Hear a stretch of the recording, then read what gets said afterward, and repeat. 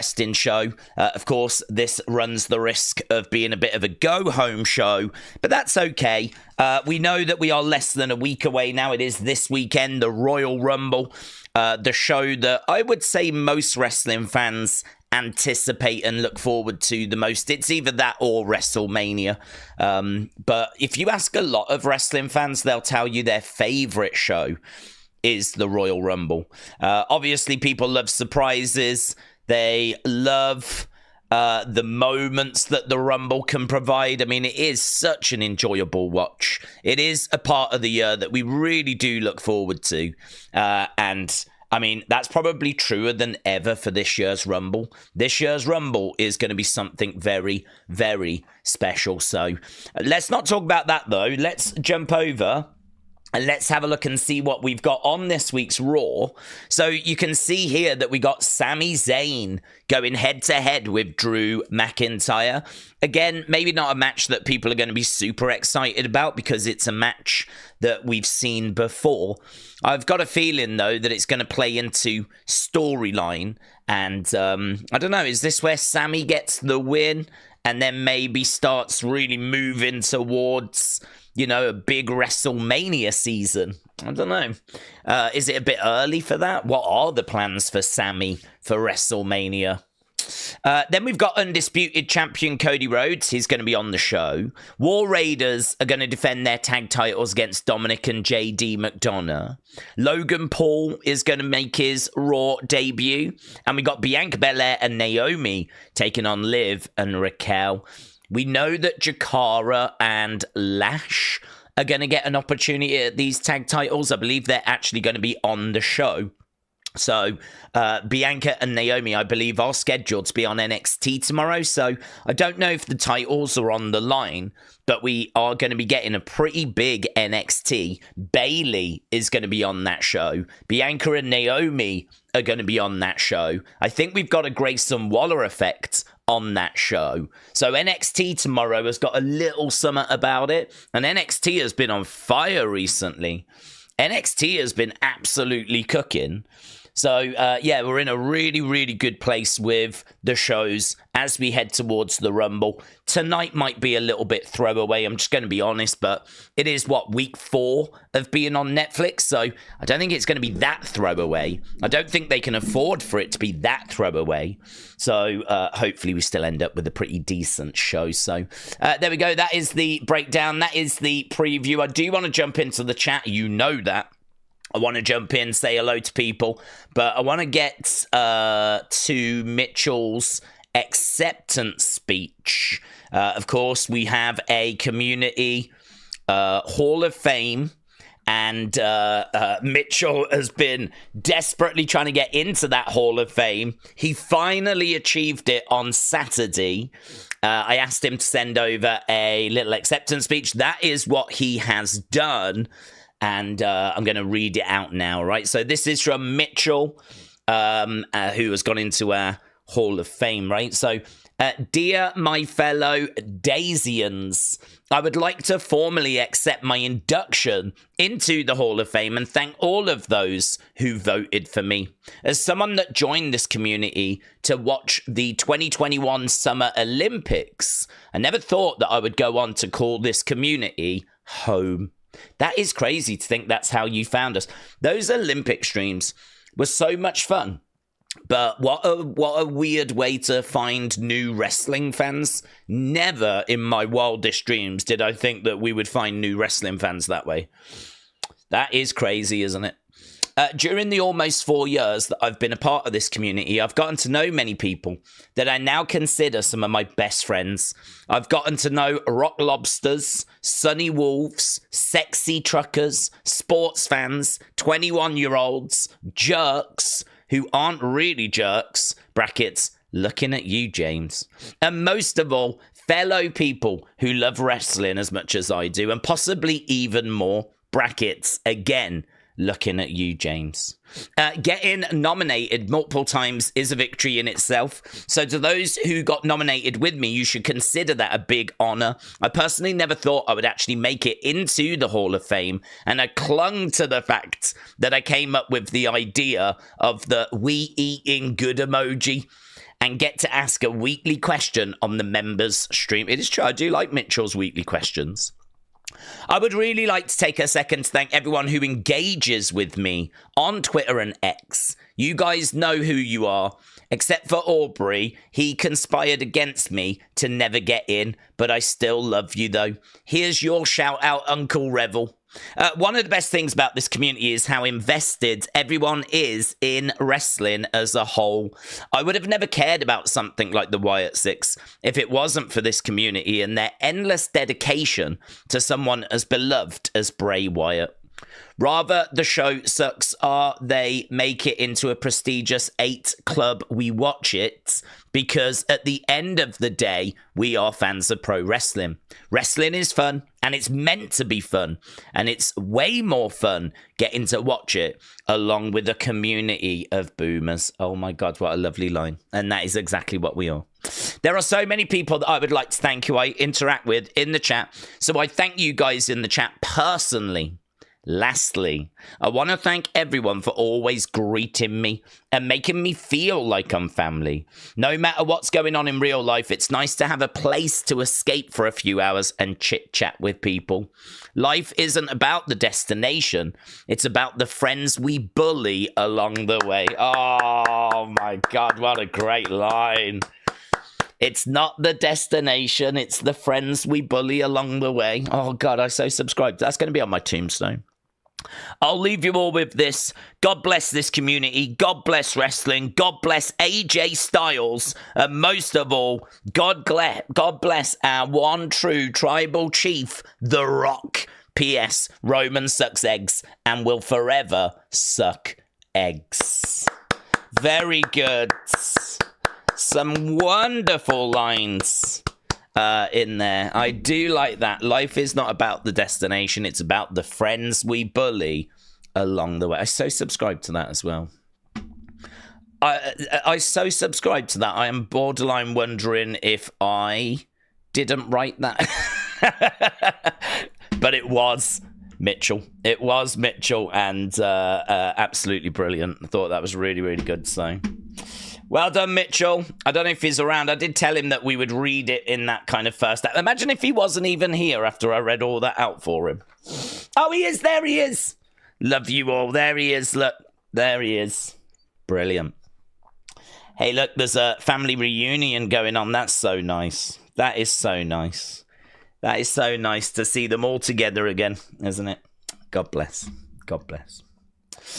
John was saying Jordan Grace has signed. Will she turn up this week? She'll be at the Rumble. She'll rock up at the Rumble. Right. Wu-Tang said the Wyatts are finished. Well, if that is true, they go out on a high note. So Brandon said, not sure if anyone has thought of this theory, but what if Karrion Kross was the very first version of Uncle Howdy? What if it was Kross talking to Bray during the LA Knight feud, says Brandon. Dean said, Daze, question.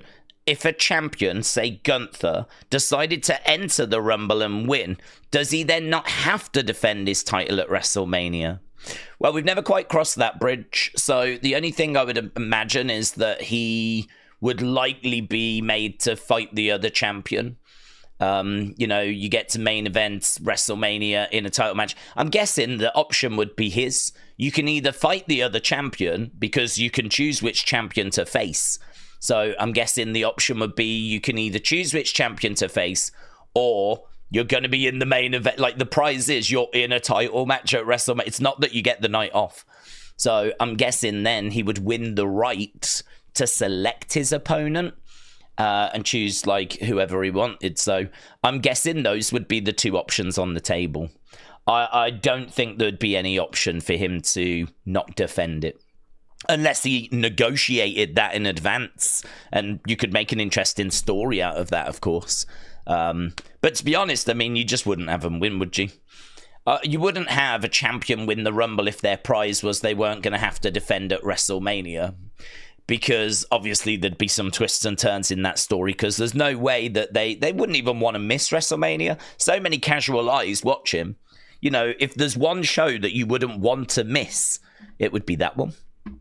Steve said, Daze, as fans, we always seem to criticise booking if a superstar or a faction, Wyatt Six or Cody, aren't doing well. Is there an instant where we can point at the wrestler? Yeah, I would say if their delivery is not very good. I would say if their match quality is not very good. I would say if their aura, I mean, aura-wise, you know, if someone comes out and they're just kind of going through the motions, you know, you could point to that and go, this just isn't very good. The problem you've got is that there's so much that wrestlers are told to do. I mean, you've seen wrestlers' entrances being rehearsed. So you know that even when they make their way down to the ring and do whatever, it's all planned out. Like, so much of it is choreographed because they've got to know what cameras to cut to. They need to know where the lights have got to be put. Like, so much of it, it's not just a case of they go out and they do whatever they want.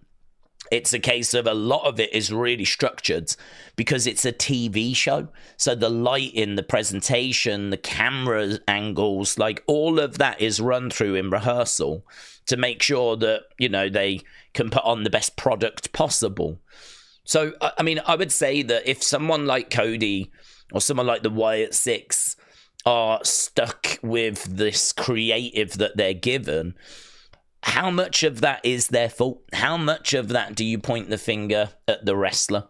How much of it is them? How much of it is creative?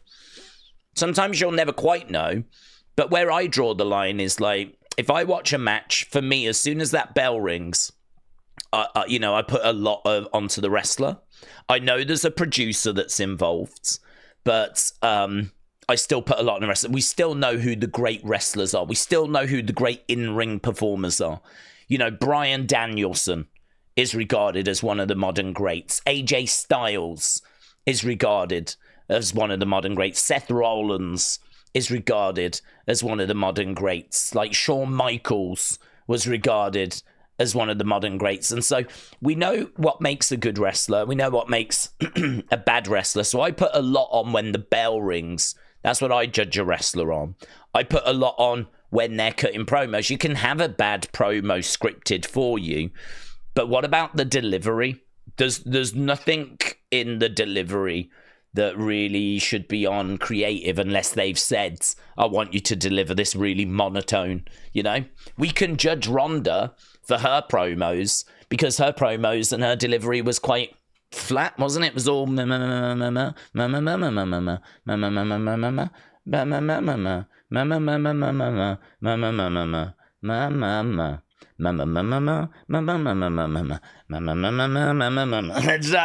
and it was just like white noise. So Ronda got heat for her promos. She got heat for the fact that, you know, she wasn't a pro wrestler, so when the bell rang, you wasn't really getting much out of her. But you know, so that's on Ronda. That's not really on creative. The only thing I would say is you can say, well, we know that she's got these limitations, so why didn't you give her a manager? Why didn't you give her a mouthpiece? Why didn't you have someone do the talking for her? And, you know, why was you not able to do, you know, like get better, more out of her in the ring? We saw that tag match that she was in at WrestleMania 34, and people loved that. People had so much joy and loved it so much. Why were they not able to kind of recreate that on a more consistent basis? Perhaps they just used her too much. Perhaps she just went too full-time. Perhaps like she did too much. She went too fast. Perhaps we just needed to see her like a few times a year. We gave her the Logan Paul treatment where we basically, you know, make him look like $1 million. And maybe we should have done that with Ronda, rather than going all crazy and, you know, trying to have her work every single show. So, yeah, I think it's an interesting question. What point is it the wrestler? What point is it creative? I do personally think creative takes the lion's share. But there are certainly times where I look at situations and go, well, can't really blame creative for that one. Daze, a massive episode of Raw on deck for tonight, said Hannah. What can we expect from Hunter's booking that would keep the intrigue alive for this Saturday's special Bonanza event? Well, I think like you could have a few stories. I mean, the thing with the Rumble is that even though it's just announcing you're in the Rumble and that's it really, you can still have feuds and stories that play in the Rumble. For example, Liv is going to be desperately waiting for Raquel to come in and help her out. So one of the stories you could have would be Liv getting beaten down, getting attacked, and Raquel not being around. That was one thing that I said in the predictions video. I like the idea of Liv constantly looking to see, is this Raquel? Is this Raquel? And it's not. And she's like, oh my God. And she's actually waiting for Raquel, but in the process, she's putting in a bit of an Iron Woman performance. And I kind of like that for her. In regards to Chelsea, we know what Chelsea is like. We know that Chelsea's going to take some big spots. Someone's going to do a big... I could see Chelsea getting annihilated, right? I could see her getting annihilated, and then, could you imagine the sell? I could imagine Chelsea getting annihilated and, then getting up and, flopping over the top rope because she's just done. She's just done, right? Chelsea will give you some comedy moments. And, obviously she's got Piper in there. The other thing as well, though, is they've already teased about Chelsea getting a bigger security detail. And we saw Piper talking to Blair Davenport in the background on SmackDown. So I think what Triple H can do tonight, if he wants to make it quite intriguing, is even though it's a Rumble, there's still plenty of stories and there's still plenty of moments that can play down in a Rumble. And what we could do tonight is we could just start teasing some little things that then pay off in the Rumble. Like we did on Friday, actually, with Piper having a conversation with with Blair.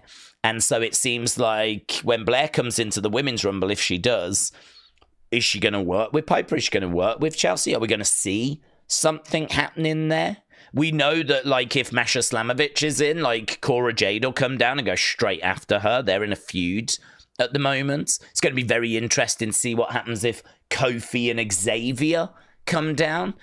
Could we do something tonight where they set their stall out for the Royal Rumble? What's Kofi going to do in the Rumble? Normally, he tries to please the fans with one of those, crazy avoid being eliminated. He ain't going to do that now because he's not looking to please the fans. So, can we do something with them teasing something? I'm guessing, they'll ideally want to both go in and work together, of course. So I think just stuff like that, just keep planting little seeds, keep planting stuff, just keep making the Rumble even more intriguing. You can, of course, tease a big return as well. If you've got something up your sleeve, you could tease something for the Rumble. You could tease a new superstar as signed, and they'll be debuting at the Rumble. So you could do little things like that. You can build little storylines. There's no reason as to why this show needs to be boring. No reason whatsoever. But it is going to be probably, don't expect anything too monumental tonight. For example, we're not going to get any returns coming back tonight because I'd imagine they're going to save them for the Rumble now. And you're not going to start any new feuds. So you're not going to start any big stories now. So really, this is a go home. It's going to be final touches. We're just going to have to see how it all plays. So, but there's definitely things. There's no reason why this show needs to suck, right? Asib said Daze isn't Roman meant to be on. He said the 27th. Yeah, he could still be on. It could be like a video package. I don't know if he actually specified what he was going to be doing on the 27th, but he could be. It could be that he's on and it's just like a pre-recorded video package thing. Certainly there's no word of him being on this show. They are not advertising him as being on this show. So if he is, I'm thinking it's going to be a little pre-recorded thing. I just saw this about Dakota sidelined with a torn meniscus. Dakota has been pulled off the road. While the issue is not 100% confirmed, she's said to be hurt. Concussion is what I heard. Yeah, PW Insider are saying it's concussion. So where's this torn meniscus come from? Do you know, I hate this XAI because it just makes up nonsense, or it just pulls nonsense from somewhere. Word on the street is Dakota Kai is out injured with a concussion following last week's match, and it might have been that missile dropkick moment, right? So it could have been that and concussion. But on the side, as I'm sat here talking, it says Dakota Kai sidelined with torn meniscus. Now, obviously, if that was true, that's much different. Concussion, she'll be back soon. Torn meniscus, she's out for ages. Don't know. I'm just going down it now, and I cannot see anything about a torn meniscus. Instead of sitting in, I might as well show you. Look here. Dakota sidelined with torn meniscus ahead of Royal Rumble. But if you actually go down like what people are talking about, it's concussion. Dakota is confirmed to be diagnosed with a concussion. Oh, just another example of the wacky world of wrestling news. Even X is peddling fake news now. You just never know what to trust, do you? Flipping now. Okay, right, Matt Carney, shout out to you, buds. Matt Carney says, Daze, what are the chances of the ladies of Pabley Grove who meet up every Tuesday at the Sandy Calf for tea and biscuits take on the WWE and they start their own rival company? Are you excited? No, I'm not excited. I'm not here for the amateur game. I'm here for the professional game. So, F the women from the Sandy Calf that meet up for tea and biscuits. I hope their venture fails. And I hope it fails hard. Yeah, that's how I feel about it. Do you know, I saw a video just actually. I got tagged in a video. I retweeted it on the Daze Community X account. And it's this guy who got a wrestling ring and a couple of wrestlers, and he did a gender reveal wrestling match. I think, didn't Logan do something similar? And it was like someone in pink wrestling someone in blue, and whoever won, that was the gender of the baby, right? And I was watching it, and I was honestly thinking to myself, this is actually making me hate wrestling. This is actually making me hate professional wrestling. It was so flipping, well, first of all, it was super, like, you know, backyard stuff. But not only that, like, oh god, it wasn't any good. It felt so forced, and I really hate all that stuff. I get tagged in that all the time. You know those boomers that run around shopping centres doing wrestling moves to each other? They can F off, yeah? They can flipping do one. They're doing that because they're just trying to get flipping attention, and they're trying to get their clips to like go viral. And I'm just not interested. Not interested in that. Not interested in flipping these. I mean, again, if he's done a wrestling match, oh look, I hired a ring and I got some wrestlers and I invited all my mates round and we did it. First of all, I don't care about the gender of your baby, right? I don't give a flip. That's for you. That's for you and your partner, yeah? If you want to tell me what it is, that's great, but why have I got to come and watch a whole event, yeah? I've never understood that. Never understood it, right? So, gender reveal situations, don't get it. Then you're going to do like a wrestling match, and you think that's cool. You think that I'm going to sit there and go, oh my God, this is so cool. No, it's cringe. It's cringe. You're cringe. Your unborn baby is cringe, right? This whole situation is cringe. And it actually made me hate wrestling. But then at the very end, right? The guy that lost. Oh, and it was super obvious as well. I'm going to rant. It was super obvious because the guy in pink was like really big. The guy in blue was really small. Straight away, I was like, it's a boy. It's a boy. You could call it a mile off. Because, of course, you would have the big guy in pink. Because you're going to want the wife to think, well, it's not going to be a boy. Look at the size difference. But if you watched any sort of wrestling, you know how it's going to go. You know that there's a swerve. You know, they've booked a swerve. They booked a swerve where they had a really big guy in pink and they had a little guy in blue, and the swerve was the little guy won. Oh, can you believe it? Can you believe it? The little guy in blue did it. Can you believe it? Yeah, I can. Saw it a mile away. A flipping, before I even sat in the seat, I could have told you by just looking at them that the result would be, it would be a boy, right? This is stupid. You're stupid. The ring's stupid. The wrestlers are stupid. Your baby's stupid, right? You should be ashamed. That would be my reaction. You should be ashamed. You're bringing down the good name of wrestling. Imagine being a boxing fan. You're really into boxing. You love the art of boxing. Oh, you know, Canelo, Mayweather, the old Philly shell defense. Yeah. Rope-a-dope, Muhammad Ali, the footwork, the technique. Yeah. You go round to your friend's house, they're like, you like boxing, don't you? Yeah, I really like boxing. Really like boxing. Well, do you know what we're doing? We've got a ring, and we've got 2 boxers, and we're going to do a gender reveal party, right? And you're like, what? And you go out, and there's like these 2 boomers that have got comedy massive boxing gloves on, and they're like that. There's no art, there's no form, there's no technique. Yeah, there's nothing, none of the sweet art of boxing. It's just 2 boomers faffing around, and I'm meant to go. That is amazing. That is so good. Oh my god, that is just the greatest thing of. No, stupid, cringe. Do better, be better.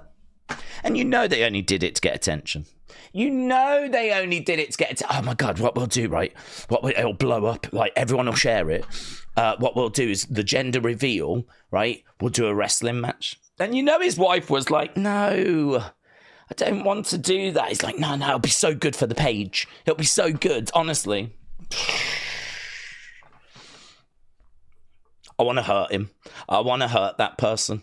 I want to cause him physical pain. I feel like I've had to watch that and I've suffered emotional pain. And so now I need him to suffer physical pain. So yeah, that's the kind of dark place I went to when I just watched what was actually quite an innocent video. So yeah, actually, Matt, your little conversation piece, right? Your little conversation piece about the women at Sandy Calf. F them, yeah, they're cringe. F them. F anyone that's running around doing stuff just for the sake of engagement. Like those boomers. I got tagged in that video a lot where, you know, some woman, I didn't even watch it. There was some woman, and I think there might have been a proposal, and they were fighting. I was like, oh God. It was too cringe for me. My cringe alert was going off. Some boomers fighting in a shopping centre doing wrestling moves on each other as people are trying to go about their lives. They're trying to go about their lives. They're coming down escalators and they're having to, like, get out the way. I would do a citizen's arrest.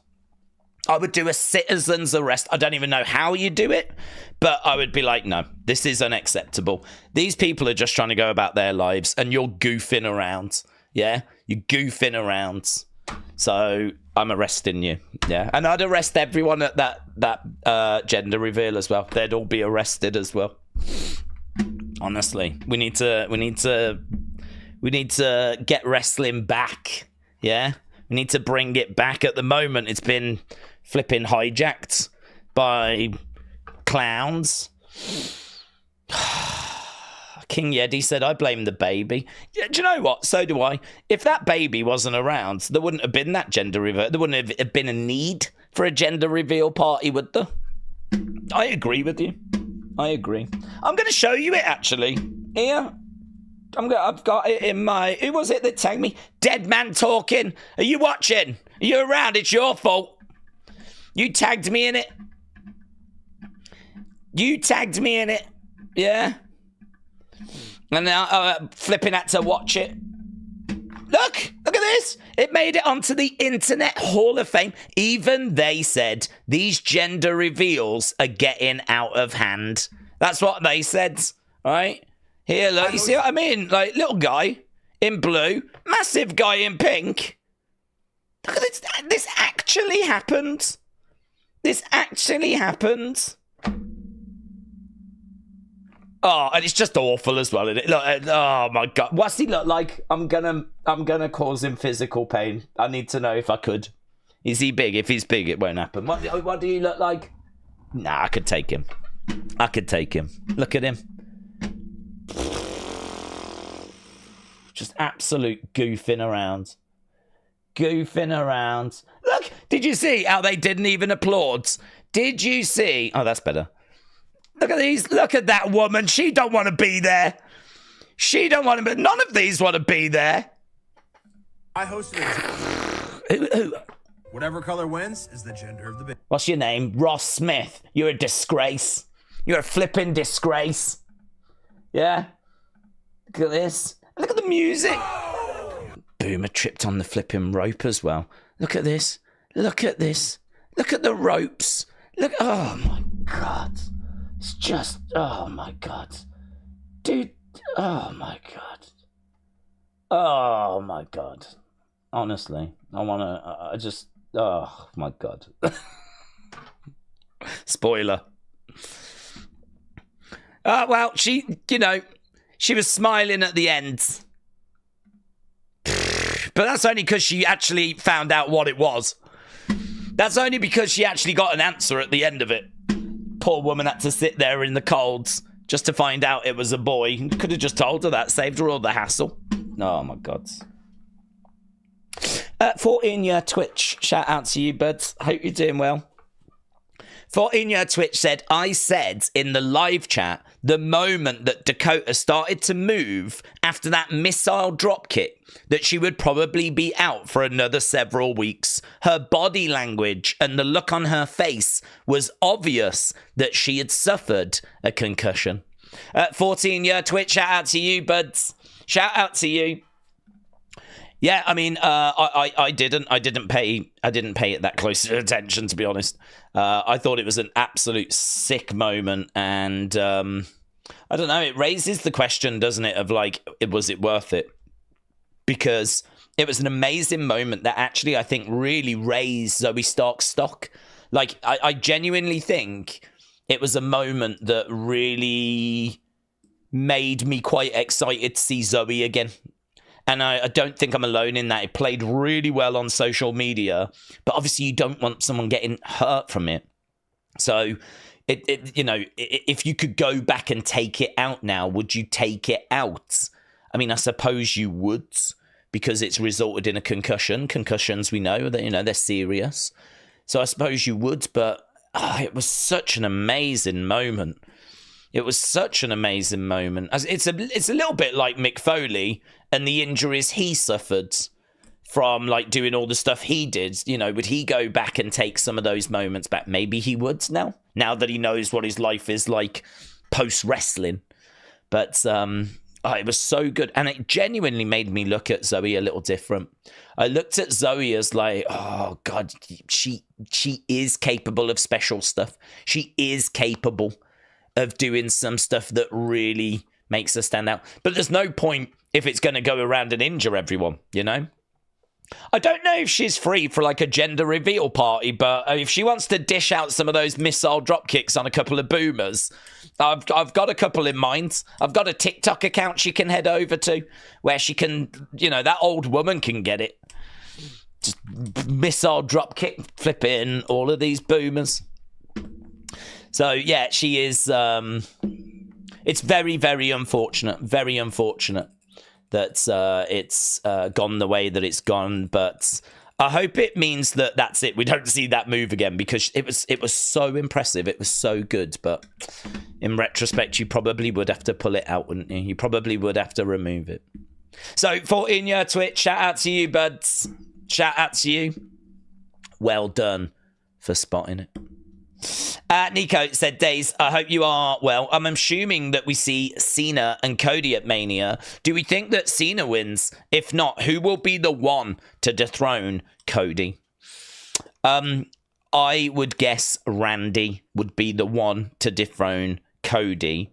I think that Cena will fall short. I struggle with how you would get Cena to the level where he could actually beat Cody. Cena has not won a singles match in how many years? So how would we get him to the level where he could go to the main event of WrestleMania and beat the current quarterback? I actually don't know that it would be that good of a look for Cody to lose to, you know, an aging John Cena. And don't forget, a John Cena that has lost to Austin Theory, a John Cena that has lost to Solo Sikoa. Like, you're going to have to do some serious building of John between now and WrestleMania if that's the direction we go. You're really going to have to build John up and get him to the point where I really believe that he can beat Cody. Cody has just beaten Roman, would have beaten Roman at WrestleMania 39 if it wasn't for outside interference. Did beat him at WrestleMania 40. Got the better of a Brock Lesnar feud. Got the better of a Seth Rollins feud. Like, Cody is the quarterback. And so for John, who's been very inactive, to come back and beat him in the main event of WrestleMania, I'd have some questions about that. I'd have some questions. I know we want number 17, but is that the right way to get number 17? Is that really how we're going to do it? Is that really the plan? The plan is Cena wins the Rumble, beats Cody, because that's got to be one of the worst plans I've ever heard.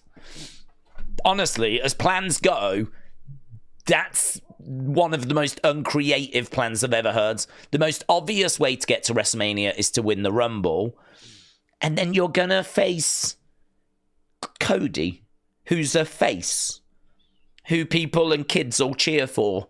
You're going to do face versus face. That's the plan. So, like, and then you're just going to have John beat him. So, for me, I'm like, I keep criticizing this match because I just... for me, it is not what I would be booking. But I do understand. I get it. I really do, right? I do have the ability to look at a poster that's got Cody on one side, Cena on the other, and see that that is money, right? I get that. That is not in doubt. That is not a question, yeah? Would it draw? Would it grab attention? Yes. And at the end of the day, as I said the other day, that's the most important thing. I get all of that. But the actual booking of it, like for the fans, for those that follow this story, that follow WWE, is that really the best you can come up with? That is really, he wins the Rumble, he faces Cody, we do face versus face, Cena wins. I mean, for me, I would probably have Cody win, but it ain't going to have Cody. Cody, I mean, imagine John Cena losing at WrestleMania and the crowd being disappointed because they wanted to see number 17 because he's trying to win that record-breaking 17th world title. They're going to boo Cody out the building. How does that make any sense? How does that make any sense? It doesn't make sense unless you're going to turn Cody heel. And how does that make any sense? Because he's like shifting loads of merch. He's their top merch seller. Kids love him. You know, why would you get rid of that? You could make the argument that Jey Uso has sort of emerged as that sort of, you know, the kids love Jey. All the kids are into Jey. Love the yeeting stuff. You know, do you do heel Cody? And then you've got heel Cody against face Randy, heel Cody against face Cena, heel Cody against face Jey Uso. Do you do that? I mean, to be perfectly truthful with you, that makes that match a hell of a lot better. That does make that match a hell of a lot more palatable to do heel face and have Cody be the heel. That all of a sudden makes a lot more sense. If they're going to do that, which I mean, are they going to do that? Are we really sitting here saying they're about to turn Cody heel? Is that really the road we're going to go down? If they're going to do that, then that would be a thumbs up from me. I mean, I'd be like, I don't know it's what I would book, but it would make a hell of a lot more sense. But I get the poster. I can see the poster. I get that it makes money. Will Cena get the win? I've got to think no. I've got to think he would go in as the underdog. Because he can always get 17 at any point this year. Why would you do it at WrestleMania? Would it not make more sense for him to be disappointed and then put him in another title match at SummerSlam and hope that those people that watched WrestleMania and saw he didn't do it will tune into SummerSlam to see, will he do it this time? You know? So the disappointment of WrestleMania may increase the interest in SummerSlam if you have Cena going for it again there. And maybe then there he gets it. But maybe by that point it's on Randy or something. Or maybe he does beat Cody, a heel Cody, if it is to be a heel Cody. But I don't get the face Cody, face Cena thing. I don't get face.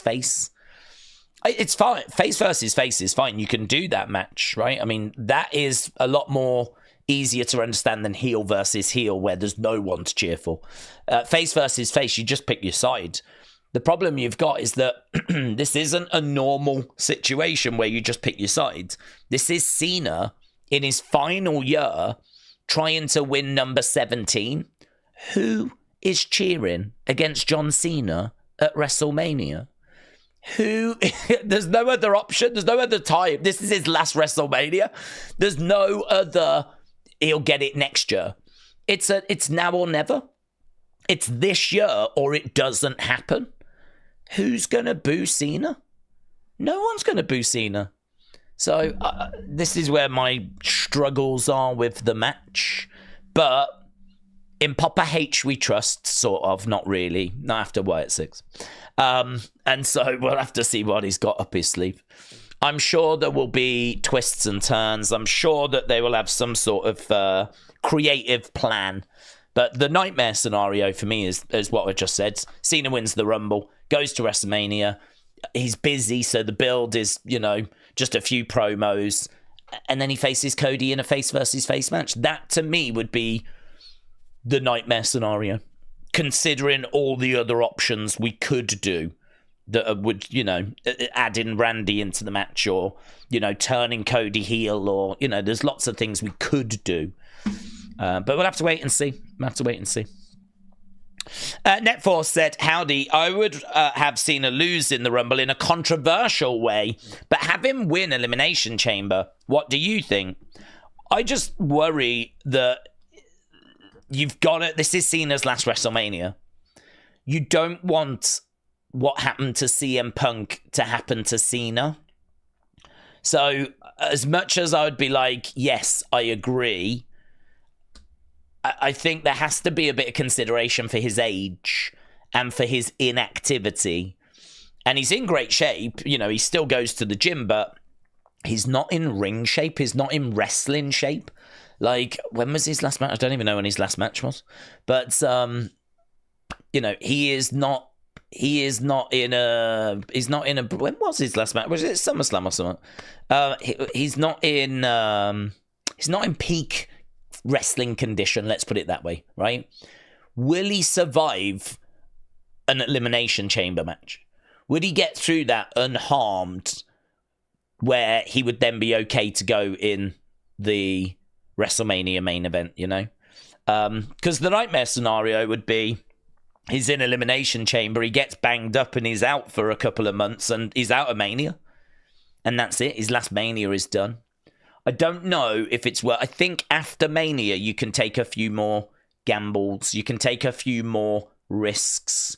I feel like there's a couple of things that they want to know who he's facing at Mania. They want to know, because it's his last Mania, they want to know if he's going to get 17, and they want to know what his last match is going to be. I'd say 17 and his last match are the big two. I'd say Mania is up there in the kind of important things we need to do this year. And so how much pre-Mania do you want to run the risk of him not getting to Mania? So I wonder if that's part of the thinking. I wonder if that's part of the thought. Because when we first heard that he was going to have this final year, I was where you are. I was very much don't have him win the Rumble, put him in the Chamber, don't have him win the Chamber. Then I'd do like a last-minute match where, you know, like have Sheamus win the Rumble. Someone that's a bit of a surprise. And then you take him out the week before he gets injured, jump like Jade Cargill was. All of a sudden, we need a gauntlet match to figure out who the replacement's going to be. Cena wins that with a week to go. And it's like, oh my God, it didn't look like he was going to be in the title match, but he is. And it'd be a swerve and like a last second thing and all that sort of stuff. So, you know, I'd go, you know, maybe it's Sami. Maybe Sami wins the Rumble. It's going to be him going to WrestleMania. Then he gets attacked. We need to find the replacement or whoever it might be or however we do it. But, you know, thinking it through and looking at like where John is, there probably does need to be a bit of a conversation about, you know, his body, his age, his inactivity, gambling WrestleMania, and certainly off the back with what happened with CM Punk, you know. And Punk's in that same boat as well. How much do you want to gamble with Punk? Can't wrap everyone in cotton wool, you know. But there's, I think, a couple of people like Cody, like Cena, like Punk. I think those are the big ones we need to. Punk is desperate to main event a WrestleMania, and he missed that chance last year. So could you imagine if he gets injured again? Oh, got to protect Punk. Got to protect Cody, because whatever happens, he's going to be the main event, yeah? And we need to look after John. So I would just take that into consideration. Outside of that, if you're like, nah, just go for it. If they crash and burn, they crash and burn. That's fine. If that's your approach, that's absolutely fine. I don't have an argument for that. But that is just playing on my mind a little bit. Mackenzie said, could Mr. Stone be part of Chelsea's cabinet? I don't think so. I don't really think there's a need for him, to be honest. I don't get the impression that... I think she teased it, but I don't think there's a need for it. Kai Cenat rumoured to debut his first official WWE walkout tonight on Monday Night Raw. What's this mean? Worldwide famous and most watched Twitch streamer in the entirety of 2024, Kai Cenat is rumoured to be making his first appearance tonight. Really? What's he doing? God, they're really leaning into... They're really leaning into influencers, aren't they? They're really leaning into, like, speed, Kai Cenat. I think there's a chance we get Mr. Beast at... WrestleMania. Because last year we had Speeds. Year before that we had KSI.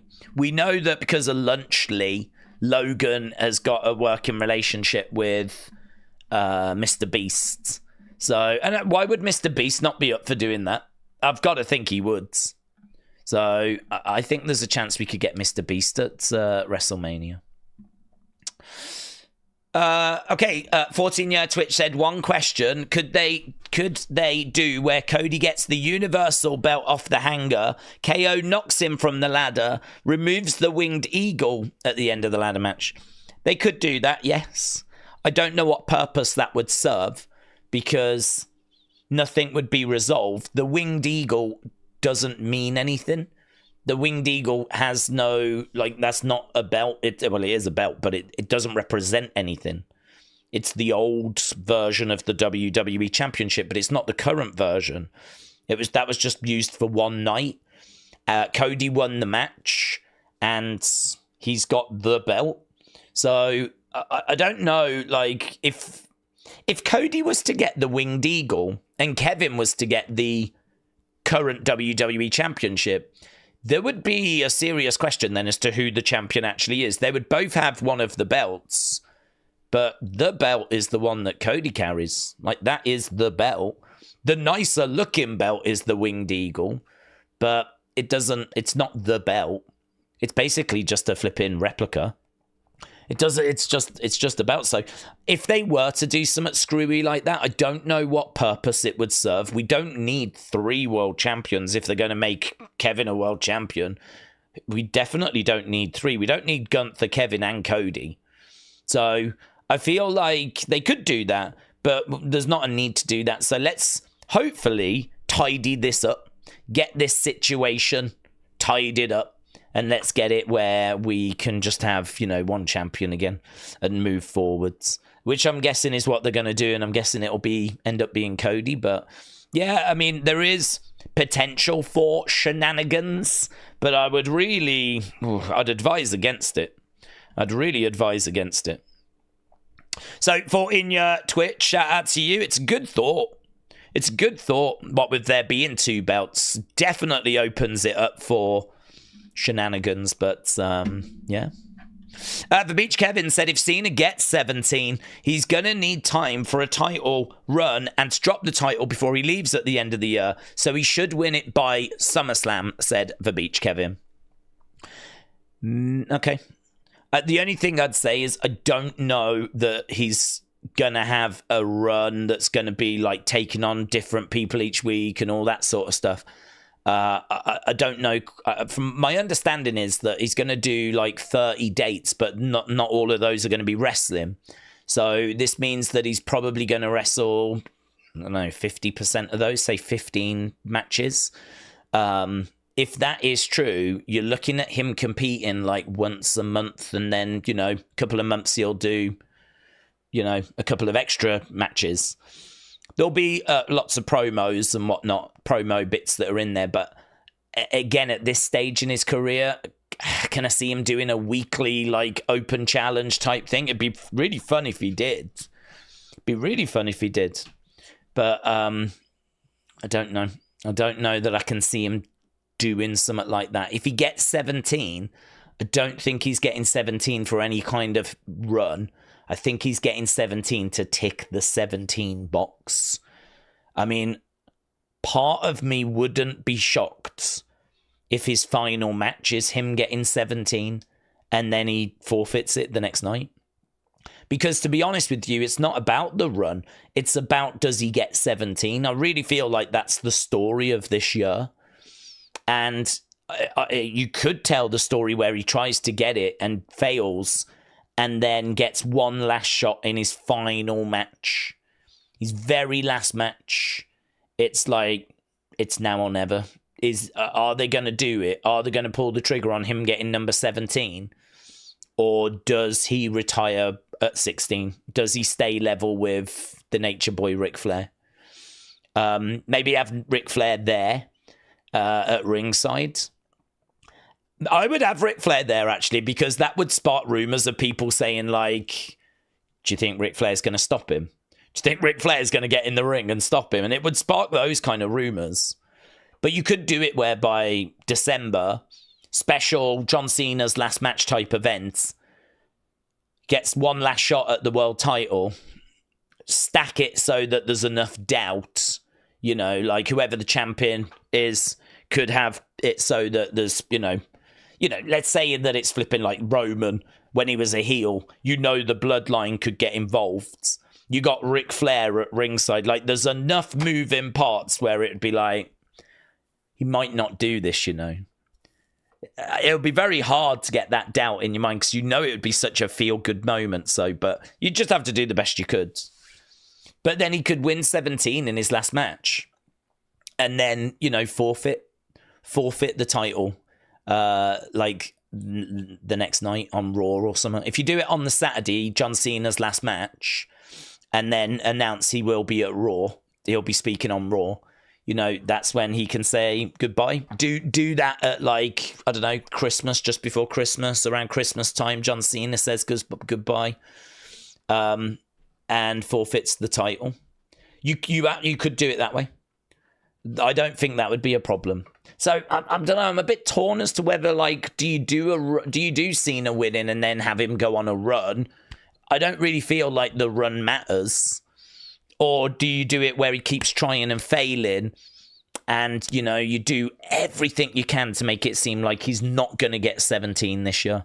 and you really build up that doubt, and you really like put that seed of doubt in people's minds, and then when he does do it, it'll be quite the moment, won't it?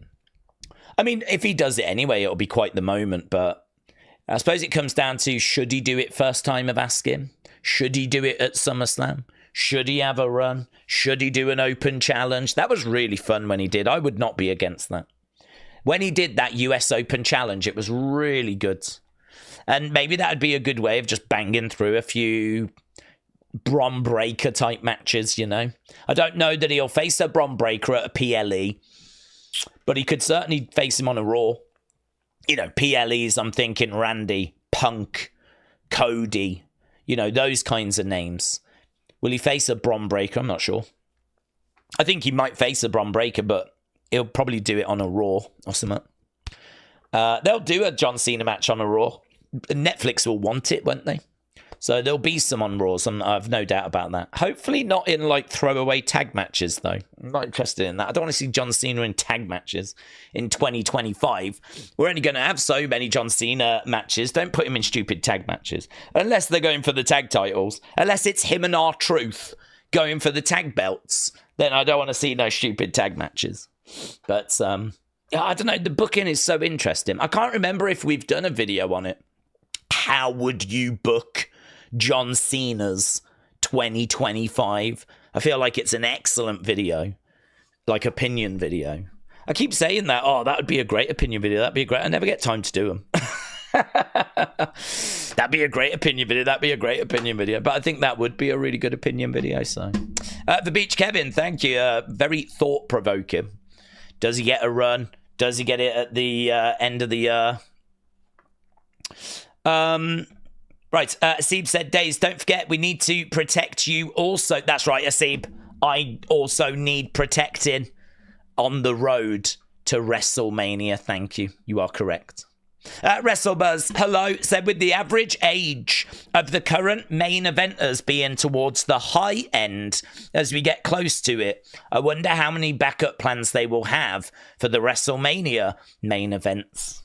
It's a really good point, isn't it? Really good point, because will they all make it? You know, I don't mean die, but will they all make it? Will it be a case that they can actually get every match they want to WrestleMania? Or will it be that we are going to have to fall for some sort of backup stuff? I don't know. I don't know. I've got to think that there'll definitely be backup plans. But, and we know that they had to pivot last year. So I'm sure that there'll be some pivoting again this year. I'm sure every year there is some pivoting. Hopefully, though, they can get the plans they want. Hopefully they can just do what they want. I think we've seen enough. If we're going to be really fair, I think we've seen enough out of Triple H and Creative to know that when it comes to the really big stuff, they know what they're doing. When it comes to like Cody not winning at 39 but then getting it at 40, like that was really good. When it came to like Roman Reigns like cheating and getting like heel heat and the bloodline story. I mean, the bloodline story is I know the truth is that Big Daddy Mark is the guy that revolutionized the business. We know that. That's accepted, right? That goes into the textbooks. But just below Big Daddy Mark would be probably the bloodline story for like, you know, what had such a massive impact on the wrestling world. So I think when it comes to that kind of booking, that top end booking, I think Triple H is pretty good. Not perfect. I'm sure there'll be grumbles, but pretty good. So if he's got a plan for WrestleMania this year that's going to involve Cody and Cena and the title and all that stuff, I'm just going to trust him and we'll just see. Are there some concerns? Yeah, there's a few little concerns, but I'm just going to trust it and we'll see kind of how it plays out. Hopefully, as you said, WrestleBuzz, we can get everyone to the dance and they can tell the story they want to tell. Right, Daze, here's a thought, said Dean, for face Cody versus face Cena. A heel beats Cody, dirty. Cena avenges Cody's loss, takes the title. Cody retires John and regains the title. Everyone wins. Everyone looks good. So you would have face Cody, face Cena, but a heel replaces Cody. And then Cena wins the title. And then you do a rematch later, further down the road. Cody gets the belt back. Yeah. The only thing I would say is someone... What did you say? Someone beats Cody. So when you say beats, you mean at like Elimination Chamber. So we book Cody Cena, but then, I mean, who would that be? Heel Randy. That's a lot to try and fit in, though, isn't it? That is a lot to try and fit in. I don't know that you would do Kevin. I'm struggling to see Kevin against Cena. I know Randy has said that he would love to face Cena one last time at WrestleMania. So, but could we really do Randy Cena as the main event of WrestleMania 41? When you think, like, Randy has been away for a little bit, and before that was away for, like, what, a year and a half due to injury? I mean, Randy is, you know, the walking wounded. Cena, we've got concerns about because of his inactivity. I mean, that's a match where you go 10 years ago, 2025, Randy Cena in the main event. Are they just going to look like two boomers? Is the match just going to look like two? I mean, I'm sure we'll make it look as good as we possibly could. And I'm sure it'd be full of drama, but I don't know. There's a reason why they put Cena in there with Solo, with Austin Theory, because you need that younger guy to kind of lead the dance, carry the weight of it, bring the energy. Randy Cena. You could do Kevin Cena. I mean, from that point of view, it is better. He's got a bit more spunk about him. But is that WrestleMania main event worthy? Kevin Owens, John Cena, main events. I mean, I'd argue Roman CM Punk's bigger than that match. Is that harsh? I don't think that's harsh. I think Roman CM Punk is bigger than Kevin John Cena. But then saying that, you could do Kevin John Cena night one, couldn't you? And you could have Roman CM Punk main event night two. Roman CM Punk, sick match. And you know that build's going to be fire. Because can you imagine them on the microphone? I feel like the build for that would be amazing. Cena going for 17 on night one. Roman Punk night two is, if I've got to choose between them, that's the way I would do it. So, I don't know. Again, is that a way you could go? Yeah, you could go that way. You could go that way. Will they go that way? I honestly don't know the story they want to tell. There's probably just as much chance that they'll just do face versus face. Hannah said, it's an interesting thought. If Cena gets injured and is out for 5 months, does the tour get delayed? I really don't think it would. I really don't think it would be delayed because Jay Cargill has tweeted 2 minutes ago, by the way. No back talk. Yeah. She looks like I'm getting Jessica Rabbit vibes there. I don't know why. But there we go. No back talk. Anyway, what was we saying? Does his tour get extended? No. I think what he's done is he's cleaned out this year. I'm not going to take any projects. I'm going to push everything to 2026. This is the year I say goodbye to wrestling. Like, I think he's got a lot of options and things he can do outside of wrestling. He's a very popular man, of course. And apparently he's been filming a new film in January to do with Matchbox, you know, the toy cars. He's been doing some projects with that, a new film based on that. So I think this is why I don't think you can extend it, because I don't know what free time he's going to have in 2026, because I think he is putting a lot of projects on either hold or turning a lot of stuff down so that he can say goodbye to wrestling. It's not going to be easy for him to turn around and, you know, take time off in 2026. to just extend. I think he's going to want that final match. That's guaranteed. He's going to want a final WrestleMania, and he's going to want a final match. So if there was a disaster this year, if there was a chunk of time this year, I wonder if there would be a way of him getting a match at 42. And that would be it. That would be it. That would be not only his last WrestleMania, it would be his last match. And I wonder if 42 would be, this wasn't the plan. I've turned down, a big film project for this moment because it means that much to me. This is my goodbye. But extending it and doing a big tour, I would really struggle to see that. I'd really struggle to see that. Asib said they could do Cena winning the title in the last match and then relinquishing it, announcing he's retiring the championship, and the new champ will be crowned in Saudi in the Rumble. Oh, God, you're right. I forgot. The 2026 Rumble is in Saudi. That's a really good point, actually. Because the Saudis would be like, oh, yeah. The winner gets to be the actual champion. Oh, yeah. Oh, we like that. We like that, don't we? I don't know why I'm doing this. It feels quite evil. So, I think they'd be really down for that.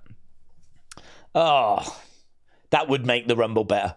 Whenever the title's on the line, the Rumble's better. So I would also not hate that, to be honest. I would also not hate that. It would mean, though, that we would have to go a good few weeks without a champion, but that's not a problem. If Cena relinquishes it at Christmas, say his last... I'm guessing they'll do, and they haven't announced it, but Cena's last match thing in December. I mean, that would just make sense. If anyone deserves a PLE to be kind of based on them, it would be John Cena. Do that. Where do you want it in the world, John? Right? You tell us. Do you want it in Boston, Massachusetts? He said he wanted it in London, but whatever. Wherever you want, John, right? Go there. Cena's last match. Tickets will sell out like flipping hotcakes. Cena-themed night. People talking about Cena throughout the evening. Little backstage interviews. Cena's best moments being played throughout the show. A couple of other title matches and things on there. It'd be great. It'd be brilliant. You could have Cena's ring gear in the entranceway. All the different looks he's had over the years. Brilliant. Brilliant. People in the old foes of his shown in the crowd, there's JBL, Big Show, all these different people that he's won titles from and had moments with, and it all leads up to the main event, which is John Cena trying to win number 17. He does it, becomes champion, surrenders it the next week on Raw or whatever, and then boom, it's up for grabs in the Rumble in 2020. Yeah. Hasib, I've run the numbers and it all checks out. Whether they'll do that or not, don't know. I really think he gets 17. I'll be stuck. Imagine if he doesn't. Imagine after all of that, he has the match, loses. We do all of that and then he loses. And he goes, well, I tried. Sorry, everyone. Thanks for coming. Bye. You can see me now. Yeah, that would be pretty fun. But I'm sure they'd give him 17. Daze, is it if true that AJ is cleared and could be on tonight? If not tonight, then the Rumble. There is word going around that they are hopeful that AJ will make the Rumble. So that's quite a development. I didn't have him in my predictions. I didn't think he would make it. So if it looks like he is going to make it, that is very cool. Very cool. Because he's someone else that's looking to wrap his career up, isn't it? And that would be big for TNA as well. Because he said that he wants to go and have a match in TNA. Juan said, I really wish we could get the full PLE for 2025, the list. Because that would help with the fantasy booking of Cena's retirement tour. That is true. Yeah, I agree. I don't know, actually, how far in advance they know. I mean, obviously, there's certain things like they know Royal Rumble, where that is next year. We've got a good idea as to where WrestleMania is going to be next year. And don't we know, is it Indianapolis for SummerSlam next year? Indianapolis did this bonkers deal where they get like SummerSlam, WrestleMania and Royal Rumble. So I think they've got the 2026 Or is it this year's SummerSlam they've got? I can't remember. They've got a SummerSlam. They've got this year's Rumble. And word on the street is not next year, because next year I think is meant to be New Orleans. And the year after would be Indianapolis. So Indianapolis is, somewhere we're going to be visiting, going to. I mean, not physically, but quite a bit. So, and Royal Rumble is obviously this weekend, and that is in Indianapolis. Outside of those big events, I really don't know. I don't know how in advance they've got these things, but do they know where Survivor Series is going to be this year? I have no idea. I don't think anything's been announced. So I'm sure that they have got a work in, something will be penciled in. And obviously the tickets need to go on sale a good, 6 months before, whatever. But we're still a good distance away from that. So, yeah, it would be nice to have the full list. I agree. Cena will be thrown out by Roman whilst holding on to him and using that momentum to swing back into the ring whilst Roman flies out the building, said Crash Dummy. An Indianapolis WrestleMania is kind of vanilla, said LS Dub. Borat said, Daze, do we think if Cena breaks the record and gets 17, Orton gets 18 and breaks Cena's record before he retires? I think that's an excellent question. And I would have them finish on the same. I don't think I would have Orton break it. I think when I think of Cena, I think of Orton. When I think of Orton, I think of Cena. Not straight away, but they are connected. I think it would be quite nice for those two to share that records and actually have it at the top. I don't know that I need Orton to break it. I don't know that I need Orton to be that person. I'm all right with them sharing it. I'm all right with them both being that person. I definitely want Cena to get 17. It's no shade on Ric Flair, but who technically had more reigns than 16 anyway. But I think Cena, we've got an opportunity to do it. It's very hard to say with Orton because I don't know when he's retiring. I don't know where we're going to be. If he needs 3 more reigns in his final year, I mean, that's going to be hard, isn't it? At that point, I'd be like, how are we going to get him 3 title runs in this year? And if we do, is it just going to feel like we're only doing it for the record? I don't want to be booking it just for the records. With Cena, for example, him trying to spend this year to get 1 more title reign is very believable. I can buy that. We can all buy that. I have no issue with that. And I liked him coming out saying, guys, it's not. I haven't won in 2,000 days. We can't act as if I'm going to just storm this. We can't act as if I'm just going to go in there and just, win the flipping number 17. I've liked everything so far. I like his honesty. I like the booking.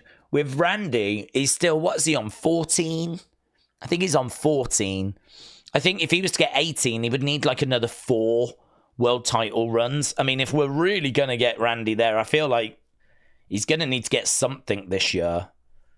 I mean, how long's Randy going to be around for? He might be able to get a couple of world titles in 1 year. But, I mean, that means he'd need 1 this year, 1 next year, 2 the year after. That's another 3 years. If he kind of realistically... if we realistically kind of book it that way.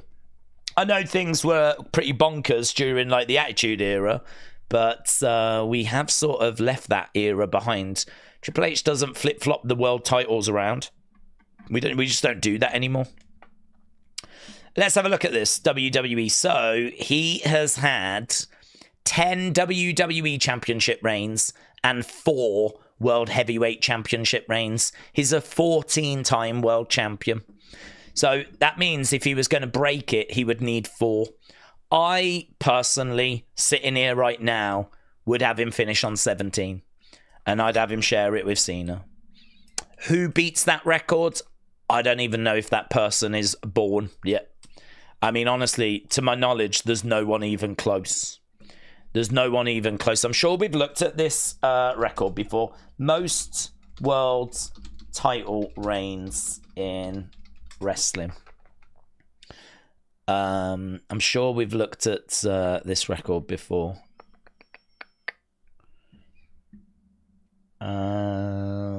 It's not the longest list, but Flair at 16, Cena at 16, Triple H at 14, who's clearly not going to add to that anymore.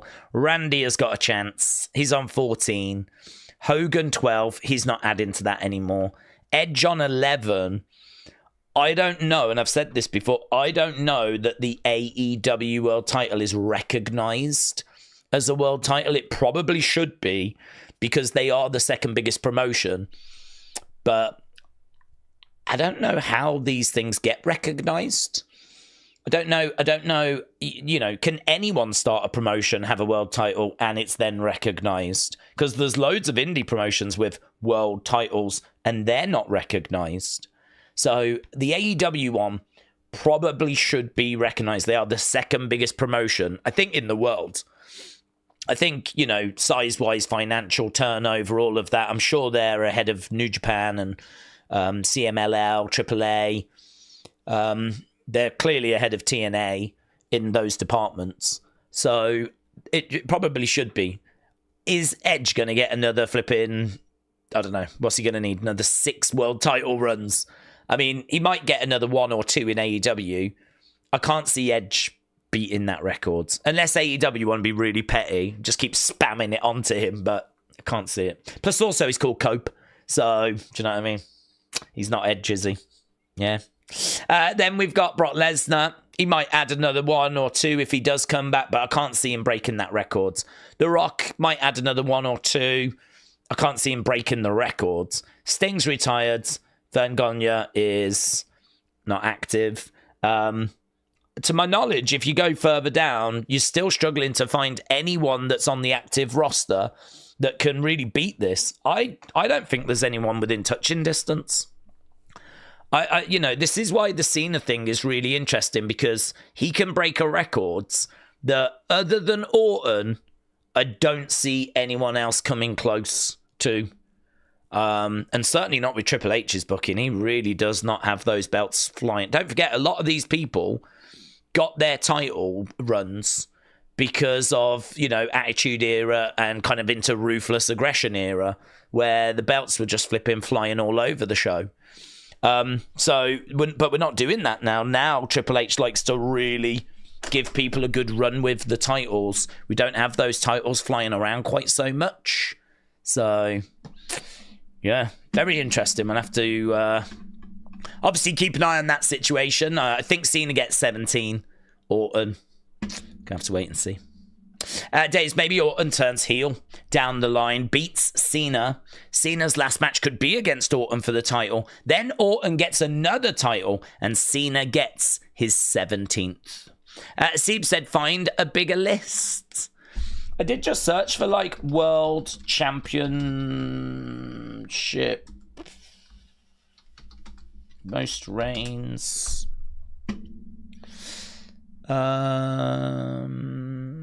Wrestlers with the most... Oh, no, not WWE Championship reigns.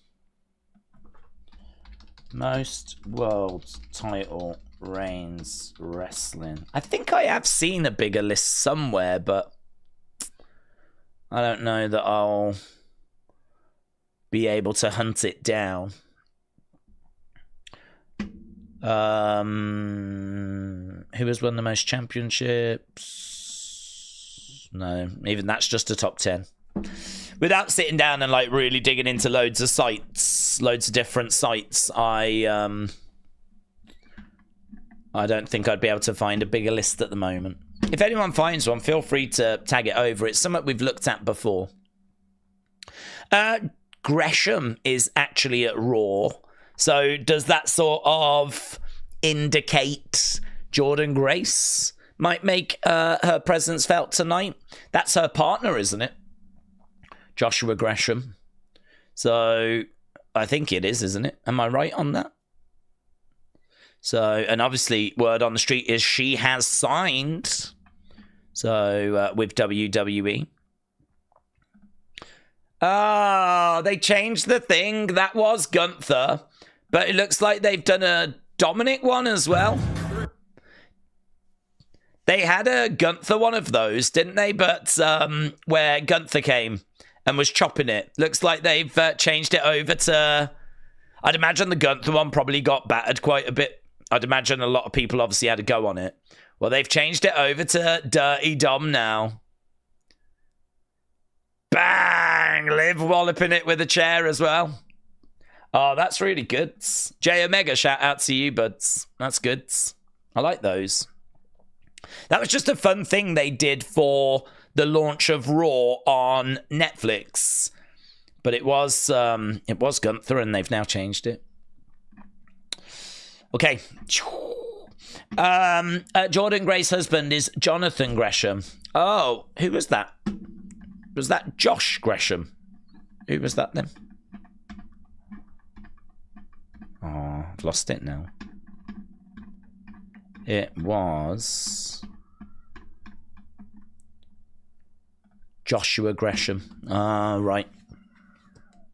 I thought that was him. I mean, Randy turns heel and beats Cody, and then Cena beats Orton for the title, says Nico. Jesse said John Cena last night pay-per-view call. It's the Ruthless Aggression Show. Call it the Ruthless Aggression Show. Netforce said SummerSlam 2025 is 2 nights. Oh yeah, let's go. MetLife, I'm so happy about that. That's obviously great for us. That means 2 streams, and I'm here for that. So yeah, that would be good. I think Indianapolis coming up soon for SummerSlam. I would rather they did Cody versus heel Orton at WrestleMania. Cena, Drew. I would predict that Nakamura Priest for the US title, says Jamie. Retro, shout out to you, buds. Why couldn't that be Rhea, said Jadam. Oh, what, the thing getting battered?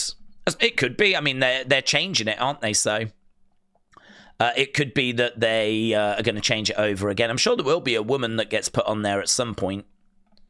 But Rhea would probably be a front runner for that, I'd imagine. Kelly said we need to talk about my Eagles going to the Super Bowl. I know that you could care less about American football, but for me, can you do a live stream for the Super Bowl? It honestly gives me great pleasure to say no.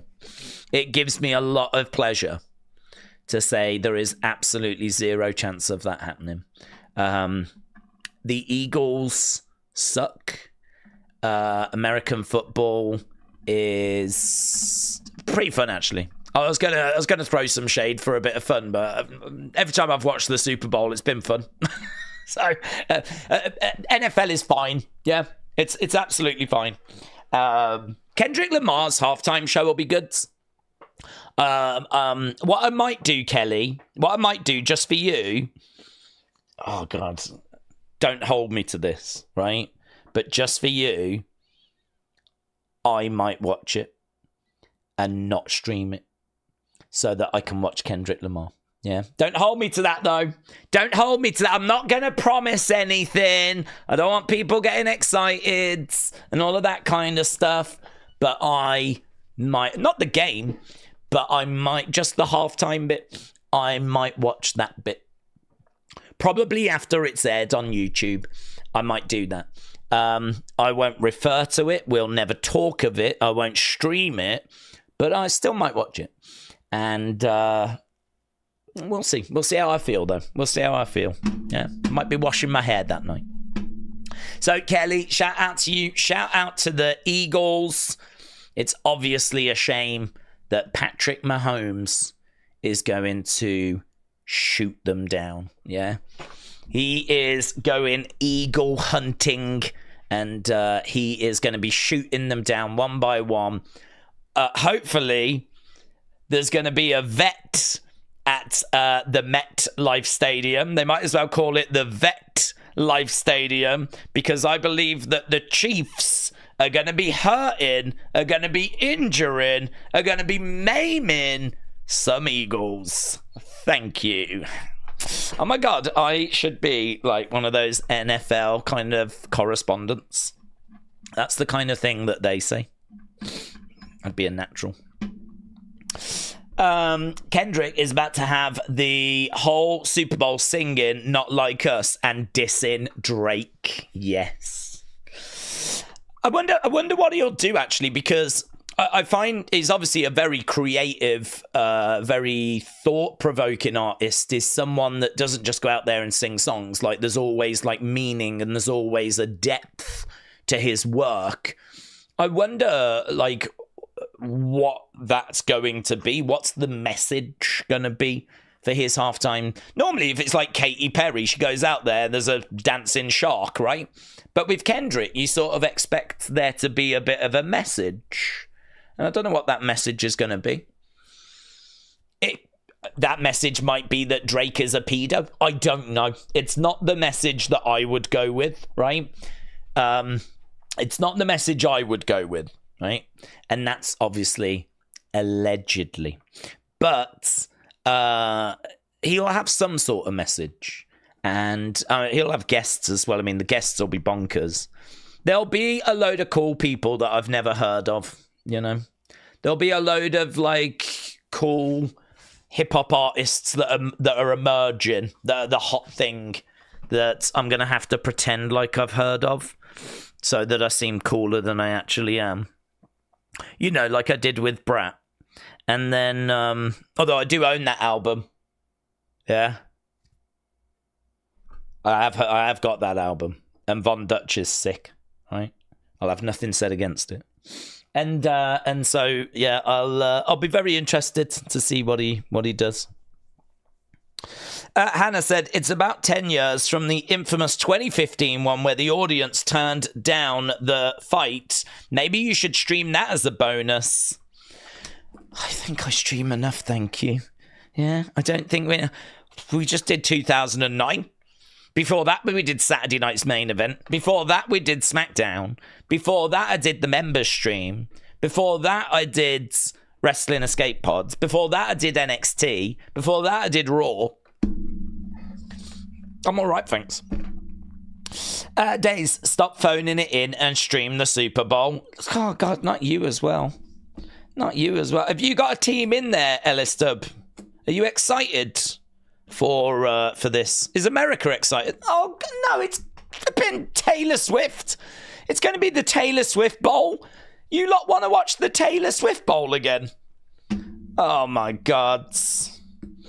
WrestleVote said, as has become the norm for WWE in Atlanta, celebrities are out tonight for Monday Night Raw. Guys, rapper Quavo is set to interact with Jey Uso. YouTuber Kai Cenat will be on hand. YouTuber Kai Cenat. Is he a YouTuber? Is he a Twitch boomer, isn't he? Isn't he a Twitch boomer? Isn't he a Twitcher? He's a Twitcher? He's a flipping Twitcher? A lot of these boomers do, like, multi-platform stuff, you know? But I don't know that primarily you could say he was a YouTuber when he's the most watched Twitcher. Yeah? I can't even remember what I was saying. I was having a pop at something or someone. It's probably them people that did that gender reveal party. Flipping can't stand them. Oh, yeah, I was going to have a look and see who the hell is Quavo? Who's Quavo? Quavo. What have you done, you boomer? Quavo is an American rapper. Yep. What's he done? What's his song? What's his big hit? Quavo's big hits. What is Quavo known for? His studio album peaked at number 2, and he had a song called Workin' Me. All right, okay, let's have a look at Workin' Me. Workin' Me. Okay. I'm I'm going to listen to Work in Me.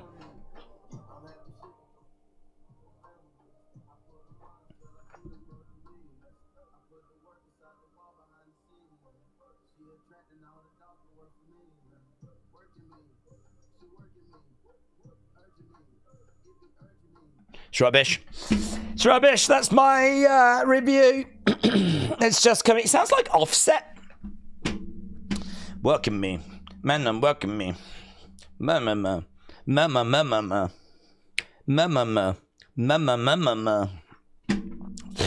Jesus.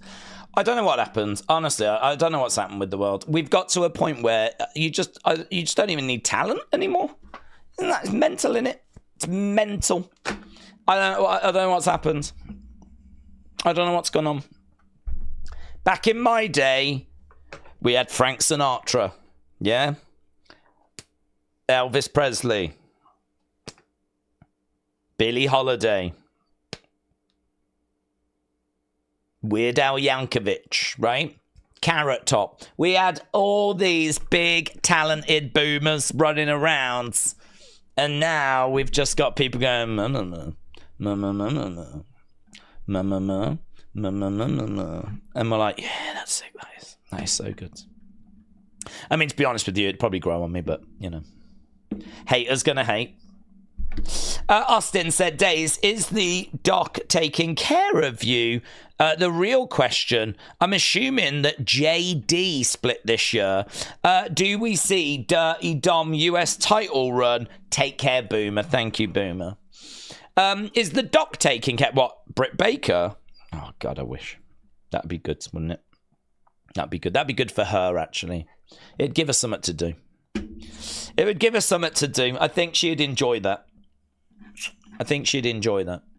And, you know, she could come on the stream. I wouldn't have a problem with that. She could come on, say hello, say a few words. We could ask her about what it's like with working with Tony Khan, you know.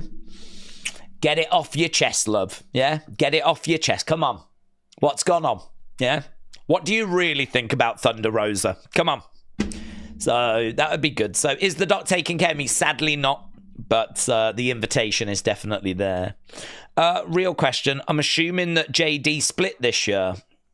Yeah, you'd think. Certainly Finn and JD McDonough, I think, will end up leaving. Do we see a Dirty Dom US title run? Who's got that belt? Shinsuke. Shinsuke would have to drop it to a face first, which absolutely could happen. And then that person would have to drop it to Dom. I don't know. I'm going to lean towards... Oh, that's an interesting one. I'm going to say no. Do we get a Dom US title run this year? No. Take care, Boomer. And you. Where are we? Oh, I thought it was a bit later than that, you know. I thought we was literally a few minutes from starting. We still got 25 minutes. Austin, shout out to you, buds. Shout out to you. Right, let's get back to the chats. Back in my day, we had Crazy Frog. Oh, God, yes. And Mr. Blobby. He did a great track. Bob the Builder. He did a great track. Back in my day, we had Lad Baby. And they used to put out songs about sausage rolls. And they would be Christmas #1. And that is when we really did recognise true talent.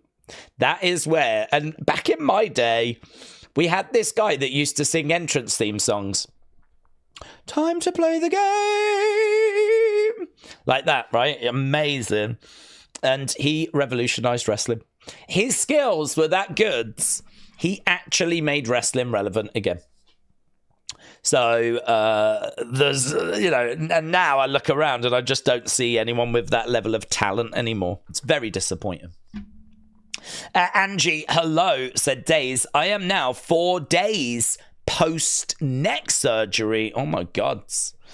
And I am glad that Raw is on earlier now because I don't know if I could stay awake if it was later. Is it on earlier? It's the same time, isn't it? Isn't it the same time? That's right, Angie. It's on earlier, love.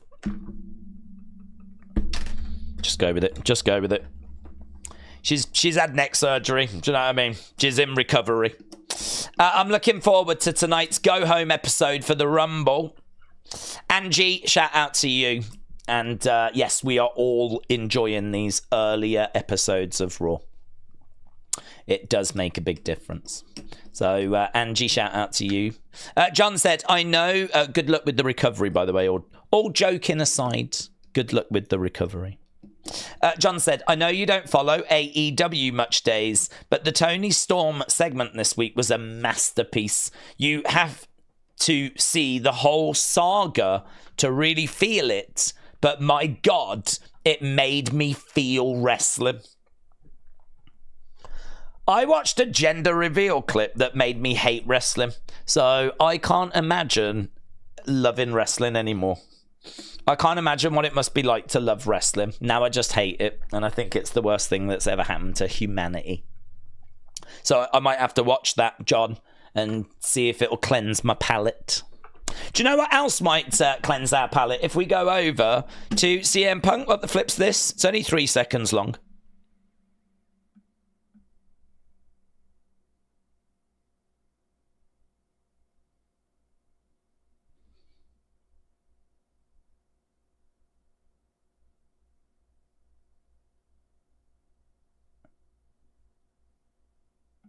That's going to get thousands of engagements, you know.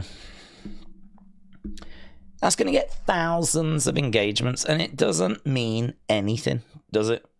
It doesn't mean anything. It's nothing. What is it? It's nothing. It's CM Punk sat next to Paul Heyman.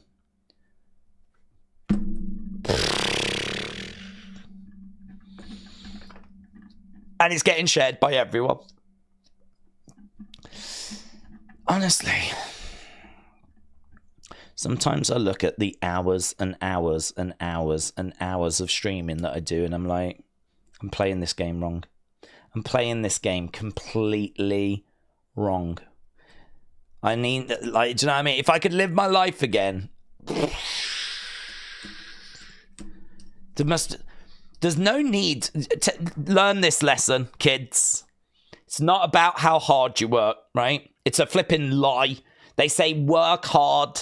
Yeah, and you'll achieve your dreams, right? That might be true in certain things. But honestly, look at the hook to a girl. She was out on the street. She went, gotta give him that hook. Duh! Yeah? Next thing, she's scamming loads of people for like loads of money. She's loving life. Yeah? I want to be like the hook to a girl. And all she did was just a few seconds of like, gotta give him that hook. Duh! Like that. You know? She ain't doing hours and hours and hours of streaming, is she? She ain't doing that. She ain't doing that. She ain't doing unseens every night. She's gonna give him that like that. And everyone went like that. And everyone was they were drinking their water like this, right?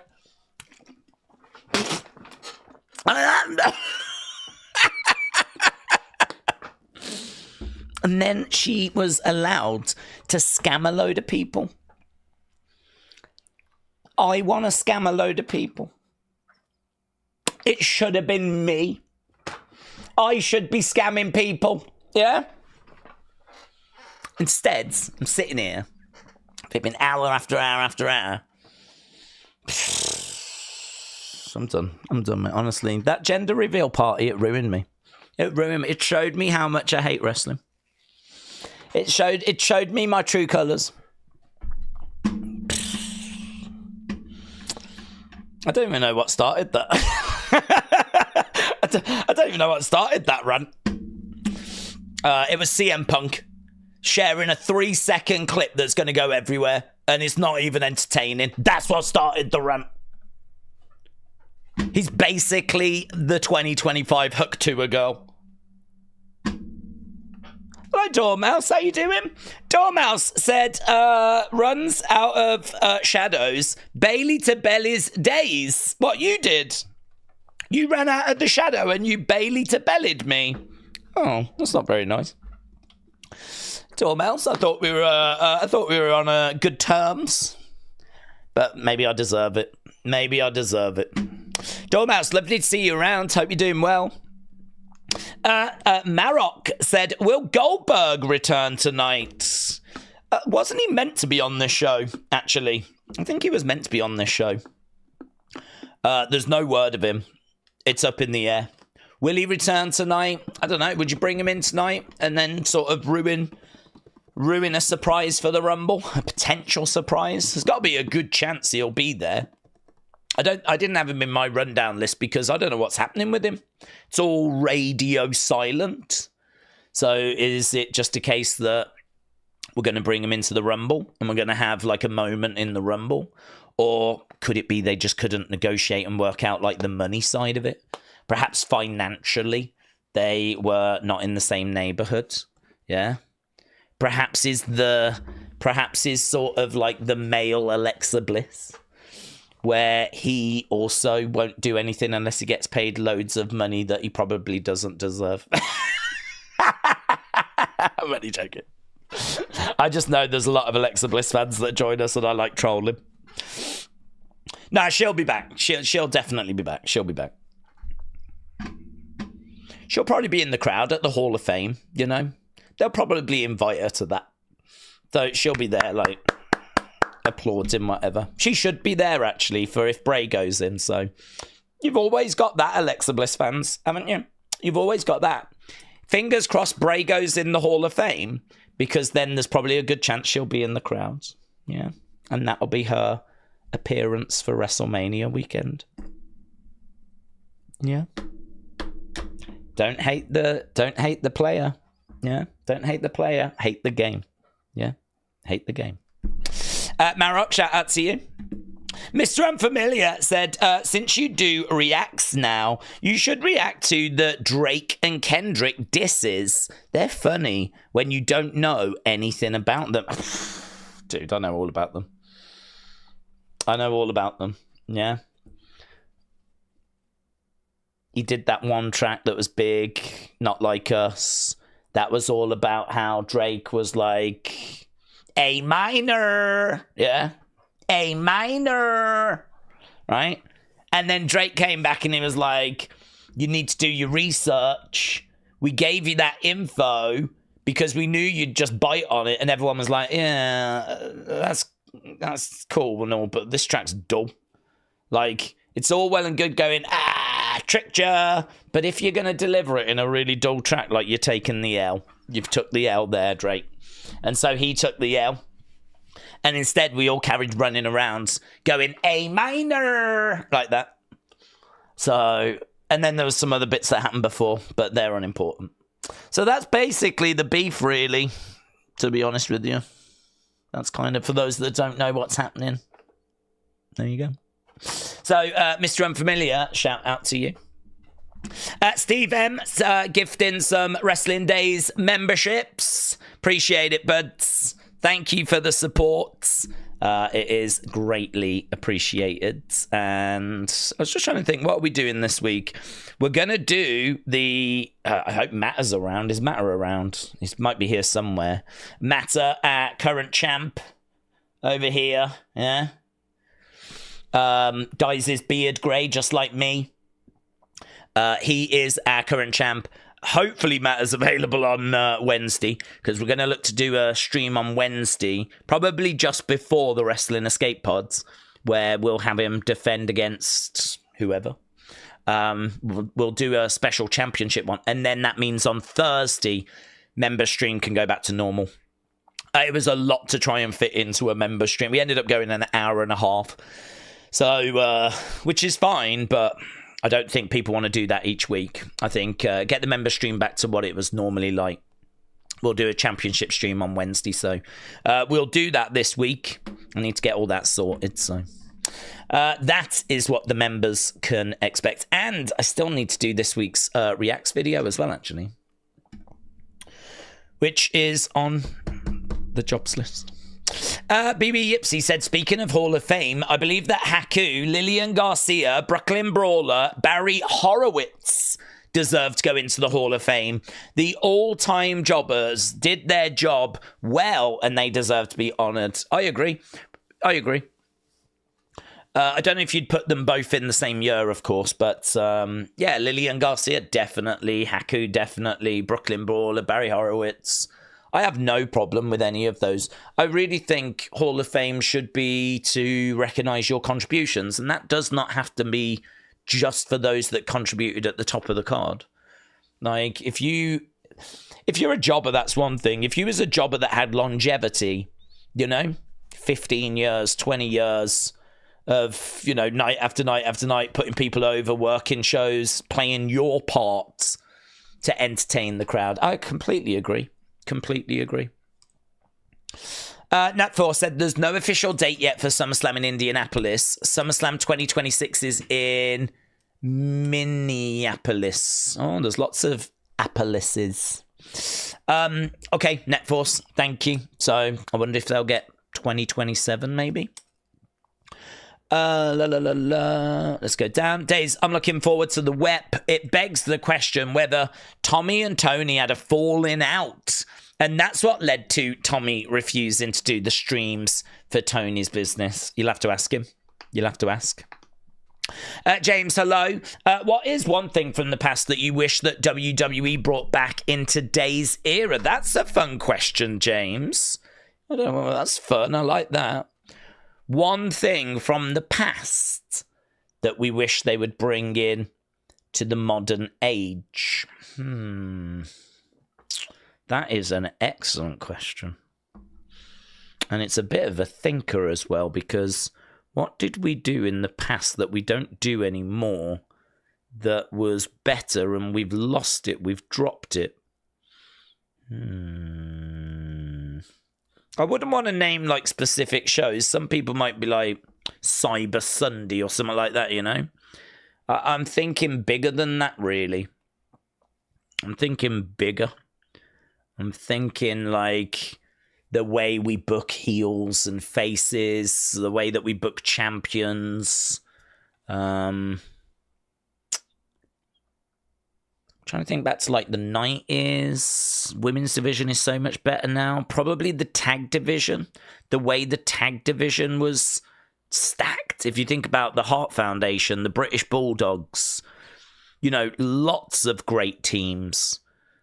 Demolition, Legion of Doom, Natural Disasters, all around that sort of late 80s, early 90s. Like, we had it again in the 2000s with the tag division. Like, I feel like he's trying to do something like that now with like what we've doing with DIY, Motor City Machine Gun, Street Profits, bit of Pretty Deadly in there, Legado del Fanta. I feel like he's trying to do that. So actually, in that regards, he might be kind of on the path, on the road. Yeah, it is a really good one.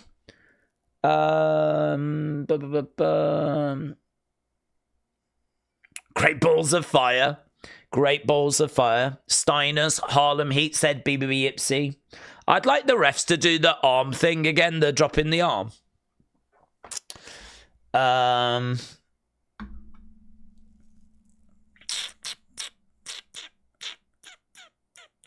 don't think I have a satisfying answer, to be honest. Don't think I have a satisfying answer. One of my answers in the past was always about bringing King and Queen of the Ring back and actually making it bigger and really investing in it. And he's done that. 2024's King and Queen of the Ring was brilliant. I really enjoyed it. And I'm looking forward to them doing it again after WrestleMania. And I like the fact the winner gets a real true prize as well. Gets to main event SummerSlam. Oh, we spoke about Survivor Series, didn't we? Where the winners actually get something. They did that before, where there was like if you survived your match, you went into the Survivors match. I've made that comment before about how all the survivors I would put into a battle royal at the end of the show. If you survive your match, you go into a battle royal. There might only be like 6 people in there, but it doesn't matter. It's about, winning that battle royal with whoever's in there to earn yourself a title shot, which maybe you could get at, say, a Saturday night's main event or something along those lines. Or Royal Rumble, you get the title shot at the Royal Rumble. So, something like that would be interesting. I still don't feel like it's really big enough. Do you know what the right answer might be, or one of the answers? I'm trying to think big. Managers.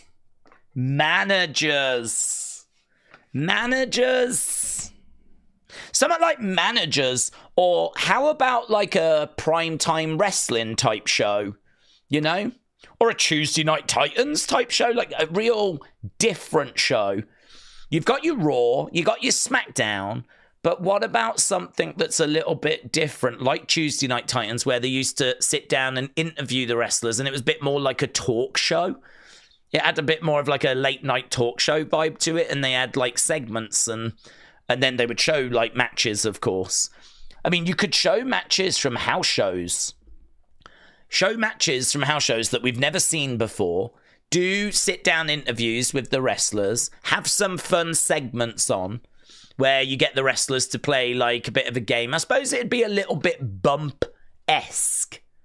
But obviously leveled up like many, many times.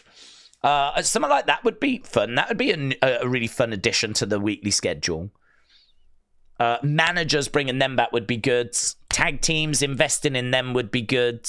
But you know, the fact that it took me so long to think of stuff, I think really shows that we're doing some really good stuff. Like, we're hitting a lot of the big stuff. For me to sit here and go, oh, I don't know, I'm really not sure. I think I would have said this, but we're doing it now. That probably shows we're in a really good place. Yeah, I like that question a lot. That was a thinker. That had me all kind of like, oh, I don't know. I just don't know. So, yeah, that was very good, James. King Yeti, I'm going to get to you in a sec, buds. I'm just trying to set up the stream because, of course, we are going over to Raw in 5 minutes. 5 minutes. Kader said Titantrons with actions on them and not just the wrestler's name on screen. Yeah, like when they used to show like clips of their matches. King Yeti said, my name is King Yeti, and I am the advocate of the reigning, defending champion, Matter. Matter with a heart as well. Matter's on board with that. So, looks like we've got our own little Paul Heyman running around. So, King Yeti, shout out to you, buds. The Beach Kevin, hello. Said, who's your biggest surprise entrant for the Rumble? My surprise entrant, Samantha Irvin. Serious question. What reaction do you think she would get? What reaction would she get? Casuals might not know much about her, because she was the ring announcer, and how much spotlight did she have? So if you're someone that just watches like once in a while, is she going to get any sort of reaction? And hardcores that do know of her, I think are quite split now. I think that comment she made did some damage. That comment where she was like, I hated the job, I wanted to do something else. I think that really disappointed a lot of people. I think there was a lot of people that were like, you know, so it was all a lie. All that fun that it looked like we were having, we weren't really having. And I think it's kind of, I don't know, that's really interesting. I don't know what kind of reaction that would get if she did come walking out. People, I think, would be a bit confused because she's not a wrestler. For starters, she ain't a wrestler. But then, you know, neither are the celebrities that come walking out either. She was let go. I mean, well, I don't know if she was let go or if she decided to quit, but either way, I don't know that WWE are looking to bring her back. I don't know that she's hot. I don't know that she's on the old Christmas card list. That would be bonkers. That would be bonkers. Yeah. In all fairness, the Beach Kevin, you did say biggest surprise. Biggest surprise. You didn't say that it had to be biggest pop. Did he? Did he? Tell me I'm wrong. Tell me I'm wrong. Tell me that wouldn't be the biggest surprise. Jesus. Vince. Who else? Who else could be a big surprise? Tony Khan. Tony Khan. Tony Khan. Oh my God. Roman Reigns said, I would boo her. Shane McMahon. Nah, Tony Khan would be bigger than Shane McMahon. Hulk Hogan. Diddy, R. Kelly, and Vince. MJF. Dexter said AJ Lee. Tony Khan in the Rumble, WTF. Vince. Yeah. Ryback. Vince Senior. That would, do you know what? You're not wrong. You're not wrong, actually. Freddie Mercury. These would be big surprises, wouldn't they? These were Elvis. Turns out he was on that island all along. Turns out he didn't die. And he comes out with a Zimmer frame. They've managed to track him down. Hitler. Adolf Hitler comes walking out. Turns out he did go to Argentina, and they've managed to track him down. We're not saying these are goods. We're just saying biggest surprise. Right? Biggest surprise. Yeah, the Samantha Irvin one is really interesting because I genuinely don't know what reaction she would get. I really don't know. That is one I'm like, I'd be really interested. It was a bit like when Hogan came out of Saturday night's main event. I was like, oh, what they're doing, what they're saying. And then, of course, like started booing him out the building. Messi. Graham Norton. Elon Musk. Mae Young. Selena Gomez. Janelle Grant. Oh, my God. Taken 1990. Oh, my God. Oh my God. Janelle Grant. Oh, Tessa. Oh my God. Oh, you would think that the Hitler comment would make me the most uncomfortable, and it was uncomfortable. But actually, we found like the Janelle Grant went to a different level. Chris Benoit. Oh God, I don't like the conversation anymore. I don't like it. Oh, abandon. Guys, Raw's starting. Raw's starting. Oh, guys, that was such a good conversation. We're going to have to leave it now. Oh, dear. That's a shame, innit?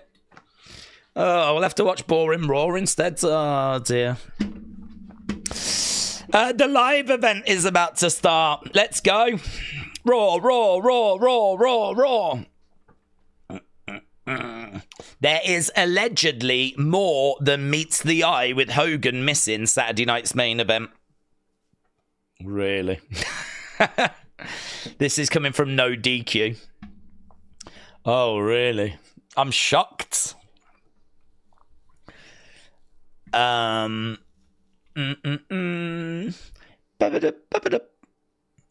Okay, we've got the intro starting. Let's go. Let's go.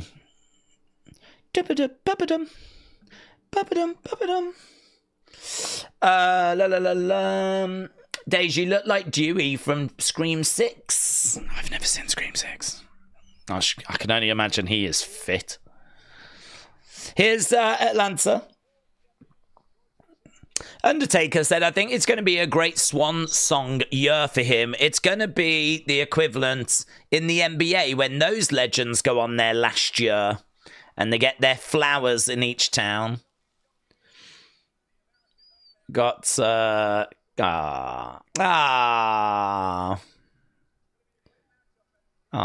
it's always lovely seeing Brandy. His daughter was with him as well. And here we've got Naomi and Bianca. There is Raquel and Liv Morgan.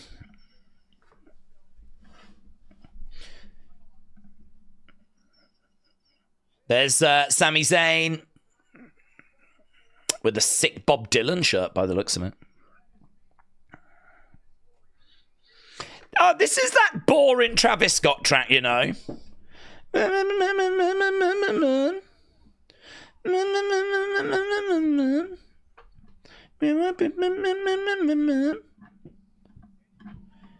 Does it ever actually get going, that track? God, I'm so tired of all these untalented boomers. Ooh, WWE logo in the middle of the ring. Ooh. They must have looked at it and thought, like, oh, we need to change that. Like, it's got a big gap. We need to put something there. So, WWE logo in the middle of the ring.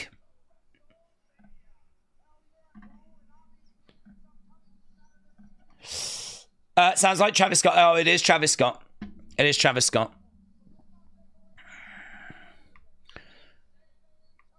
The blue canvas is back. I don't think it is.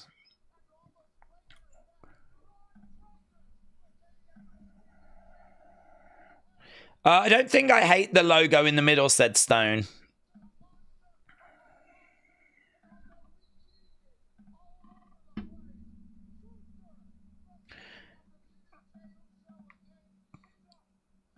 It's a vibe, but I just don't know if I need this vibe. It's the kind of thing you put on late at night when you're chilling out. Is it really what we need at the start of Raw?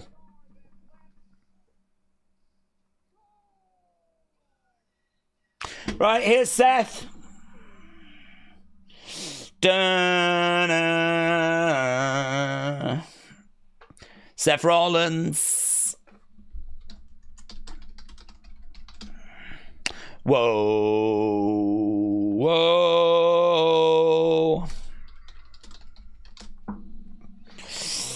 WCW used to have that. They used to have a WWE logo in the middle of their ring. Are you sure?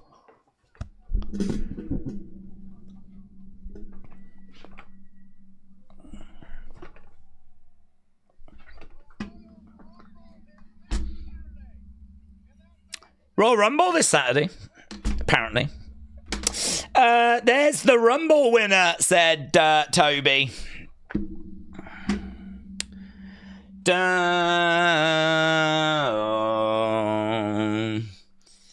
Okay, Seth in the ring. Burn it down. Burn it down.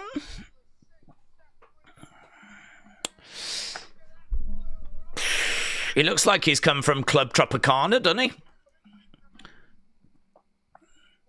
Look at that. He's been to Margaritaville. So, Seth in the middle of the ring. His entrance music still playing away. They do love their big entrances, don't they, eh? No hydration station, said the Beach Kevin. Ooh. Perhaps we're done. Perhaps it's over. Perhaps the curse of Prime has been and gone. Welcome to Monday Night Rollins. I am a visionary, a revolutionary. Raquel Rollins.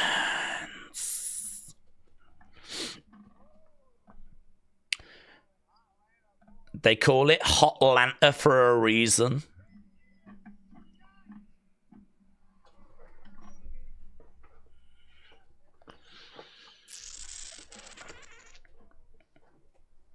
It's almost WrestleMania season.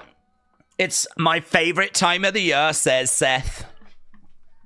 Kicks off this Saturday.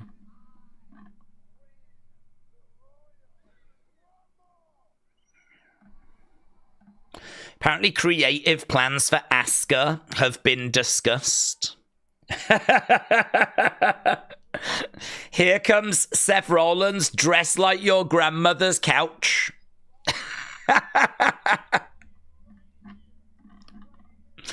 I mean,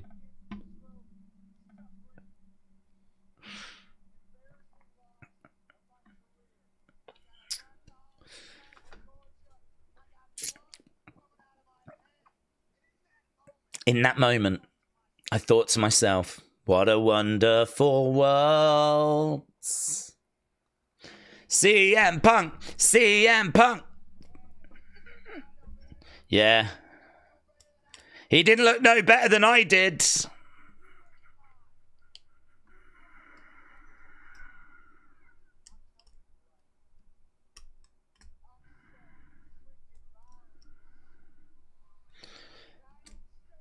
I don't stay down.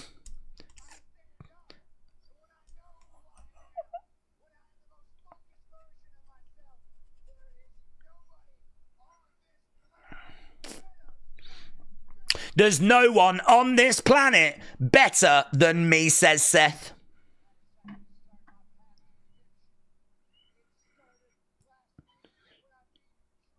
My path to redemption started last week.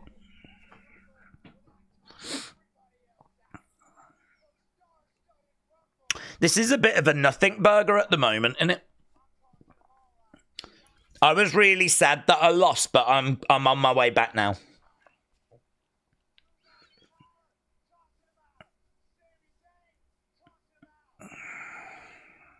Roman Reigns. He's going to toss him out. He is going to toss him off. Toss him off! Toss him off! Toss him off! Get right off the ring, you. Yeah, he is going to especially toss Roman Reigns off. Go on, Seth! Oh my God, the Rumble's going to be so good.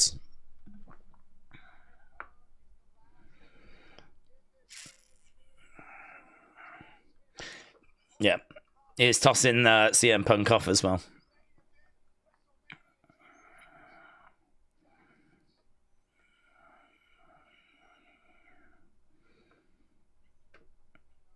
I'm a man. He's a man on a mission.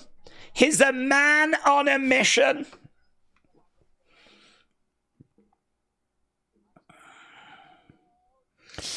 There's a lot of tossing going on. The Rumble said, Jamie, Zoom Station said it's like a toss salad.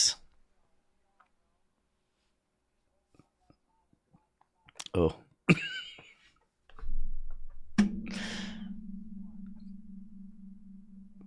I'll never have salad dressing again.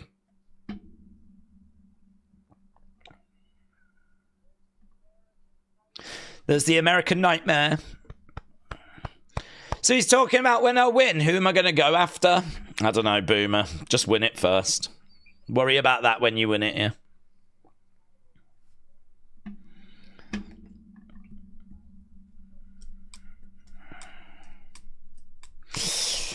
Daze, I think Seth Rollins has lost a lot of sleep thinking about CM Punk. That's true, Christopher.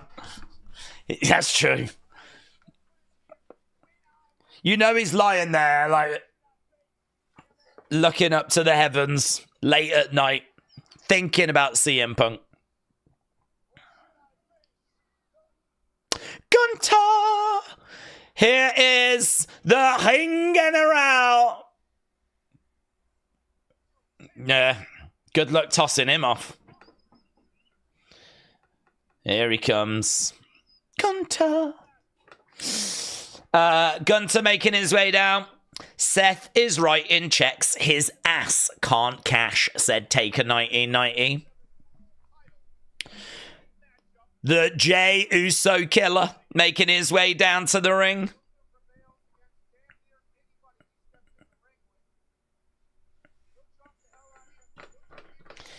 So, Gunther making his way down to the ring, smile on his face. Bum, bum, bum.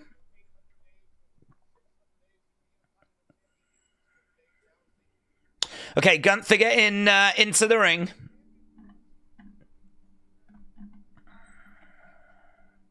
What's this live video? I'm nervous about this all week. Really?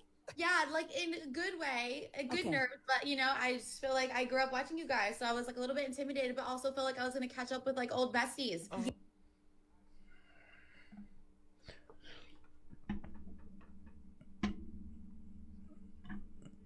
If you think I'm keeping this warm just for you, then where have you been?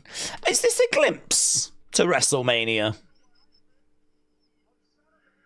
On Saturday, I was in San Antonio, Texas. That clown! Yeah.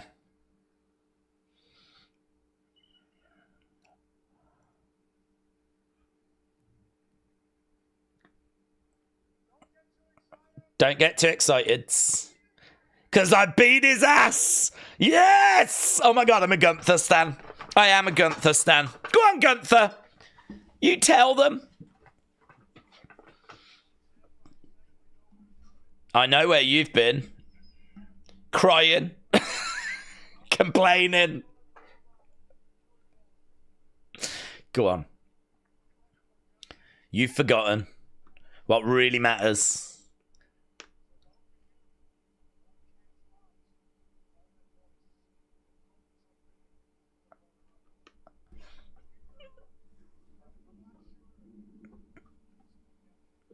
I'm unsure if you've still got it in you, says Gunther. Gunther. Oh, Gunther.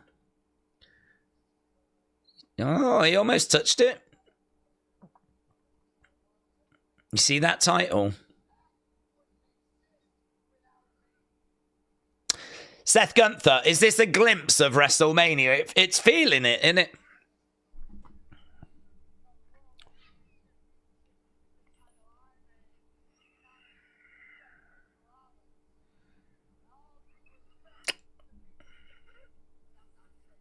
I'm not Jey Uso. I'm not Damian Priest. He cut him off?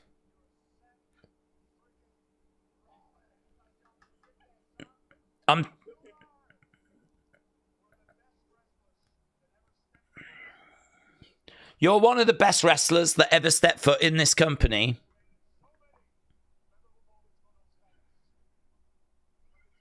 But let me tell you this.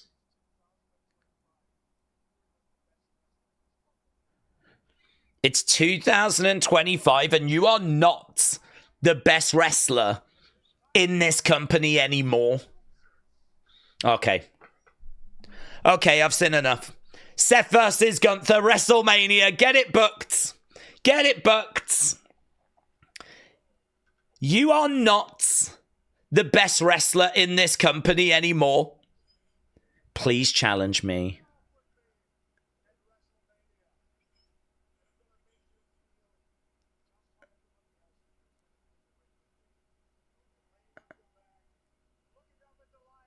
Yes.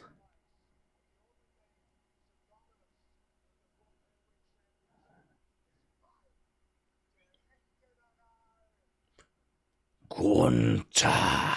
Oh, so good. So good. Is this foreshadowing WrestleMania? No, mate. No. Ruined. It's all ruined. It's all flipping ruined. Refund, refund, refund, refund, refund. Trinidad flag guy! Yay! Oh, what a legend. Connor is better than Logan. Connor is better than Logan. Ah, flip about any name there, don't matter. He wasn't even talking about Conor McGregor. He just meant his mate down the playground. Gunther is for real. Doesn't need to wear his wife's clothes either, says Maggie. Logan making his way down. Logan should beat Cody, says Mr. Unfamiliar. I like the fact that I think a lot of people's reaction was, oh man. Look what we've got here, says this boomer. Logan Paul has come down and he is getting a lot of love. He's getting like Dominic Heat. Boo. Crypto, crypto, crypto, crypto. You're a scammer. You're a scammer. You're a scammer. You're a scammer. Come on, we can get more creative. We can get more creative than just booing. Yeah, look at her. She, that is. That might have been for Logan, though, actually. This company needs a new face. Boo!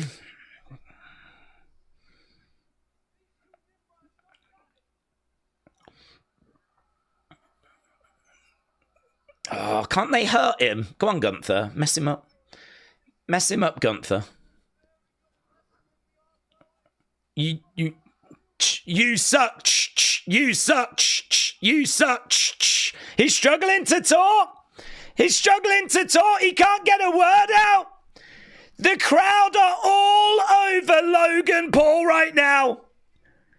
Can't hear you. Shut up, mate. Shut up, mate. I haven't got a clue what he just said in his promo. That's attention. Take note, says Logan. Oh, stumble. Little stumble. Logan Paul for champ sign. What's that boomer doing?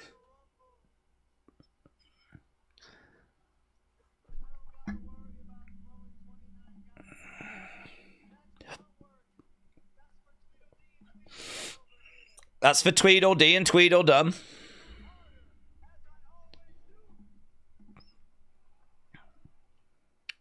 He's working smarter, not harder. That's true, actually. That's true. He is basically like the hook to a girl.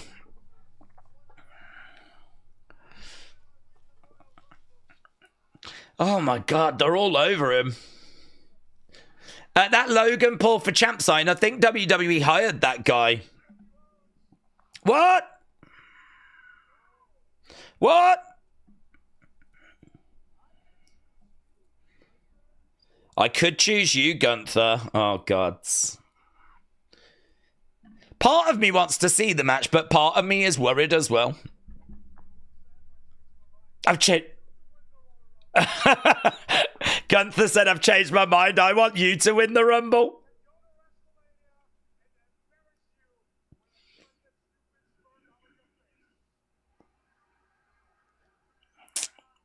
Yeah, do you know what? Gunther would be just the biggest face that might have ever existed.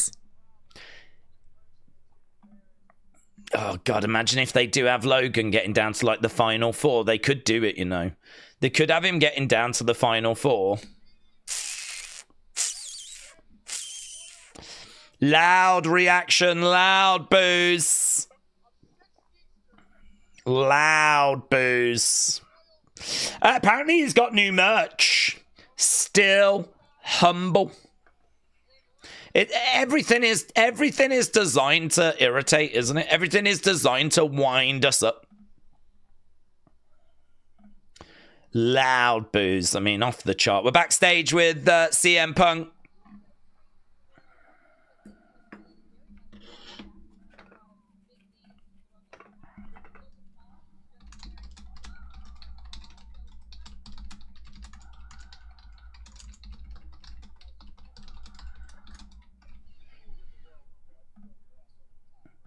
Kathy, if you was in the Rumble, I'd throw your ass over the top rope.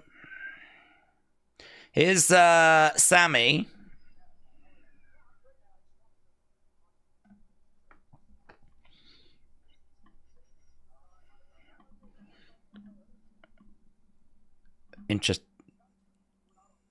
We're not on the same level.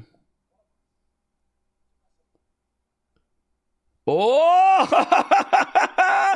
Sami just said to CM Punk, one of us is a WrestleMania main eventer. Wow. That was unexpected. Bumps into Carrion. Bumps into Carrion.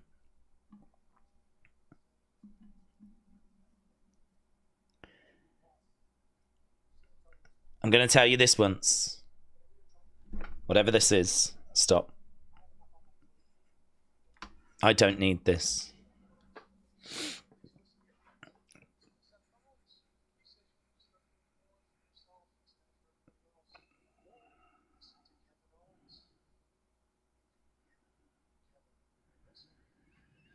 It could be you and Kevin.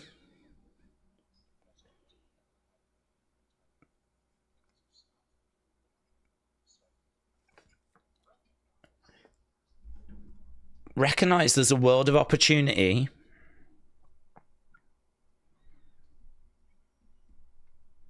Well, he's got some advice there for Sami. Now we got Cody. Oh my God. It's just a never-ending parade of people. Okay, no word there from Cody. Good to see you, mate. Off we go. Right, we got JD and who's getting murked in the background? Oh, right. I think that's Eric, isn't it, from War Raiders. There are the War Raiders. That was a savage line, wasn't it? One of us is a WrestleMania main eventer.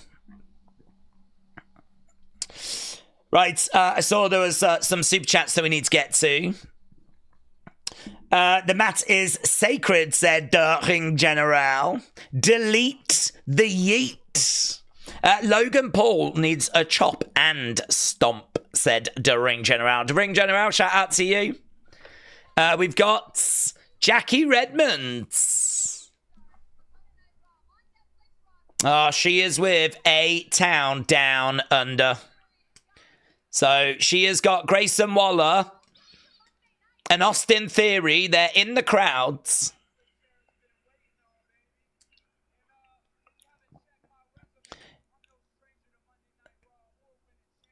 I'm no stranger to Monday Night Raw or winning championships, said Austin Theory. David said, is it time to become a Guntherite? Oh, I think we've always been a Guntherite. But certainly, I don't know, who was that he just spoke to?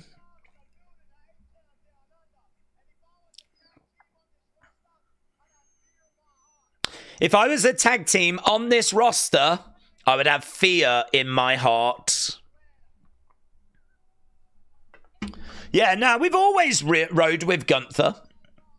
But if he has to take on flipping Logan Paul, he'll be the most popular babyface in the history of WWE. If war breaks out, will me and you survive on each other's bodily fluids, says William, or will we just drink all the wines? I think we'd do both, to be honest, William. I think we'd probably do both. I was just going to play it by ear, to be honest. Calling out 2 Chainz. Is that who it was? Is that who was shown? Was it 2 Chainz? He's jacked, isn't he? Look at Theory. He is jacked. Liam, hello, bud, said Daze. I know it would probably never happen, but I would love to see Enzo come back at the Rumble. I know he wasn't great, but just imagine the crowd reaction when his music hits. That would be a surprise.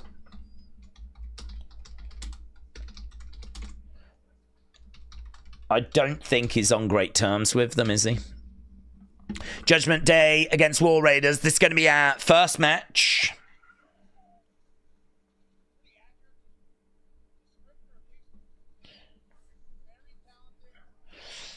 Dominic and JD making their way slowly down to the ring. I'm guessing we're probably still at commercial break, maybe. There's not like much posing or anything going on. It's all a bit flat. They're just very slowly walking their way down. Right, Daze, I've got a question. If the plan is Punk Roman at Mania, doesn't making no sense for Punk to win the Rumble? Roman isn't champion. Yeah, no. Punk's not favourite for the Rumble. I think Seth's current favourite. We've seen a very, very close second place. Logan is probably in the mix because there have been rumours of Logan against Gunther, but those rumours aren't necessarily rumours for WrestleMania. So we're going to have to wait and see how it plays out. I still think John has got to be, up there. We know Cena Cody is pretty locked. It certainly feels that way.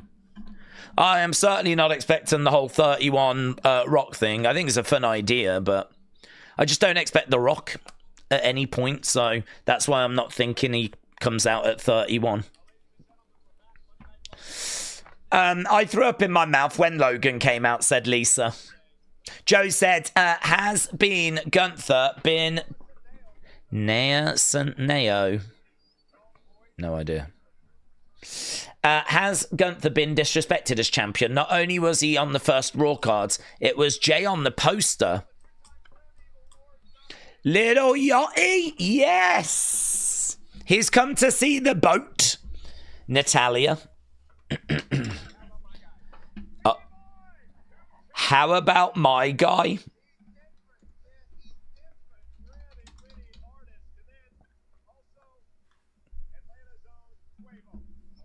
Guys, Quavo's there. Quavo's there. What we doing? That is such a track. What we doing? What we doing? What we doing? What we doing? Ah, it's really good.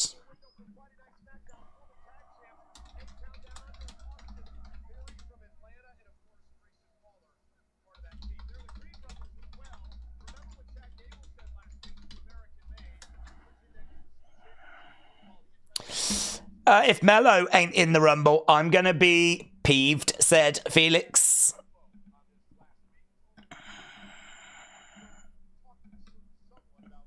Punk's going to win the Rumble. I can't see Seth winning, and Cena winning is too perfect. Narratively, him losing is more compelling, said LS Dub.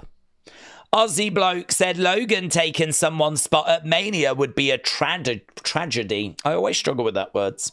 Scammers should be in prison. Yeah, I think he will be at Mania. Whether he'll be in the main event or not sure. Okay, War Raiders making their way down to the ring.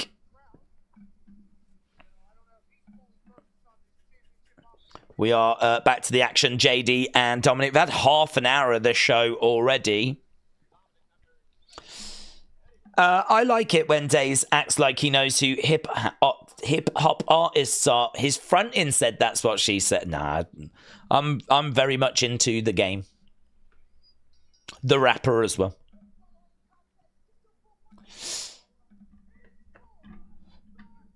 Okay, Alicia Taylor doing the announcing.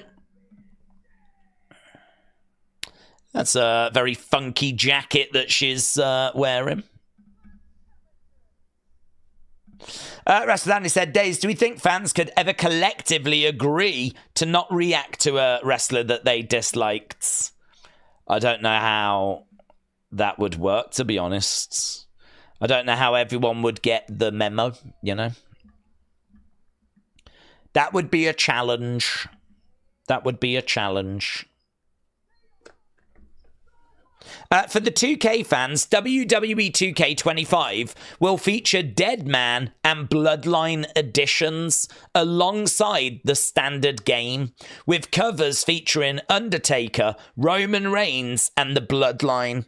The pre-order bonus is said to include a Wyatt 6 DLC pack with all 5 members.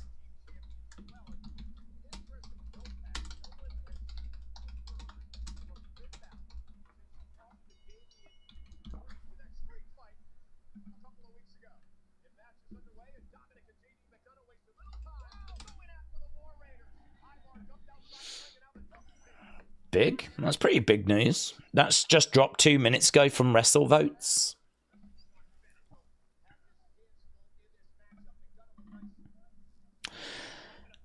It would reverse. It would be a reverse yes movement. That's a sex thing, yeah? That's a sex thing. A reverse yes movement. I've never done it. Apparently you need to be like level 5 gymnast to actually execute that, but Wrestle with Andy, shout out to you. Whoa. JD McDonough in the background. They didn't even properly have the camera on him. Someone had better check on McDonough, they said. Kick out. We might have a bit of a situation. They are going to show the replay, though. He went, oh, he does, you know. Oh, my God. Why did they show the replay? Okay, he is getting up, but I don't think that went to plan, you know. You can see the mark across his back, but he is up. Crowd are applauding. That was horrific. That was horrific. I'm shocked they showed the replay.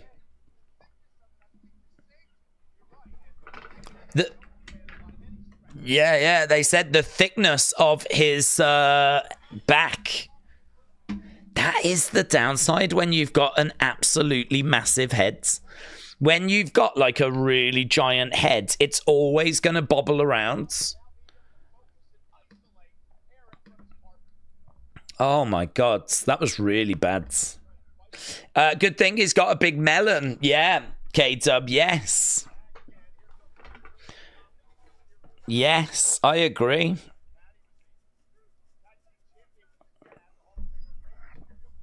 Right now, Dominic is in there with Eric. The risk is real. The risk is real. Big back body drop.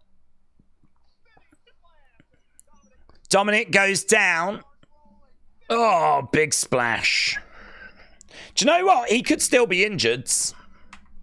He might be carrying on because, like, don't want to mess up the match, like pride. But he could absolutely be feeling it.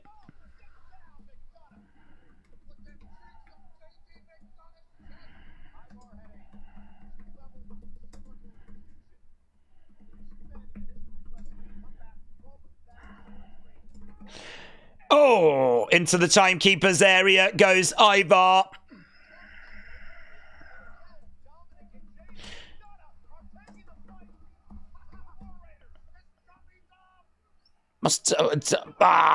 He gets thrown into JD. JD down. Look, you can see JD absolutely gritting his teeth right now. Oh, big moment. Big spot. Ivar on the barricades. Comes crashing into both members of Judgment Day. Honestly, if I'm JD McDonough, I'm really questioning my life choices right now. Edward, hello. Hope you're doing well, buds.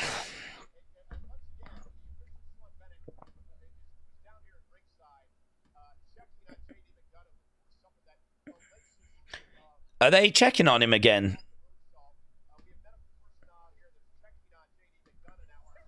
So we've gone to commercial break, but apparently they are checking on him. Oh, he's waved the doctor away. Oh, is it a woman? He's waved her away. Guys, oh my God, guys, it's happening. Guys, it's happening. You remember that doctor we saw the other day? Guys, it's happening. She might be back. JD, you absolute clown. Don't wave her away. You need medical attention. Stop being so proud. Let the doctor treat you.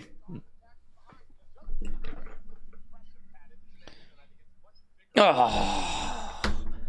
A woman doctor, madness, said Scottish. No, not at all. We're big fans. We're big fans. We're lady doctor stands in this community. Thank you. Dominic flashing the guns. I saw it. Ouch, said Felix. Apparently Cody promo segment is going to main event, said James. Thank you, James. Daze is the biggest fan. Yeah. Some might say I'm the only fan. Chris said, I'd love a JD push after this. He is always putting himself out there for big spots. Cody promo as a main event, said Dr. Luchalala.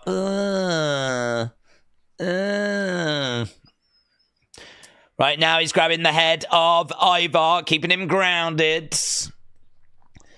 Give me a woman doctor anytime, said Mitchell. He's going to have a headache in the morning. That's going to be a massive headache as well. We got a little promo advert, have we? A&E. Oh no, look at this. Look at that. A&E advert, 16 challenges. I'm going to put that in unseen, kids. Mainly because I don't know if the copyright will allow me to play it now. It's Bryn again, thank you. Dominic Mysterio going for the cover.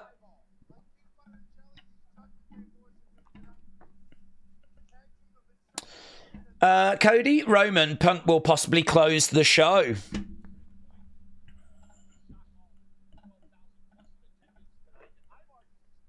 Ivar going against the ropes.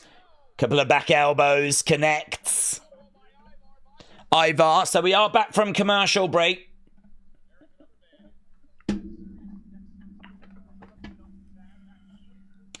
It's not a headache, it's called a concussion, said Ray. Well, we don't claim to be doctors. He had a boo-boo, right? Burn, Dominic gets planted.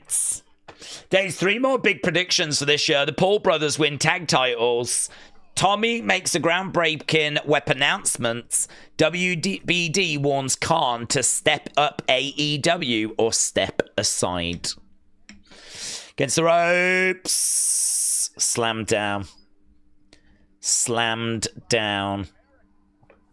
Eric back in the corner. War. Everyone's talking about that spot. Big boot there, going for a cover. JD kind of made the save, but I think we can forgive him. JD kind of made the save.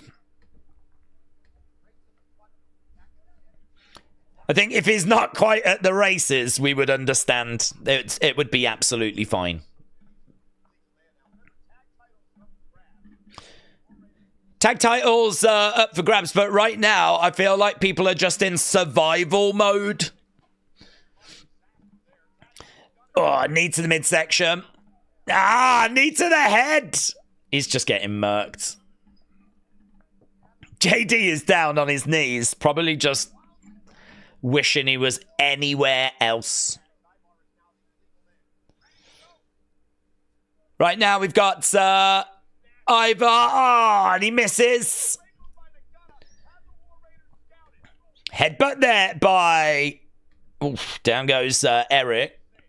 This isn't really the match that's kind of massively grabbing us. Oh, it's not massively grabbing me. I just sort of feel like Judgment Day are in survival mode after what happens. I just want them to get the medical attention they so desperately deserve. JD with a big kick.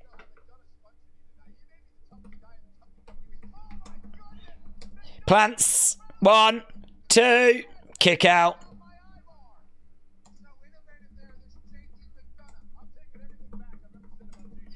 I'm taking everything back I've ever said about JD McDonough, says Michael Cole.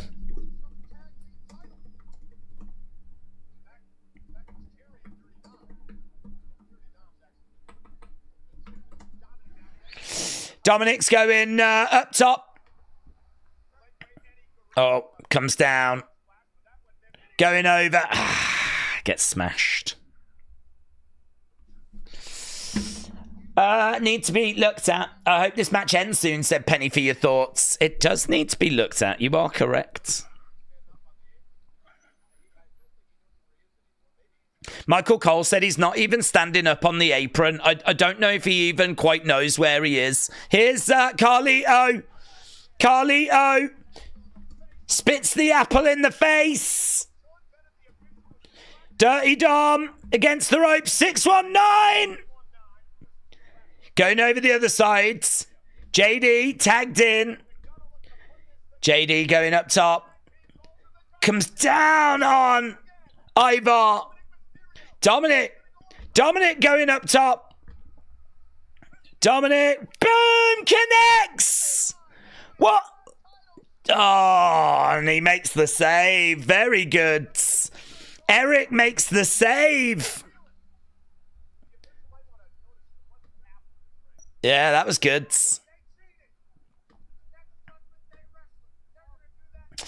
Wow, good save. Yeah, that was a really fun spot. Sort of felt like they were about to steal it there. Crowd are chanting, "This is awesome." Crowd are really into it. McDonough spills to the outside. To be honest, sometimes those like botches that go wrong, they can make a match. In this occasion, it's kind of like, oh God, I hope he's okay. Like I'm worried about him, you know. Clothesline, no joy.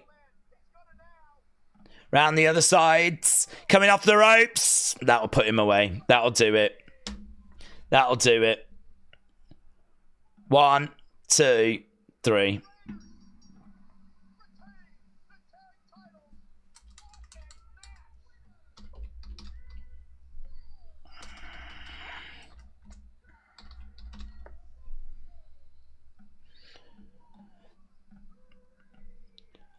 There we go. Arms raised. Let's get Pole up, shall we? Good match, though.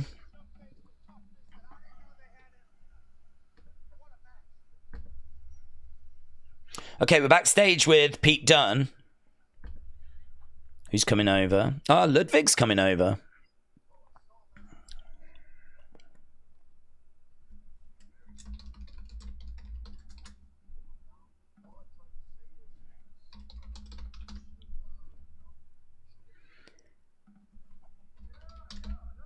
Okay, here's Kofi and Xavier.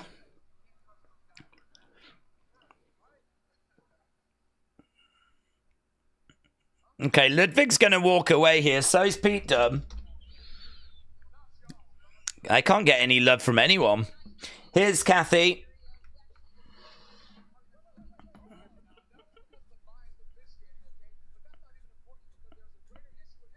It's greater issue at hand. Atlanta's favorite son has come home. Not Bron Breakker. Not Austin Theory.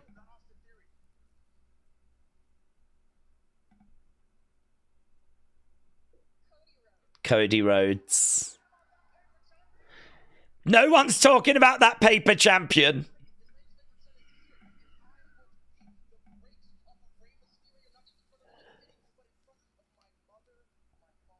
Oh, his mother and father are here. Are we going to get another spot like that?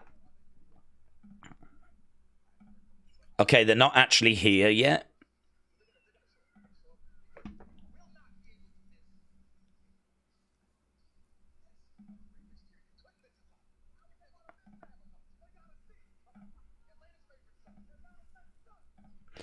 Okay. I'm loving Kofi's Honest Abe tribute.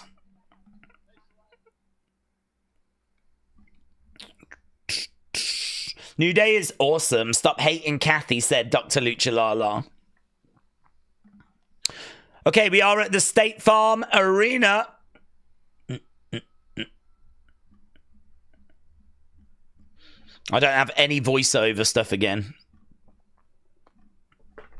So we are just seeing the State Farm Arena.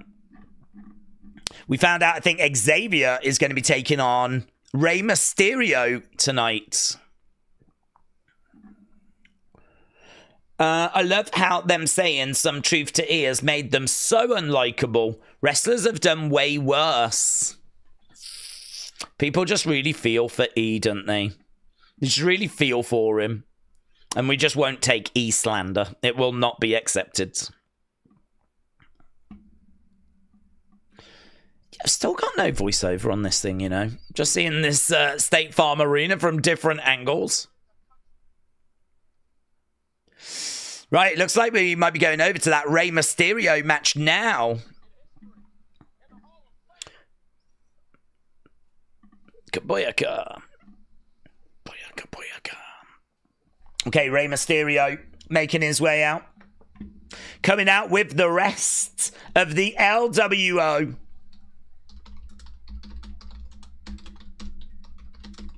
Now, this should be good because Xavier said his parents were there, but he hasn't heard from them yet.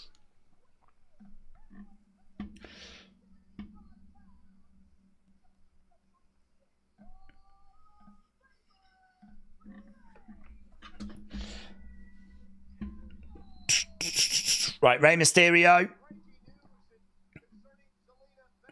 Breaking news. Is she going to be in the Rumble?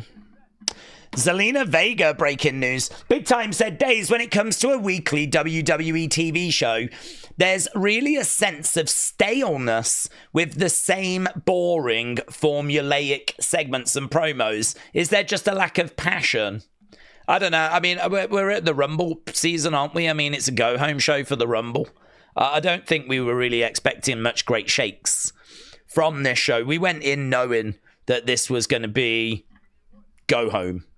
So, I would say start judging the show when we get past the Rumble and we start really digging into the feuds.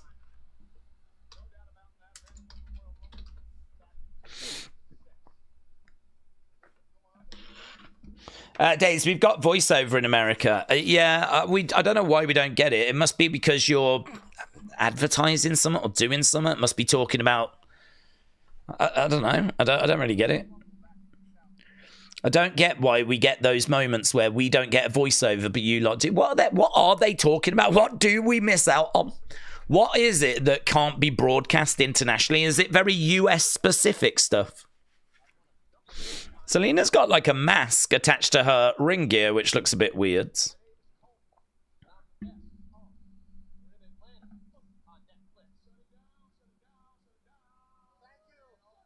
Michael Cole just did a little rap and it was the worst thing I've ever heard. Here we go. Here's Xavier and Kofi.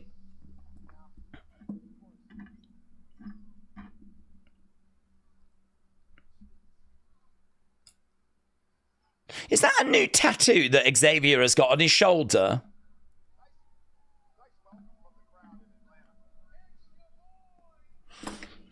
Okay, so no music.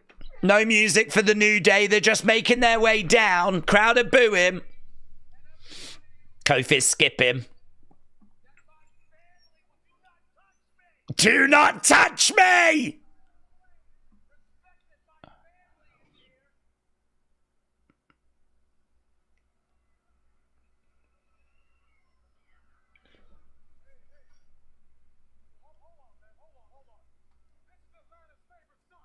This is Atlanta's favorite son. He don't deserve this.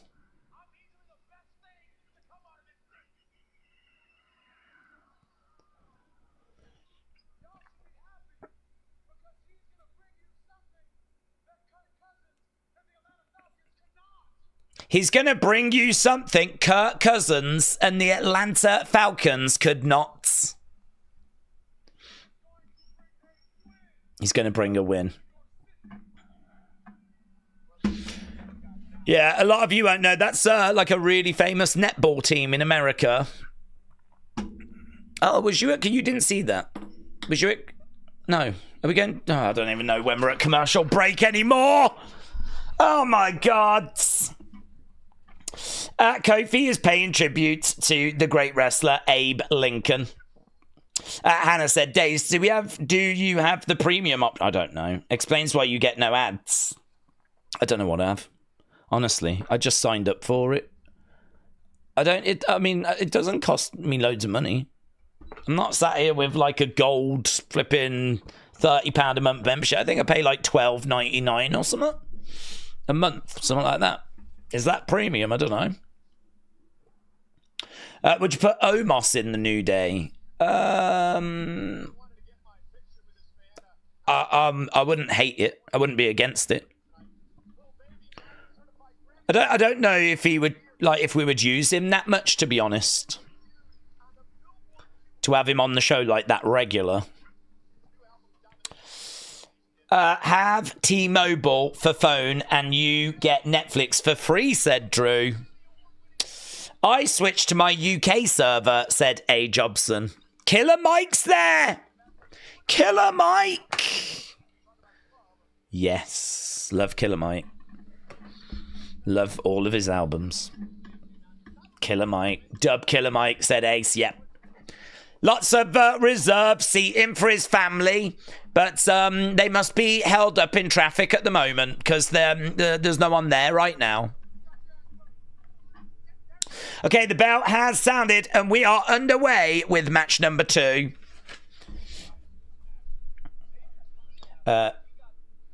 Xavier versus Ray. We've got New Day sucks chance.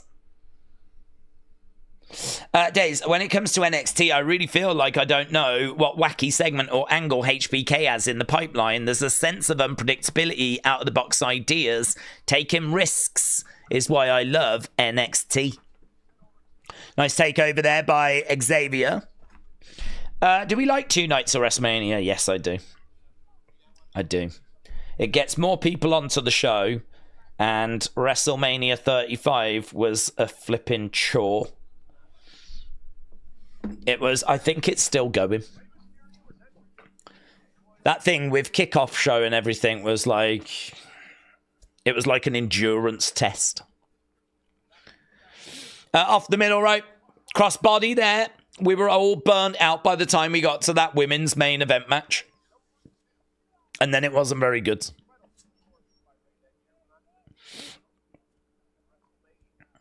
So, yeah, 2 nights, I think, is a much better compromise. Nice shoulder tackle there by Xavier. All of Atlanta's biggest music stars are here. Literally all of them, said Charles. Another chop coming in there by Xavier. Little baby used to be an insult, but now these rapper biatches take them as their names. Typical American, not bright, says Aussie bloke Craig. Clothesline by Ray. Thank you, Aussie bloke Craig. Reagan is my favourite Killer Mike solo song. I like Bush. I think he did one about all the presidents, didn't he? Another chop coming in there. Liam said, I thought I would try and gain some followers on X as I've started posting some WWE news. What's the best way to gain followers, would you say? As I want to try and be a good WWE source. To be honest with you, I'm not sure that's the right way forward, because you've got people that do this 24/7. There's people that are constantly doing nothing but putting information out. If you want to stand out, resharing like news that you see ain't it. Like, you really have to be digging into people's Instagram accounts, finding stuff that really before the big accounts get hold of it.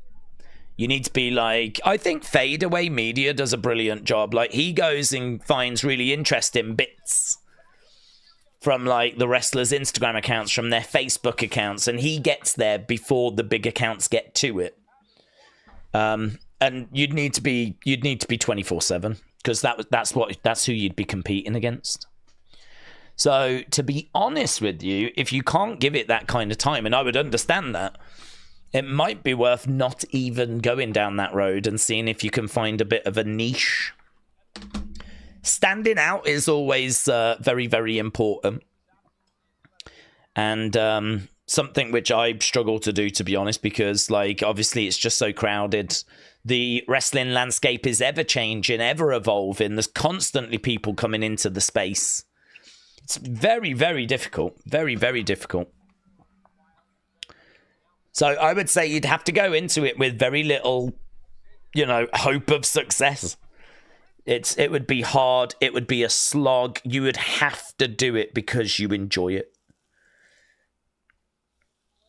So I hope that has answered your question, and I can only imagine you're probably sat in the corner crying right now. We want Goldberg, said Brony. Daze, Zelina could be moving to SmackDown. Oh, is that what they've announced? Did they say that she's going to SmackDown?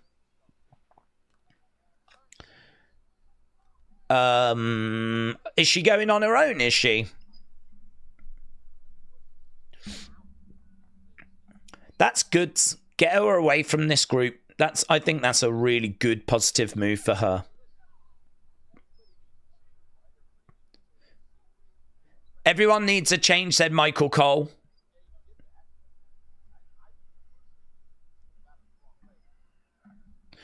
Yeah, that's good. Her moving, I think, is going to be really positive for her.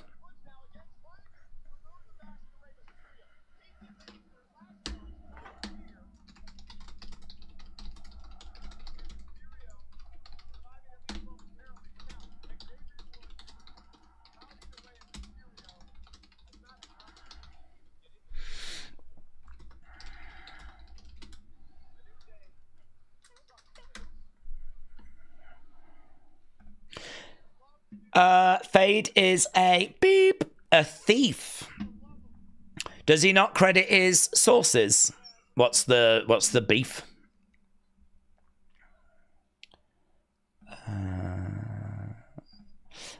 Right, we're going back. I can't see them ending the show with Cody since it's in his hometown. I think he's friends with some of the artists. You can't see them ending the show with him. Even though it is his hometown, it would make sense to end it with him. And he is there. The Miz wanted to get away from the Wyatts, but they're on SmackDown as well, said Chris. That is true. Shots coming in by Ray. Very slow whilst you were just at commercial. Right, we're looking for a vertical suplex by Xavier. LWO at ringside. What's the best heel song New Day can use? You tell me. You tell me. What's the best heel song? 1, 2, kick out. He steals people's content, pretends it's his own for his own engagement. Doesn't he give credit, though? I thought he always did a good job of putting, like, PW Insider and all that, like, in brackets as to where he got it from.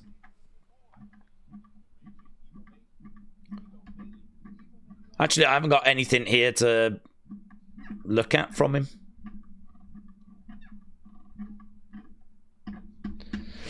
Back in the corner goes Ray. Ray versus Penta at Mania, said A. Jobson.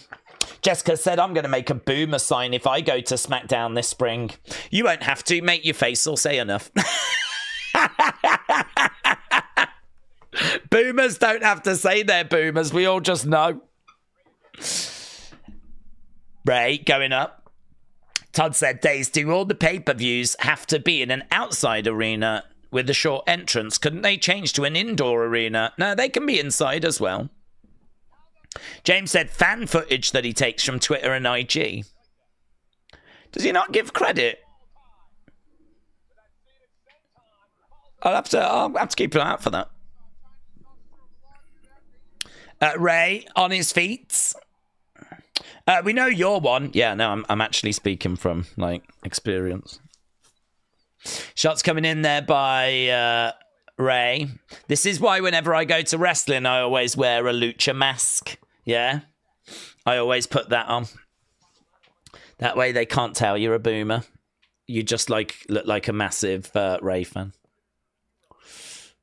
Or a massive Nacho Libre fan. Cynthia said, hey there, handsome Daze. Let's go. Let's go. You lot were just throwing shade at me. Do you remember when you was throwing shade? Going, oh, you're a boomer. You look like a boomer as well. Yeah, read that. Read that. Yeah. Thank you, Cynthia. Thank you. Do you know what? We haven't actually had any messages read out tonight. I think it's about time we had one read out. Oh, 1, 2, Ray. Kick out by Xavier. Cynthia, shout out to you. You could be the first read out message.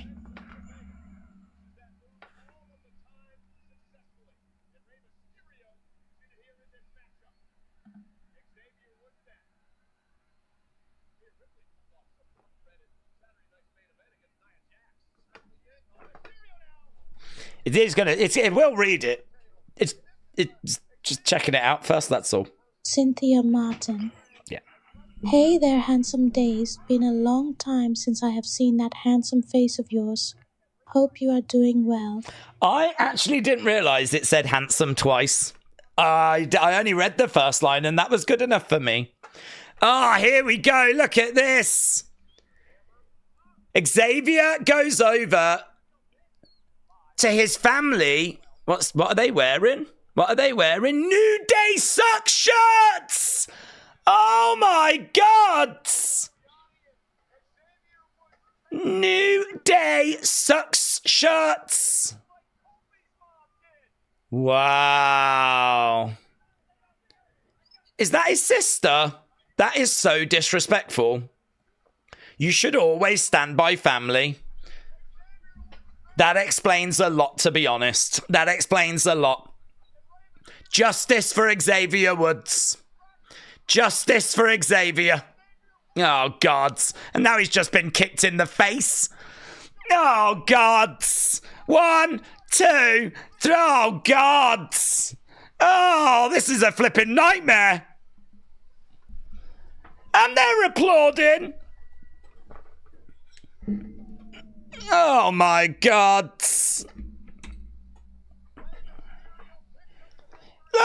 Look at that.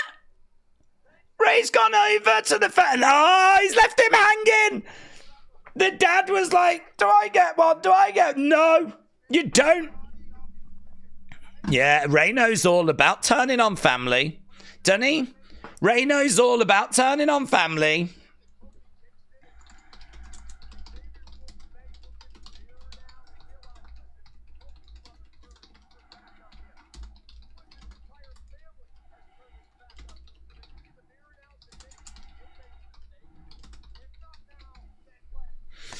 Unbelievable scenes. I'm absolutely sickened.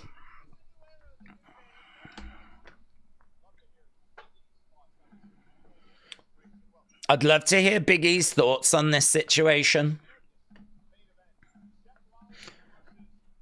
New Day buried again. Cynthia, shout out to you. I think it's in the running for comment of the night, to be honest with you, Bud, what you've written there. No lies detected. And actually a lot of people in the chat were like, it's really great that someone's been brave enough to say that out loud. So Cynthia, shout out to you, bud. Listen to me. Okay, Sami is backstage. Here's Seth. No, they spoke afterwards. We saw the clip. It's fine. They spoke last week. We saw the clip. We saw the clip. It's fine.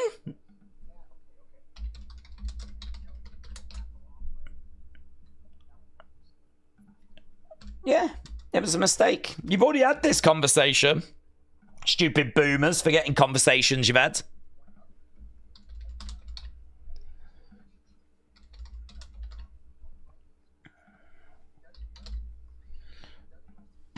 Whatever this relationship is you've got going on with Roman Reigns, it doesn't rest easy with me.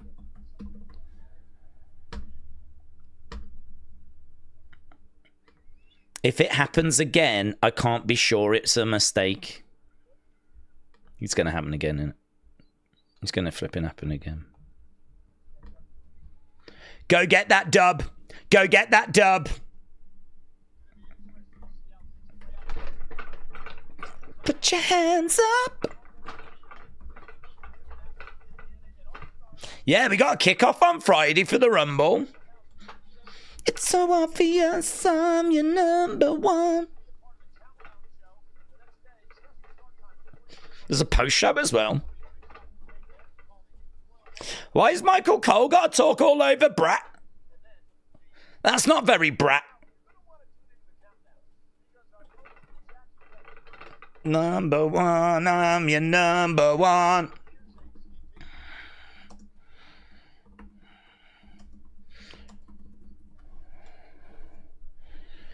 Is there any insight into what this favor could be?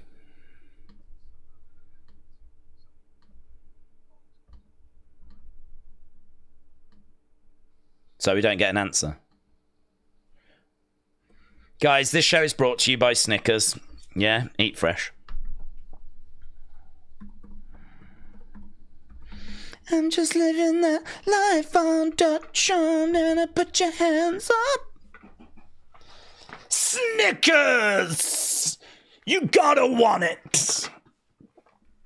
Snickers, the best a man can get. Yeets! Oh my God, look at this. The Yeet Man is coming out with that man. He's that must be Stone Cold because he's got the smoking skull belt.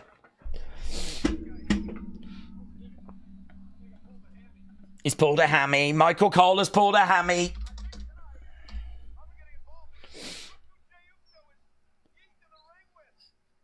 Who is it? Is that Quaver? Is it Quaver? He's coming out with Quavers. Quaver! Yay! Quaver, Quaver, Quaver. My favourite, man. I love him. Brilliant. No yeet, said Mitchell. Don't be a hater, Mitchell.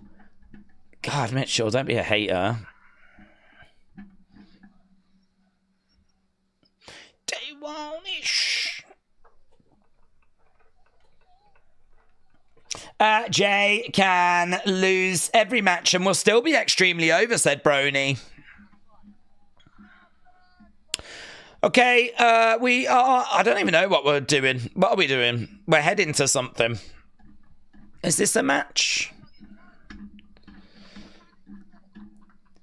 Daze, if you put your halftime song at a quarter speed, it might be the theme if you ever go ultra heel. I can do that. I can do that by public request. The public have requested that I do that.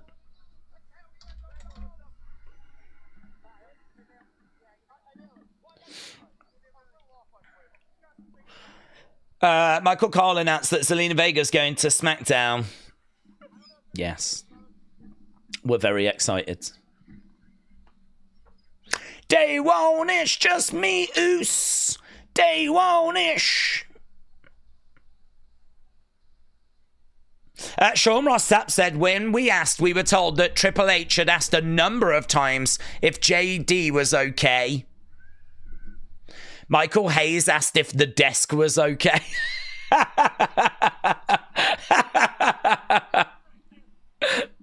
That's great. Dragon Lee said, hashtag New Day sucks.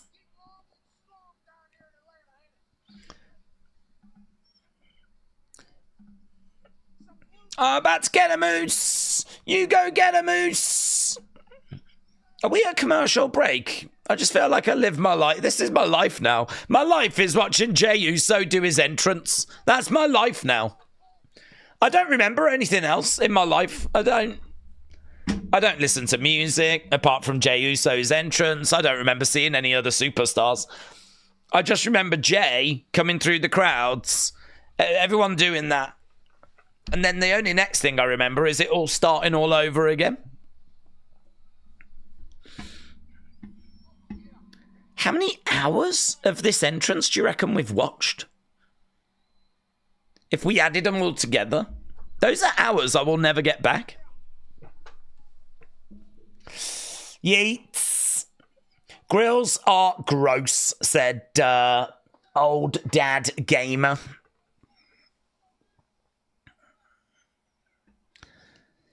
Jay is on the commentary table. And he's, we're going again, yay! Yay! Another verse! Another verse!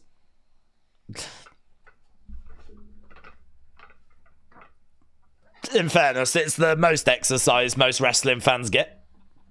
And I very much include myself in that. Imagine if it's just the entrance and that's it. I would honestly rate it. Yeah, and then he goes. He might be like, love y'all. See you at the Rumble. I'm out. And then that's it.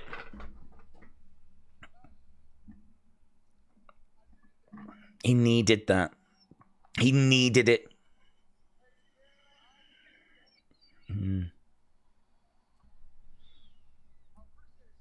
I just looked yeet up in the dictionary and apparently it stands for loser.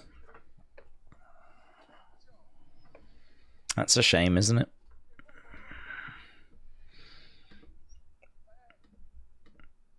Yeet. Daze, I think my best option is to try and gain some followers first and foremost. I post won't get the views if I don't have the following. Yeah. He lost. He lost. You did lose. We saw. I skipped school to yeet in person, said that sign. That's awful. Education's so important. I can beat him, says Jay. You can't, Jay. Let it go. In the words of Elsa and the ugly one, I can't remember her name. Let it go. Let it go.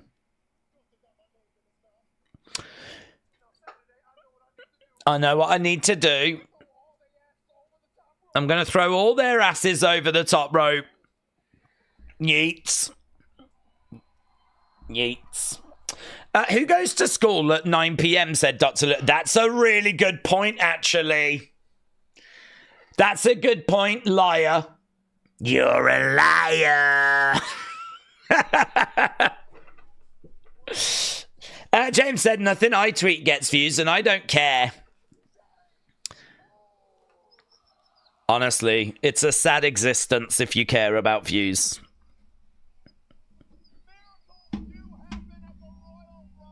They want it. We need Yeet Mania. Loser Mania. We need Loser Mania. I don't think we need Loser Mania. I could beat him if he had both hands tied behind his back, said Davids. Imagine if Jay actually wins. Nah, he can't win.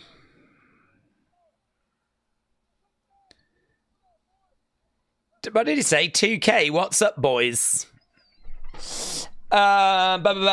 Xavier's fam saw his special tape with Paige. That's true, actually. They didn't flip and turn their back on him when all that was kicking off. Oh, but he says a few words to Big E. Oh, a few words to Big E, and oh, God, all hell breaks loose.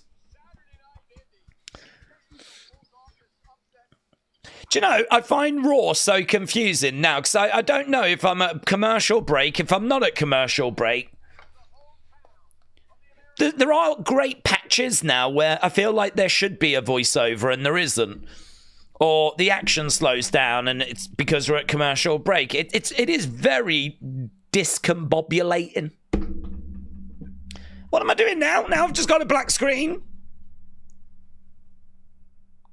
No, legit, what's that? What's that? What's that meant to be? It's just a black screen? Oh, God. That is a not for me segment. Punk's favour from Heyman is being 30 for the Royal Rumble. Days, if Cody never went back to WWE, who would have taken his place and who would have won the world title? Boom. I wasn't even listening. I had to put my thing on mute. Days is confused when he's having an earthquake. I have been in a little earthquake once. We had a little shake. Heel turn for Sami, says Jay. Heel turn for Sami. I hope not. I hope not. If Cody never went back to WWE, who would have taken his place and won a world title and finished the story? I don't know. You tell me. I love having a business and personal phone, said William Hensey. The wife has to work extra hard to go through them. I've just sent you a message. America is on commercial, says Davids. Days, I watch Saturday night's main events, but how come there is no title change? It's just no needed. Not one needed. We don't need title changes all the time. I saw a lot of people that were like, oh, the show was mid, there was no title change. But surely you don't go into every show expecting a title change. You can't judge the success of a show because of if a title changes hands or not. Surely it's about the drama of the match and the moments where it looks like it might change hands. But, you know, there was nothing there that made them want to change direction. Plus also, it's not the biggest stage. I mean, it's not WrestleMania. So I think they looked at it and they were like, we're not gonna have Sheamus win the IC title finally here on this show. We're not gonna have Jey Uso win the world title at Saturday night's main event. You know, we're gonna wait for a much bigger show than that. LB said, what's your preference? Fish and chips or steak and kidney pie? Do I get the chips as well? If I get the chips as well, I'll go with steak and kidney pie. King Yeti said, we'll get this read out, actually. I think it's about time we had something else read out. Liv Morgan is making her way to the ring. King Yeti 1 NM 0. Yeah. Days is a smoke show low. Yeah, thank you. Thank you, my friend. Appreciate it, buds. Could you see a 2-night rumble? One rumble each night, Chris? Yes, I could see that. Chris said, could you see a 2-night rumble? With rumble being the main event each night. Thank you. I've been an avid follower since lockdown. Chris, thank you, my friends. I really appreciate the support. And yes, I could absolutely see that. I think that, haven't they even sort of had discussions around it? So we could be moving that way. Yeah, might not have to wait too long. Here's Lyra. So we're backstage and we've got Lyra being interviewed. Oh, big news.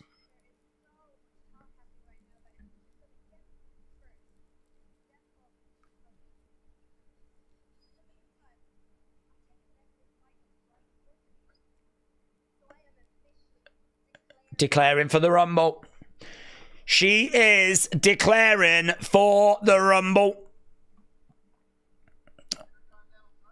Okay, here's American Made. Ivy Nile has got her sights.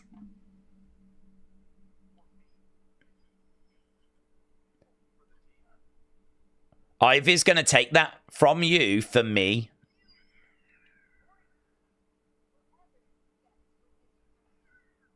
This is the closest any of you will get to an Intercontinental Championship.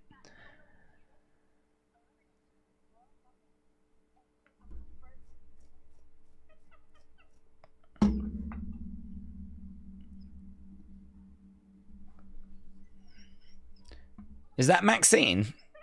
Lyra walks away. Yeah. Oh, they're doing some TikToks. Otis, Tozawa.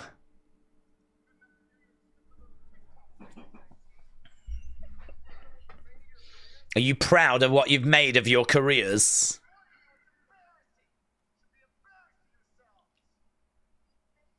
Especially you. Okay, so Ivy just having a word there with Twinkle Toes. They are embarrassing. Disgrace. Liv making her way down to the ring. Natty was robbed, says Jim. Zelina Vega has tweeted LWO forever. But she doesn't mean that, and she's actually going to leave them behind. Liv Morgan in the ring then. Can we get Gable out of the lower mid-card, said Ellis Dub. It's crazy that he's still there.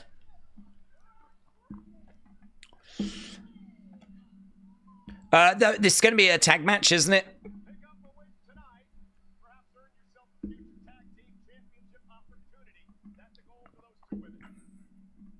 Right, I can't see Cena winning the Rumble. I think he gets it at Elimination Chamber, says Chris. Wrestling fan said Raquel Rodriguez and Liv Morgan. Okay, here we go. Ivy is confused. Maxine is not Kenny Omega. All right, Bianca and Naomi versus Liv and Raquel. What time are we looking at? We probably got just over an hour left to go. It's pretty nice gear they've got. Come on now. Watch it fall down. I never needed you. Oh my God, I can't wait to get into a relationship just so I can break up with a person. And then when they come round, I can start singing Bianca's theme song at them. I never needed you at all. Da da dun dun. Da da dun dun. Da da. I never needed you at all. Da da dun dun. Da da dun dun. Like that. And they'll be crying. They'll be like, why are you being so mean? And I'll just be like, turning round with my braid, because I'll have the braid. And I'll be like that. I'm going to get in a relationship just so I can do that.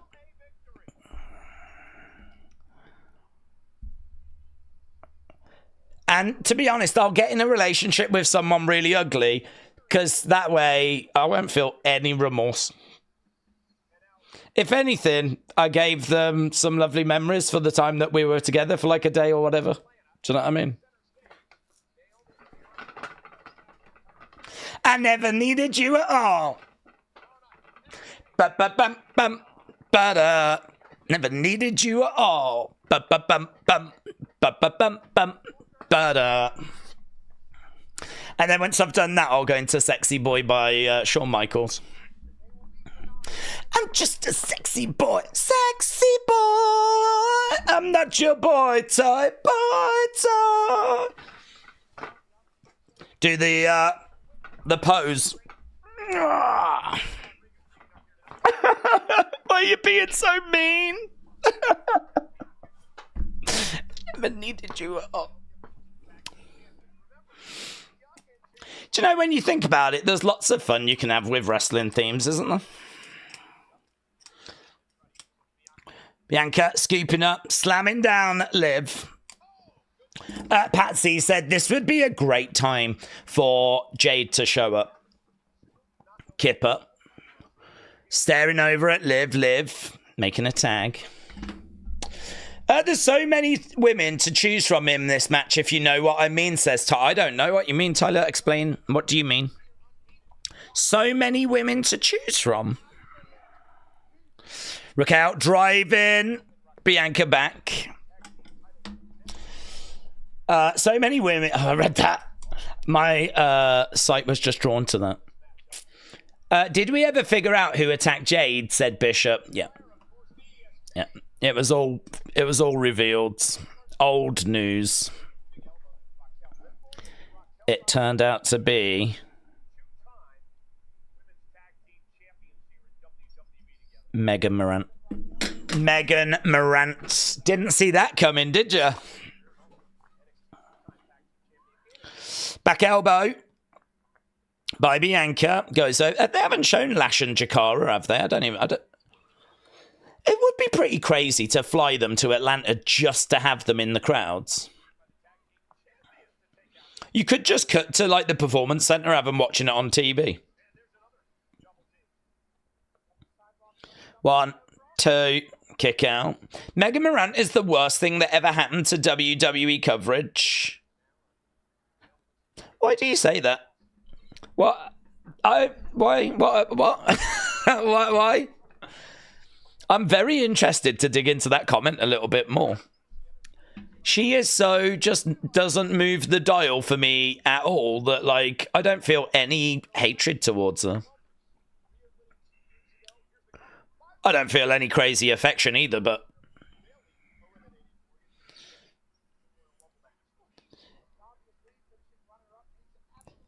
please, no Liv Morgan slander in the chat. Let's all appreciate her talent. I appreciate her talent. I was a huge fan of when she used to be able to take the order and then she'd come back and she'd be able to carry the chicken wings and several beers at the same time. Like, honestly, it's harder than it looks, you know. So I agree. I won't have any Liv Morgan slander. She has got skills. Yeah. She's like in the... She is like gold standard. She could do that where she could carry them here and here. So she could actually carry like 4 plates of wings at the same time. That's good, honestly. A lot of those girls just trip over and, you know, drop the one that they're trying to carry. She can do 4. Yeah, no, she is skilled. She is really skilled. She's gone to the outsides. Daze, you're funny when you're bopping, flexing, and just getting jiggy with it, says Hannah. What can I say, Hannah? I just love wrestling. Stuart, she can move my needle. Would your wrestling finishing move be the beanie boomer? Yeah, but now it would, yeah. Sounds very similar to baby boomer, doesn't it? And that wouldn't be my finishing move. I don't even know what that would entail. But beanie boomer, yeah. I don't even know what that would entail.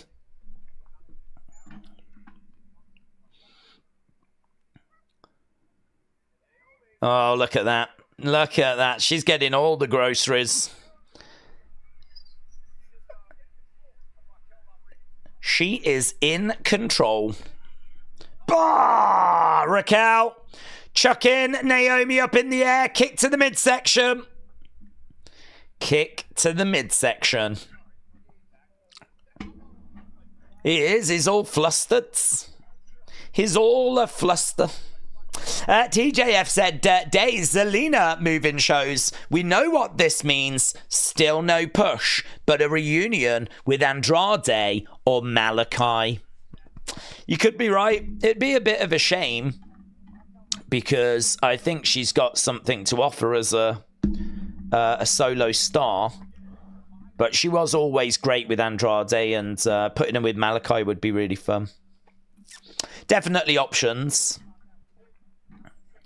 Do you know, I think my impression of her drastically changed when we were in Puerto Rico. She came out with that iconic flag and everything, like the look that was fantastic. She looks so good.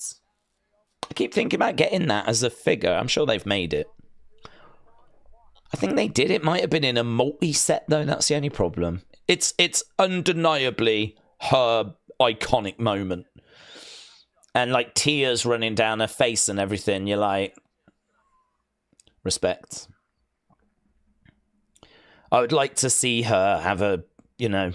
That was a great moment, actually. Never thought she would win, and she didn't, but... I don't know. Is there anything we can do to kind of build her up? I'd like to see her get a shot, you know? A realistic shot. And not just because, oh, you're from you've got Puerto Rican heritage, haven't you? I mean, you got some Puerto Rican heritage. Yeah, all right. Well, you can be in the women's title match then.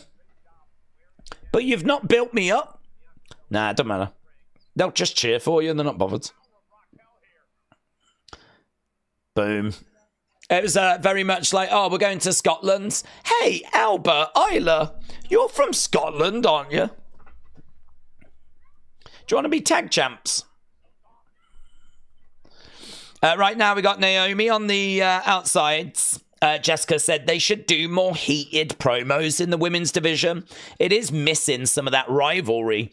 They don't have much going on for stories. They've dropped the ball on Nia and Tiffany.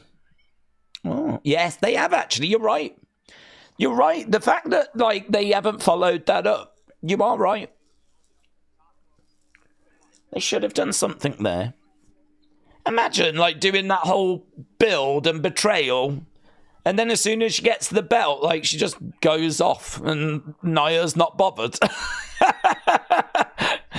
It is bonkers. Raquel spills to the outsides.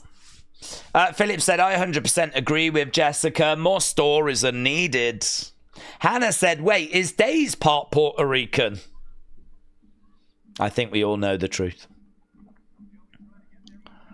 Trying to get over. I actually stream. This is where I need to come clean. I am actually in Puerto Rico right now. Oh, big kick coming in. This is actually just a fake accent that I put on. Over the top, Bianca with a shoulder tackle. And again, Liv goes down. Right now, she's saying to Liv, come on. Grabbing the arm. It's a hot tag. Bianca's got Liv up. Yeah! Oof. Love that little, love that sell by Liv. Ah!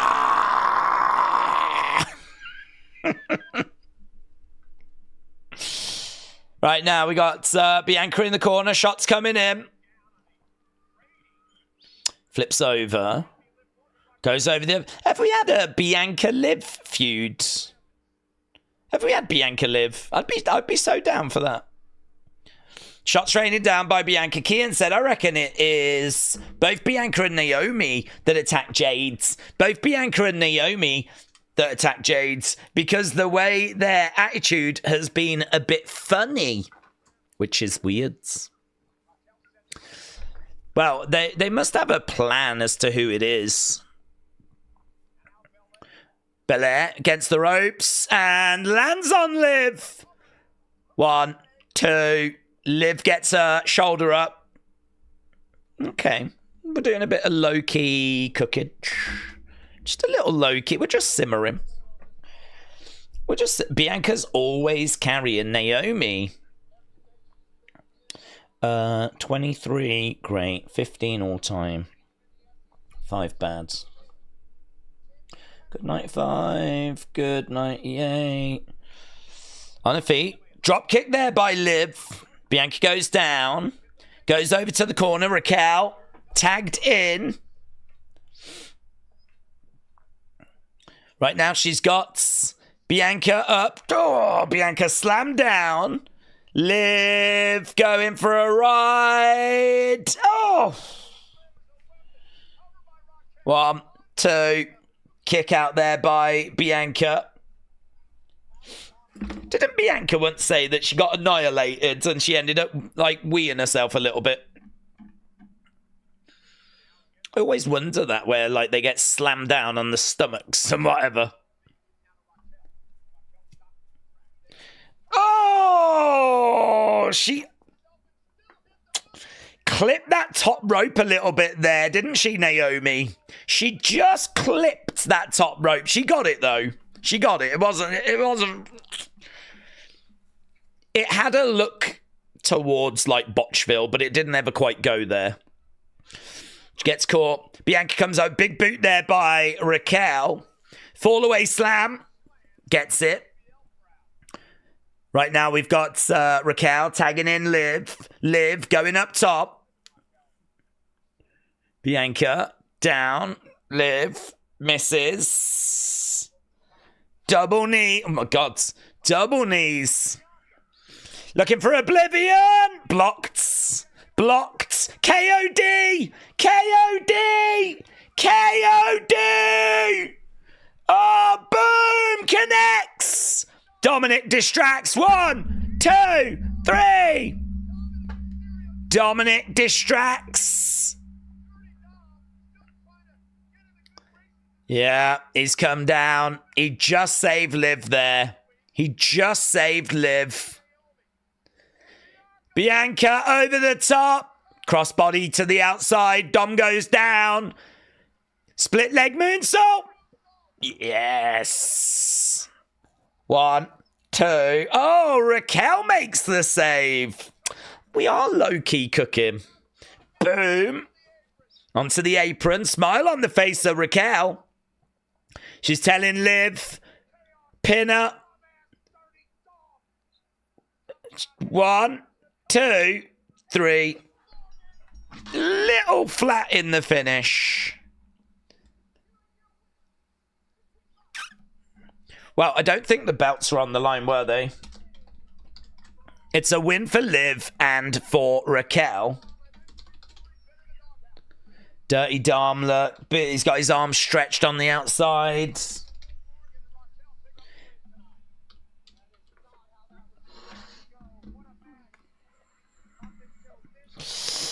Does that get them a title shot? I'd imagine it does. Yeah, I'd imagine so.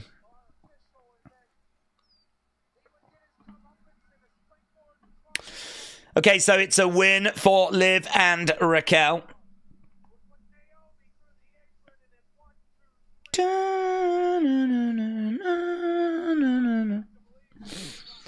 all celebrating. On the outside of the ring. Okay, we're backstage with Kathy.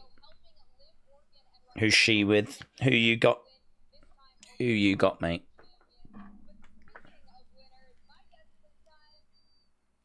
Rhea Ripley. Rippers.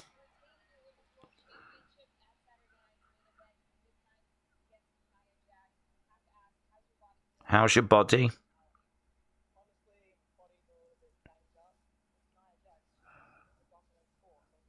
My body's a bit banged up.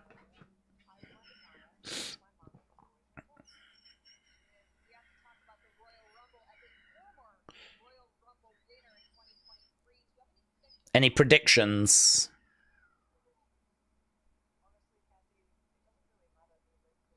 It doesn't matter. Whoever faces me will be brutalized. Here's Bailey. Ding dong.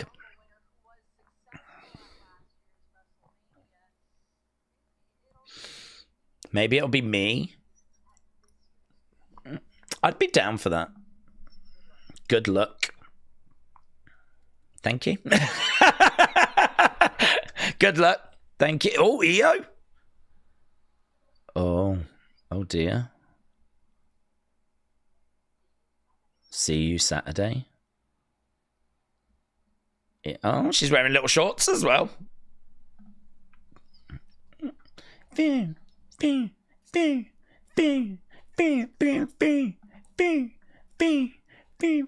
is a much better track. I want to go to this world thing. I say it every time, and I will always say it every time. Oh, I want to meet The Undertaker. I want my picture in front of that sign. I want to see Cody on stage. I want to see The Rock. I want to hug Cody Rhodes. How many times are they going to show The Rock? I want to do all those things. The undisputed WWE champion Cody Rhodes is on the show tonight. Kids, get excited. Get excited. We're in Atlanta. We're just seeing some of their famous buildings. And we've gone to commercial break. Wonderful. Daze, if you was Puerto Rican, your name would be Daisy and Priest. That Kaiser Nat is here. There were rumors that he was going to be involved in this show. I don't know this music, but here he is. Kaiser Nat's got massive pop, you know. Huge pop. Ladies and gentlemen, the biggest Twitcher in the world. Kaiser Nat heading down to the ring.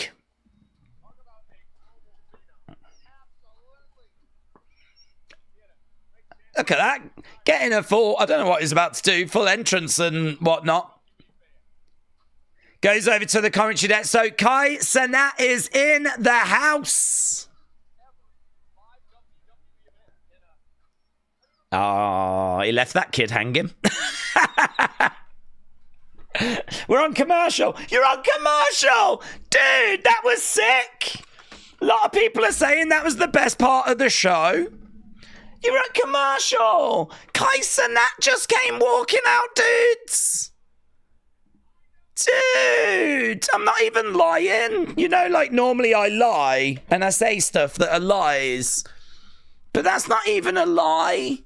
Oh, no. I'm so gutted for you. God, life can really be so unfair sometimes.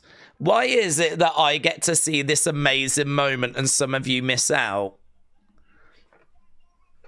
So angry. Oh, God, I'm livid. Don't talk to me, guys. I'm so upset. Yeah, Kai Cenat's, King Yeti said, I'm actually not bothered.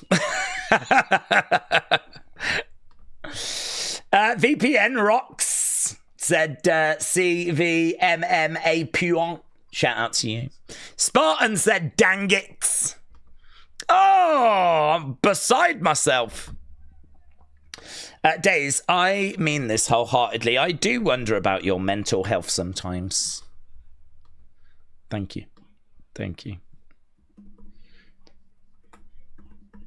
Kai Cenat. How do you spell Kai Cenat? How do you spell his name? I pay $16.99 and I get commercials. Dudes, I pay $12.99 and I get Kai Cenat. Cenat.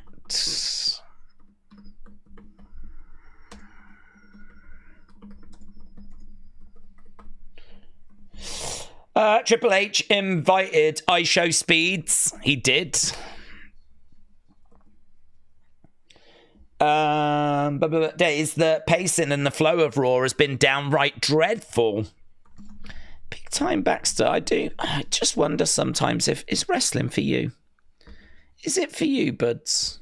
Do you think you'd be happier if you went off and went to like a fishing community? Have you ever thought about it, buds?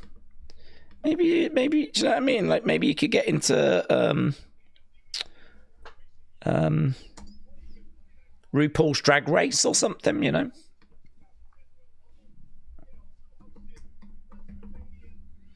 I think this has been one of the best shows I've ever seen. Do you know why? Because my spirit animal, Kai Cenat, was on the show.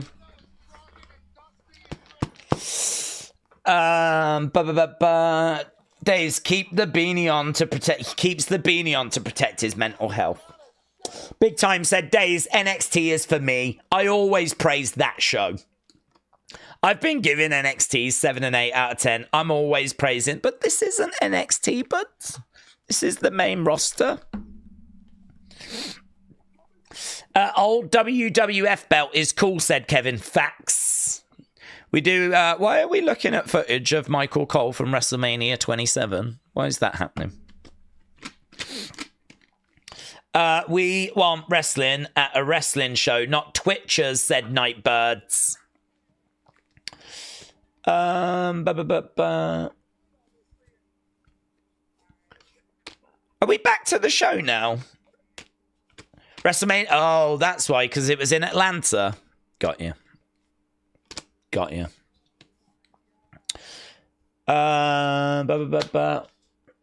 Would you watch it if Kevin Owens was undisputed WWE champion? Yeah, of course.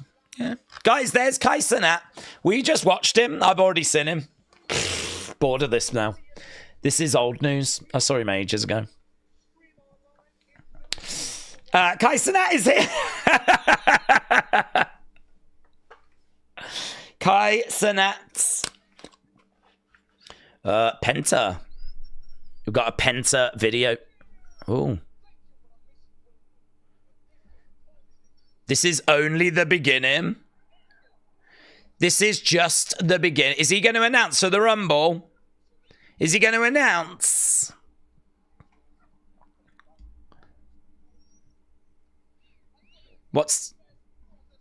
He wants to face the best wrestlers. 1-on-1. 2 against 1. 29 against 1. Here we go. Penta announces for the Royal Rumble.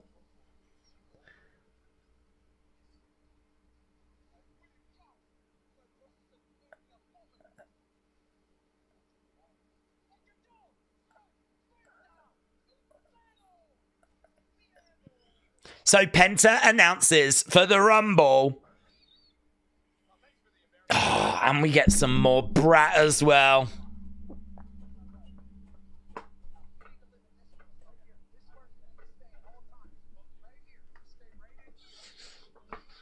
I'm your number one. Hell yeah, Penta said LS dub. Kickoff show for the Royal Rumble. The Rumble stacked. Daze, Big Daddy Mark's about to throw another fit. Oh, God. Let's go. I hope so. I hope so. He came out with a video earlier, didn't he? I feel a little bit sorry for him, to be honest. I think he's got a bit carried away, isn't he? He's got a little carried away. He said he thought that by putting those tweets out, the wrestling fans would like start a campaign for. This is what he honestly thought was going to. He thought the wrestling fans would start a campaign because the wrestling community has been so kind to him, and a lot of people say you should be at the shows. He thought that by putting those messages out, we would all unite and be like, get Big Daddy Mark there. Like, but it didn't. Apparently, that's not what happened. What actually happened is we all started going, what? But then he did say that he made WWE relevant again, you know? I think he just got maybe the tone a little wrong, maybe. Paul Heyman's coming down. Here we go. Paul, hey, my name is Paul Heyman. Are you still at commercial break? This is so weird. When you go to commercial break, I wish I went to commercial break.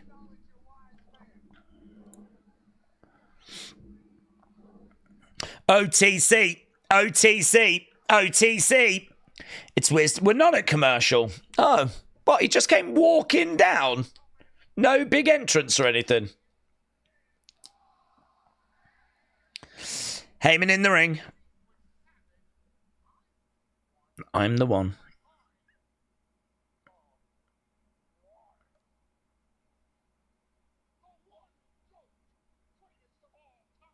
Oh. I'm the one behind the one? That normally what the line that follows that is in 21 and 1.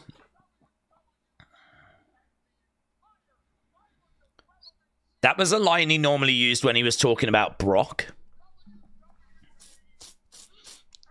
WW what? He's talking about 2K25. Oh, cover reveal. Yeah, we've seen that. Seen that. That was doing the rounds last week. It's not even unfurled correctly, has it? Look. Shh, they've botched it. Oh my God, they flipping botched it. What's that? It says W2K, 2K, I can't even read it. I can't even read it.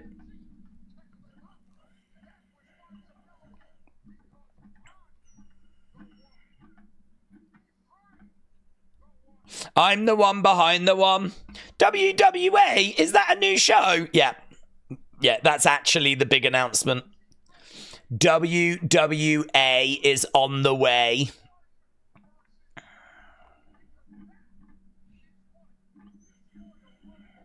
So he's talking about the Rumble.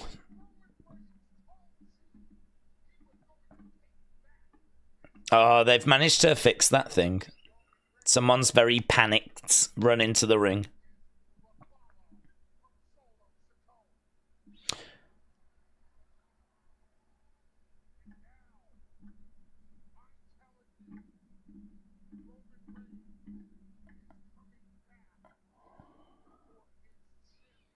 Roman's coming back for his championship.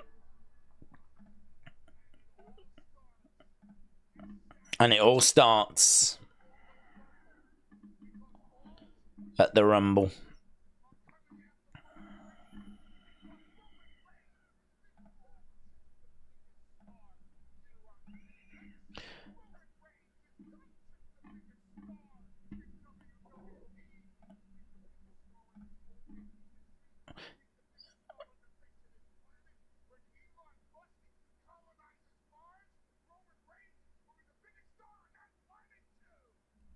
So Paul Heyman's saying that Roman is the biggest star on this planet. And if we colonize Mars, that planet as well.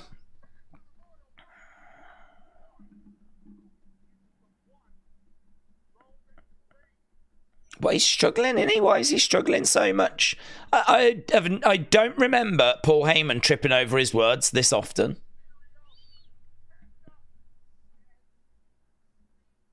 Is he not very well or something?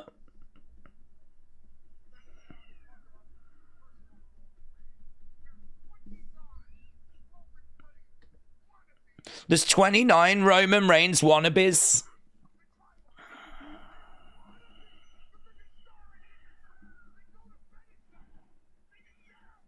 He keeps doing that, doesn't he?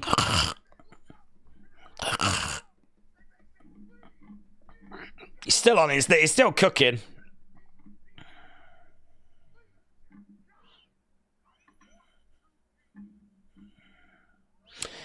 I want to be Roman Reigns. Here's Drew. Gotta tell you, man, the crowds were just like, okay. The crowd were like...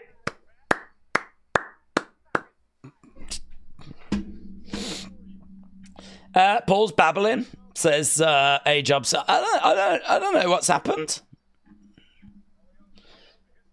I'm sure I heard WWE at one point, and then there was a few type moments. Da, da, da. Well, Drew McIntyre's making his way down to the ring.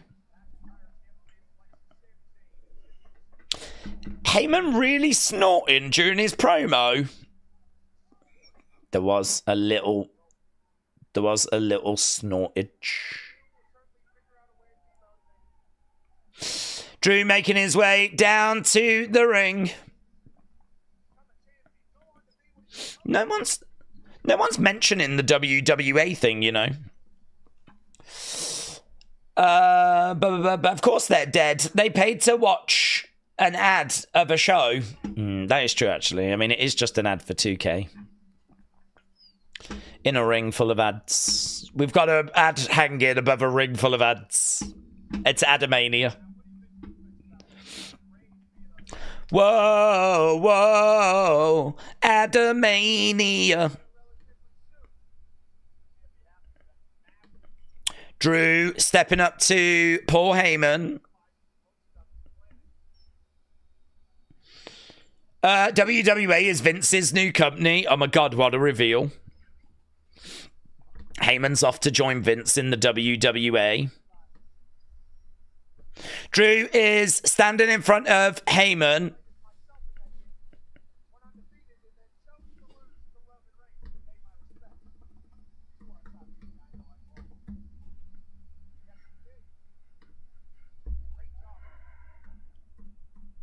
Okay, we got Drew in the ring. You look kind of nervous, Paul.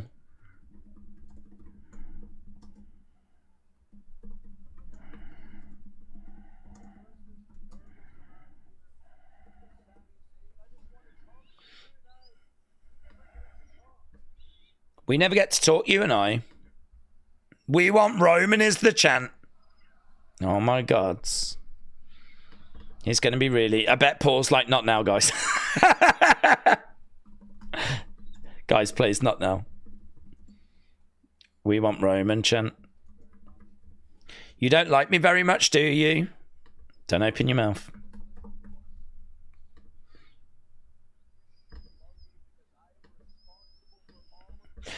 I'm responsible for all of this. Is he going to mention Brock? Are they chanting, "We don't care"?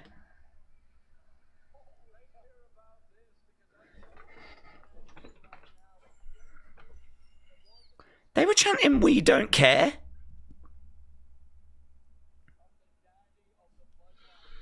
I'm the daddy of the bloodline, says Drew.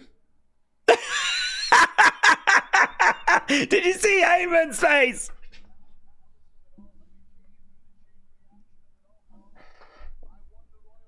I won the Rumble.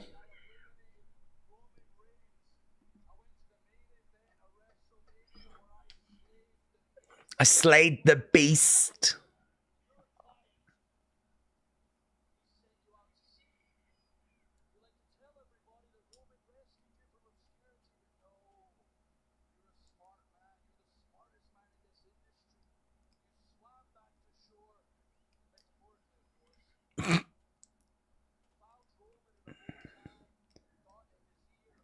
You found Roman at a low time. So he's saying basically he took Brock away. He is. He's in the corner.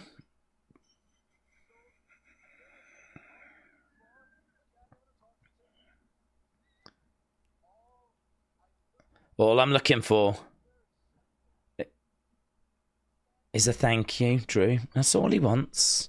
Just wants a little thank you, yeah? It's not too much to ask.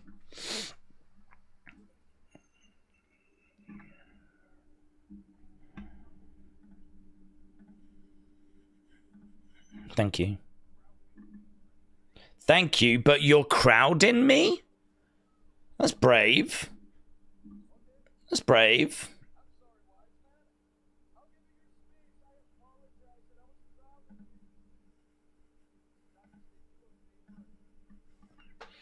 Can you do me a favour? He's got a lot of favours, hasn't he?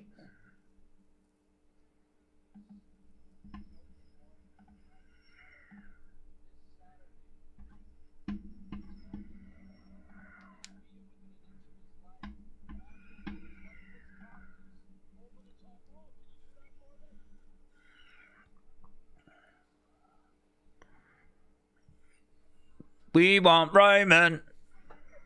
I'll give you my words.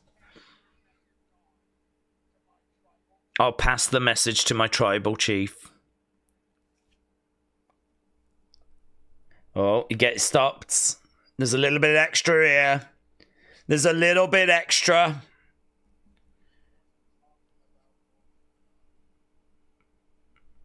I wasn't talking about...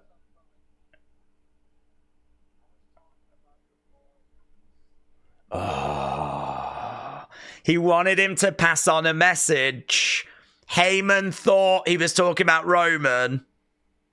He was talking about CM Punk. He does owe Punk a favour. That was a nice little twist. Drew laughing as Heyman walks away. Bum, bum, bum, bum, bum. Coming up next, Sami Zayn, Drew McIntyre. Run along.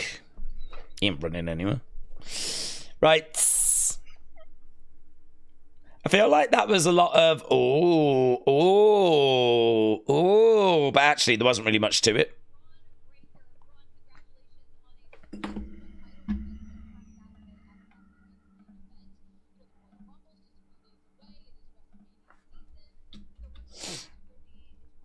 It would have been nice if the crowd behind them could have seen. Nah. F the crowd. F the crowds. I'm happy they can't see.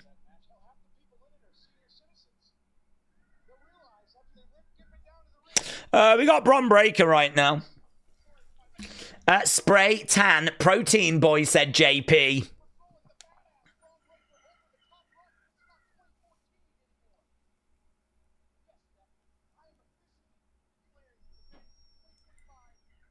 Bron Breakker has declared for the Royal Rumble. Oh. Penta? Oh my God.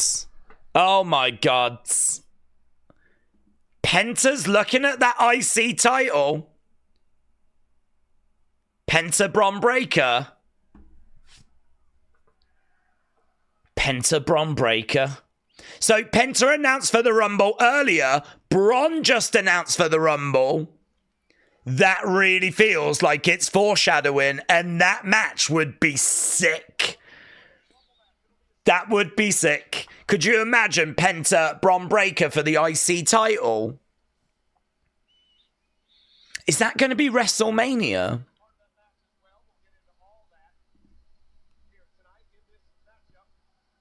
Is that going to be WrestleMania? What, we're missing this? Oh my God, you missed that as well. Oh, mate. You didn't. Shut up. You didn't. You didn't miss that. There's no way you missed Kai Cenat and doing his entrance and then you've gone and missed that as well. They wouldn't do that to you. You're just trolling. Sami making his way down to the ring.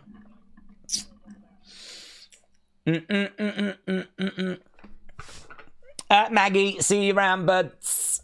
Crash Dummy said, we've spent the whole show hyping rappers, streamers, Xavier, his family, the game, wrestler videos, and Royal Rumble, PLE. Da da da da da da da da da da da.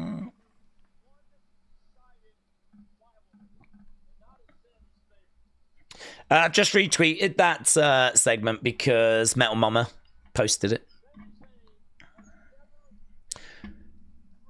Da, da, da, da, da, da. Let's go! Okay, we've probably got, what, about half an hour? This is going to be our main event match. Champions should not be in the Rumble. They should be defending the title, said Frat House. Sami versus... Oh, yeah, Drew's already out there. Drew was already out there. I was going to say, we're not going to do another Drew flipping entrance, are we?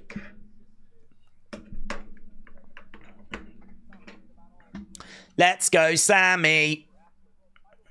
Let's go, Sami.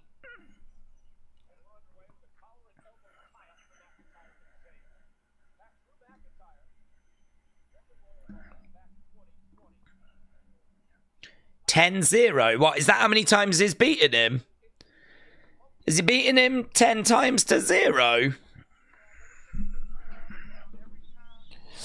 Daze, what legends do you think we're going to get in the Rumble? I've done my prediction video, but all my thoughts are in there. You tell me your thoughts. What legends do you think we're going to get in the Rumble? iShowSpeed's going to win the Rumble and finish his story, says Hannah. Nita Nitro, it makes more sense from that angle. Obviously, they faced at Saturday night's main event, so there is some leftover beef there. Leftover beef. Is that what, if you don't get your full issue resolved, is that's what you have? A bit of leftover beef. I like that. LS Dub. Oh, do you remember when you had a really sexy name last week? That was good, wasn't it? But Chris said, if that's the case, and this becomes 11-0, why is this the main event? Jungle Boy is going to be in the Rumble, said Corey. Rob said, my mum just said he fought him 10 times and lost each one. He ought to find something else to do. That is true. It's my cologne ad name. Yep. And we love you for it. I've got a feeling iShowSpeed fans already tuned out after this display, said Crash Dummy. James said, I've tweeted you. What have you tweeted me? What have you tweeted me? What is it? Ah, the pre-order bonus thing. This is his ring. This is his WWA. Acknowledge your tribal chief, the OTC.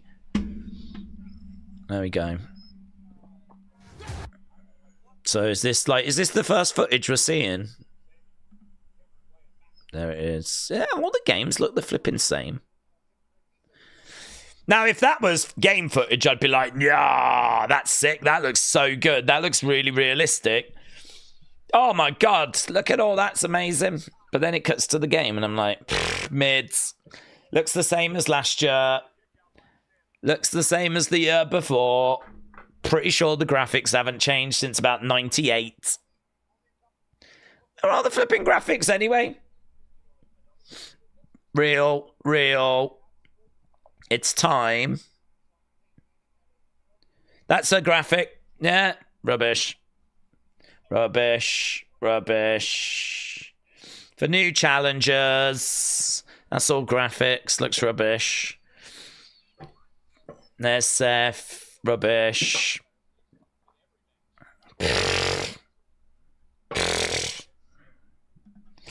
Well, there we go.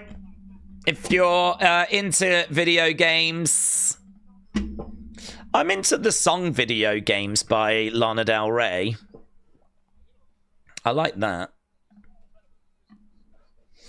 But, I don't know. It's all just... Give me some goods. Give me some interesting. Give me some exciting. Excite me. Sami in control. As crowd are really quiet for this.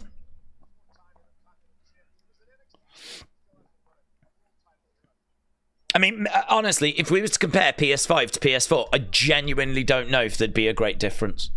Some people might be like, yeah, you can really notice it. Not from the adverts.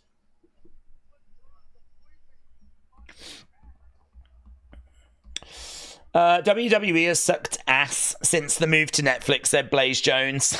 Really getting tired of this repetitive, predictable old BS. Guys, come on, it's only a game. It'll be all right. Why at 6 or a bonus download?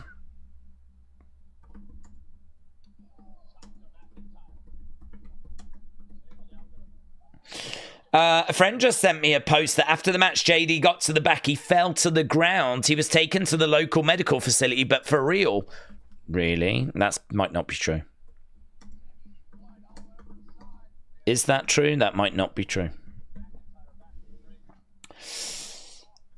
We've got some bloods. Have we got bloods? Yeah, there is bloods. There is bloods. We need a doctor. We need a flipping doctor. Get the doctor in there. There is bloods. Drew. Went for the claymore, but Sami moved out the way. Yeah, that's bad. He's having to look up. He's got a bad nosebleeds. He's got a really bad nosebleeds.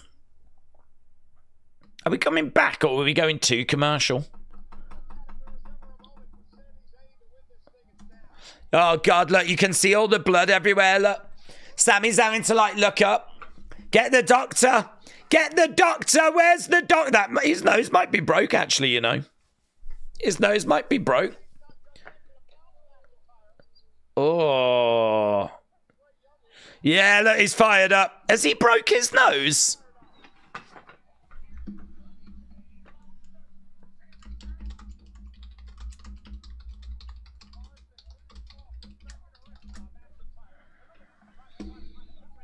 Oh, into the timekeeper's area. Oh, no! Is that the doctor? That's not the right one. Oh, God.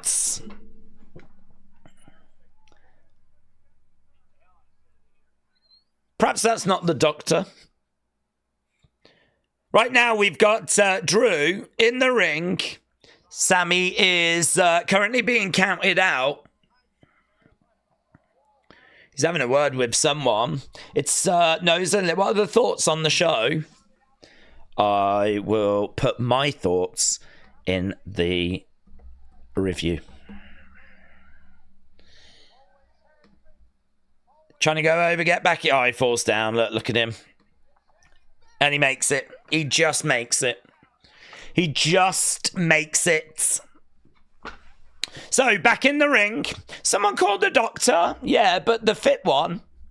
Not another one. Kick coming in there by Drew. He's broke his nose and he's broke his lips. Oh, God. Breaking your lips is the worst. That's like 6-month recovery. You have to learn to kiss again. Chop coming in there by Drew. I really thought the Viking Raiders were going to take the belts tonight. I'm glad they retained. We're going to lose the belts. Sami is down. That's quite a bit. That's quite a lot of blood, you know. Old Dad Gamer said, "Which lips?" That's a good point. That is a good point, actually. Sami might have broke his vagina. Yeah, he is down. Look. Oh, God, look. He's hugging the referee. He thinks that's his wife. He's all confused. Sami looks lightheaded.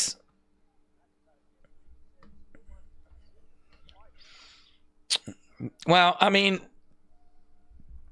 what a boomer. What a silly, silly boomer.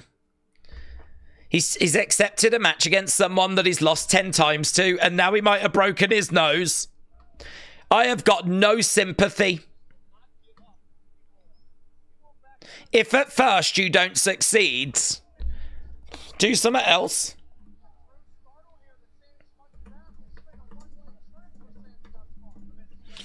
Sami trying to fight back. Oh!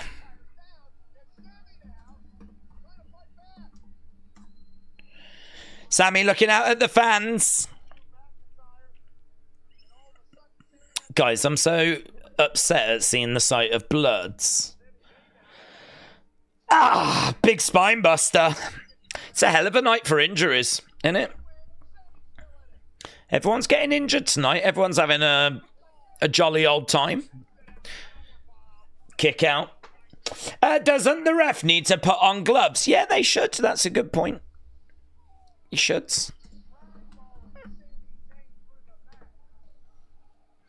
Otherwise, if he doesn't put on gloves, he might get some of that blood onto him and he might turn Canadian. Imagine that. I think you can catch being Canadian. Well, actually, it's not going to matter, is it? Because I think the ref is American.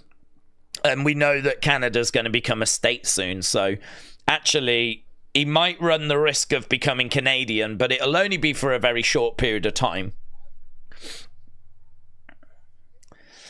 Right now, we've got Drew has got Sami on his shoulders, taking him over to the corner. That would suck, said to heel. Yeah, thoughts with the ref at this very difficult time. Goes, powerbomb by Sami. 2. Shoulder up. Shoulder up. He still can't beat him. Daze, there are several pics of fans. As he turned the corner, he collapsed. If you see him on the floor behind the screen. Well, he might not have collapsed. He might have got through the thing and gone, Jesus. I don't know if he went, oof.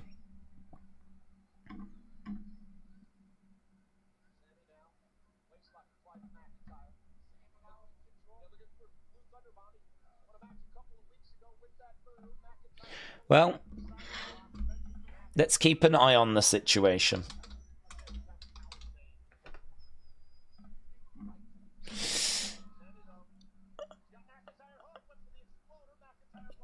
Going for the exploder.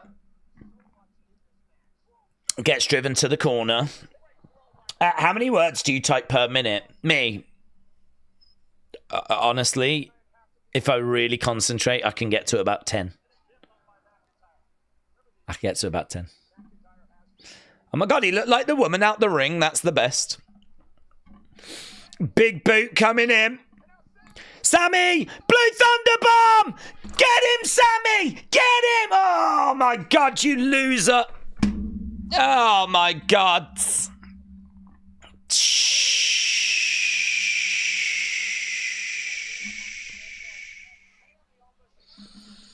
Hit him with a Blue Thunder Bomb and flipping couldn't do diddly.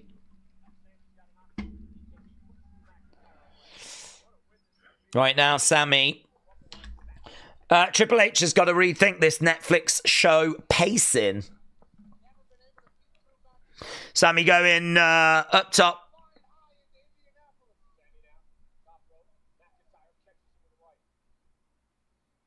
Chop coming in. A number of new roster additions has been confirmed for 2K25. Drew grabbing... Headbutt there by Sami. Drew in the corner, forearm strike.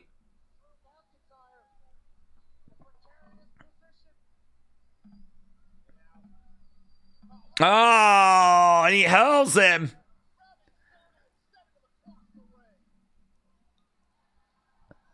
Drew on his feet. Claymore incoming. Coming over. Gets out the way. Gets out the way. Rolls up Drew. 1, 2. Kick out by Drew. Kick out by Drew. Come on, Sami. I believe in you, Sami. I believe in you. Let's go, Sami. Exploder into the corner. Guys, he can do this.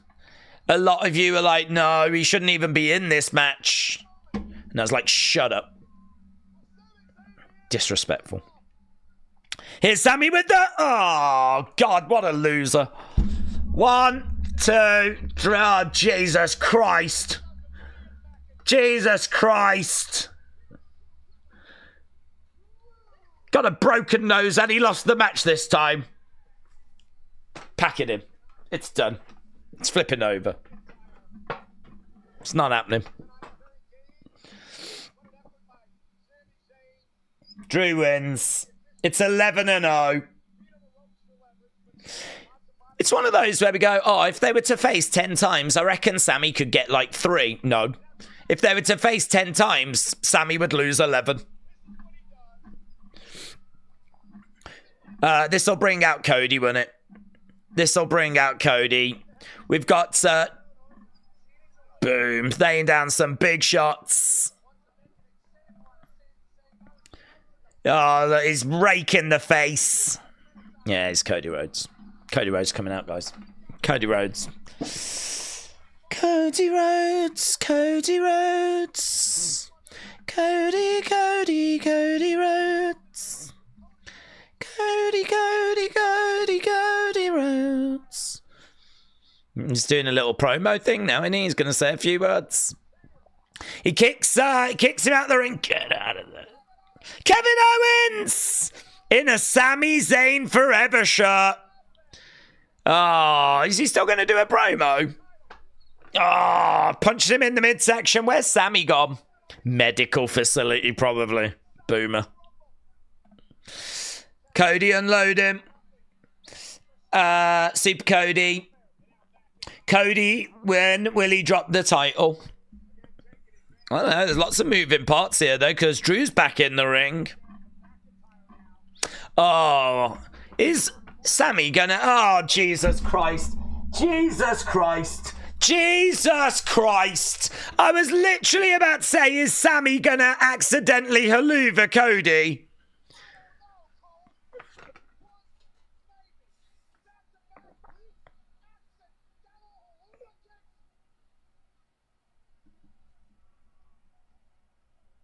He's just haluvaed Cody Rhodes in the flipping face.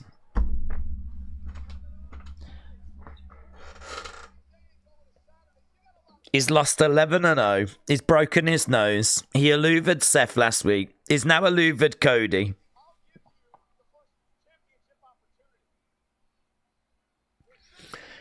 You've done that. You've done that on purpose, Sami. There's no defending this now. You can't be that level incompetent. You can't. You cannot be that level incompetent. It's not like it is like that, Sami. It is like that. You're either the stupidest wrestler that's ever lived. You're either the most incompetent wrestler that's ever lived. Or you're a heel. Heel turn coming, said Jay. Oh, Sami. He's screaming, look. He's screaming. I'm sorry, Cody. Sorry. You're not sorry. You're not sorry. You're Canadian.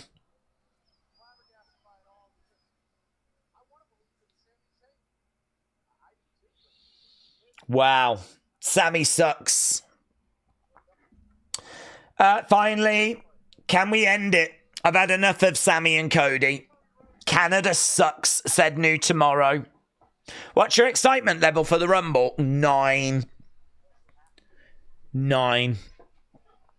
There's something rotten in the state of Georgia, said Chrissy. We're at commercial break. Well, we should get about another 10 minutes or so, shouldn't we?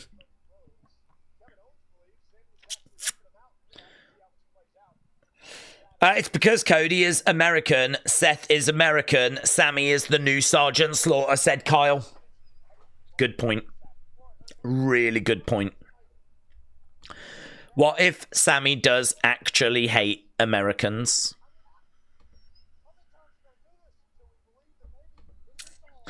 Sami is going to be on his own if this continues. Cole is starting to lose his mind. How does he say that Sami is going to get his first title shot? Did he forget Sami versus Roman? He's had another title shot as well as that.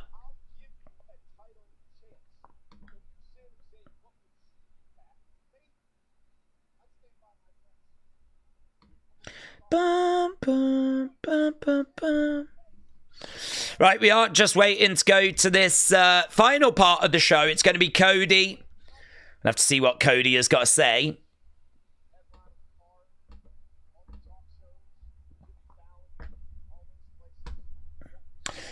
Good tonight. I fell asleep. Akeem said it's so good tonight. I fell asleep. Cody's in the ring then. We're just going to hear from Cody. WWE Creative needs some serious help. They're effing everything up. That's really sorry to hear because we did get the F out. So it's really sorry to hear that it's back again. Georgia. 2K25.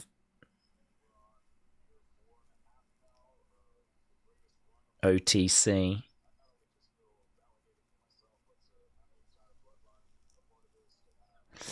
There's that Bloodline cover.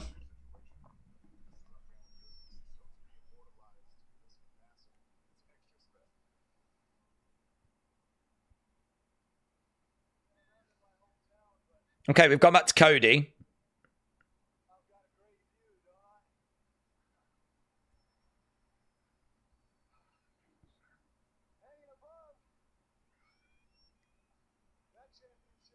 There's the titles. Okay. Here we go then. Final part of the show. Cody in the ring. We need to get the poll for that main event, don't we? It's not about the belt.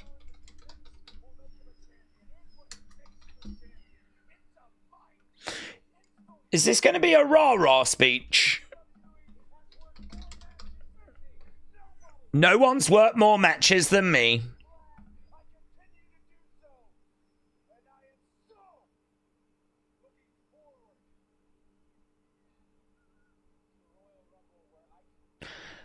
I am so looking forward to the Royal Rumble.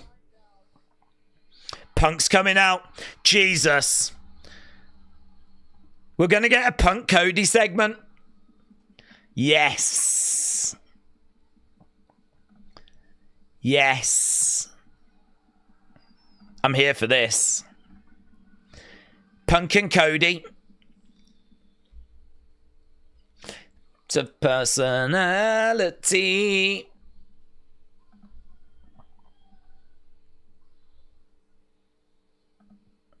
So he's making his way down to the ring. We know they want to have this wrapped up like within the next 5 minutes. But this should still be a really fun segment. Cult of personality. Cult of personality. Right, CM Punk. I only see Punk. Where's Jesus? Punk wearing his new shoes. Ah. Chicago colours.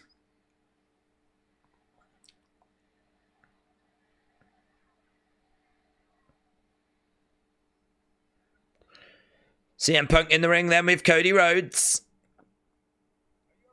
Are you all right? No, he got haluvaed in the face.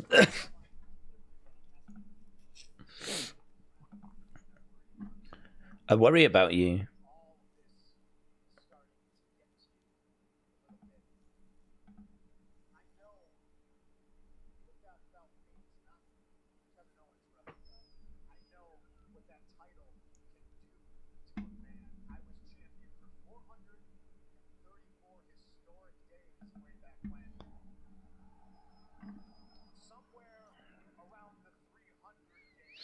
Okay, so CM Punk.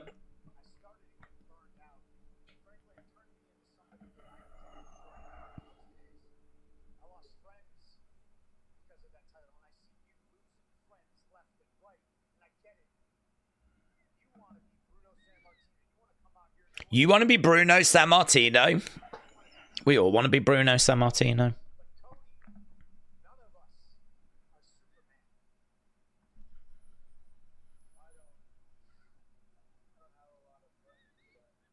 I don't have a lot of friends. You're my friend. Ah. Right? Yeah. Right? Yes, yes.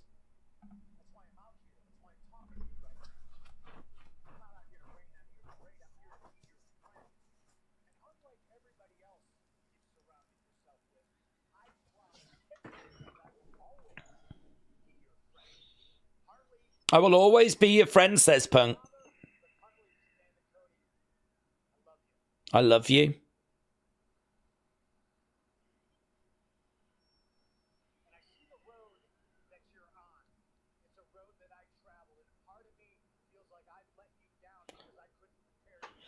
I feel like I've let you down. I couldn't prepare you for this.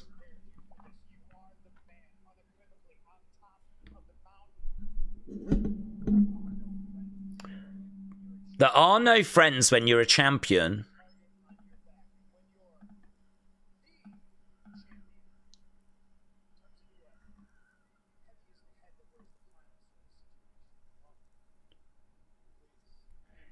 This is very captivating, but I don't know where it's going.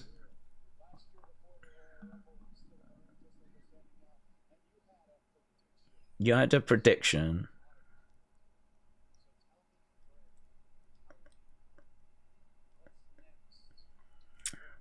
What's next for me, friend? What's next for me?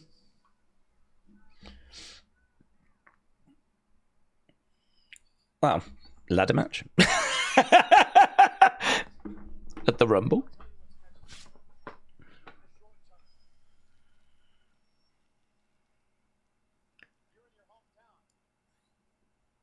You're in...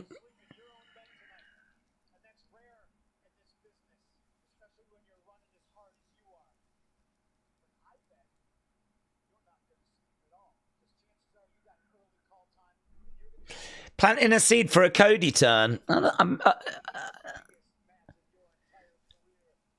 feel like there's a load of nothing here, but then I feel like there's a load of something.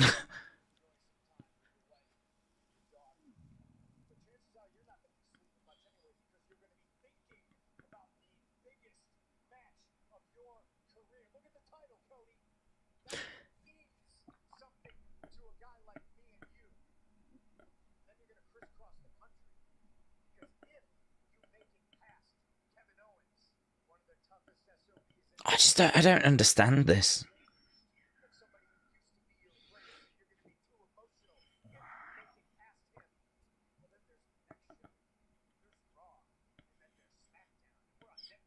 CM Punk's telling him what it's like being champion. Cody's been doing that since WrestleMania. This is the kind of promo you do after winning the title. He knows what it's like to be champion.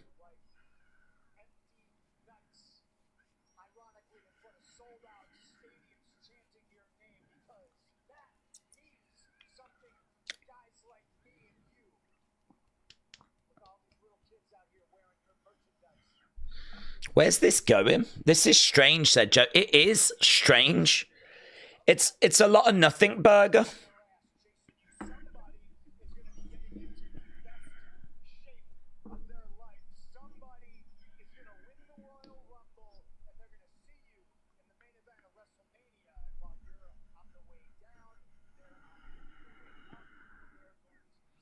I feel like they're just telling us what wrestling is.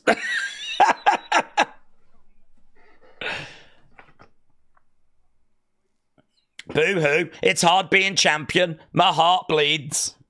Jesus. Now talk about the millions and millions that he's making.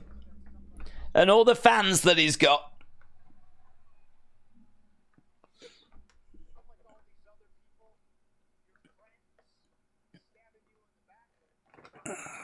I'm going to win the Rumble. Right, come on. I'll see you in the main event.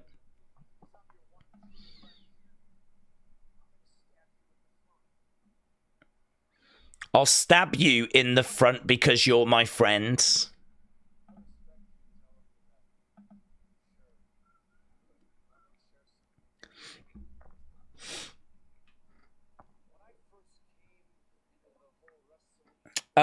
He should have said that in the beginning. Promo done.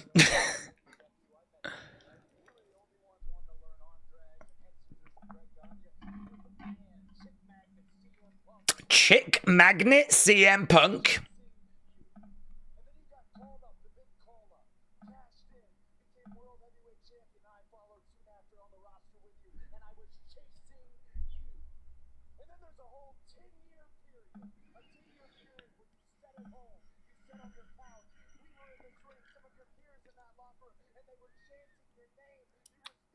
How many times have we got here about this?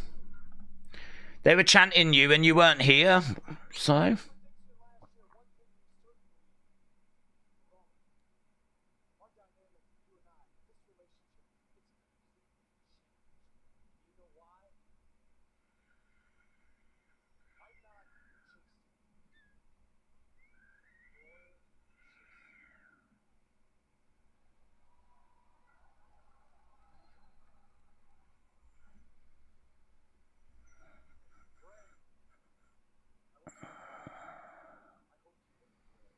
I hope you in the Rumble. I hope it's you.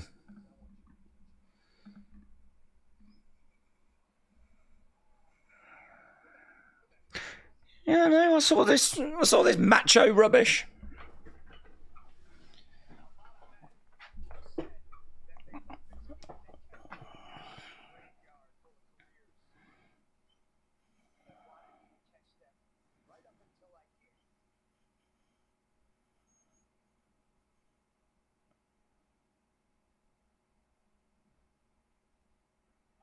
There's very little reaction from the crowd, isn't there?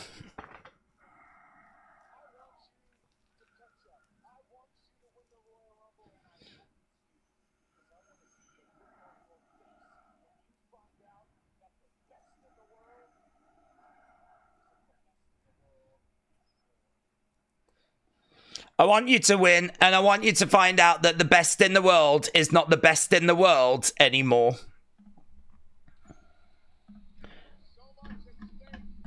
I think that was flipping boring. I thought that was awful. Are we friends? Yes, I'm your friends. And then they just... Oh, God, that was just rubbish.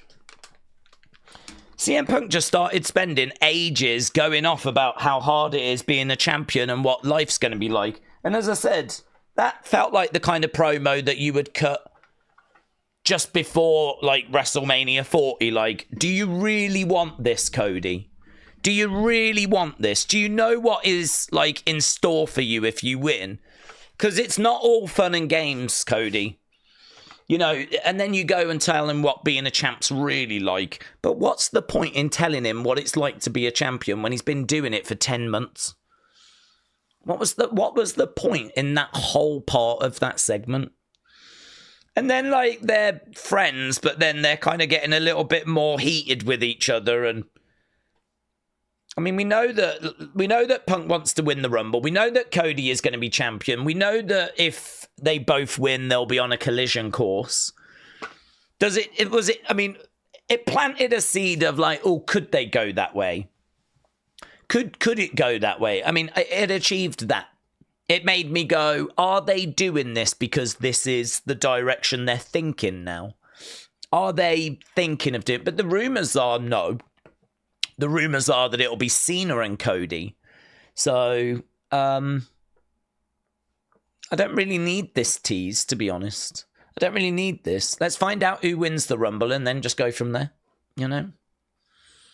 I don't know. I did find a lot of the promos tonight, they couldn't really do anything apart from, you know, just a load of boomers saying they're going to win the Rumble.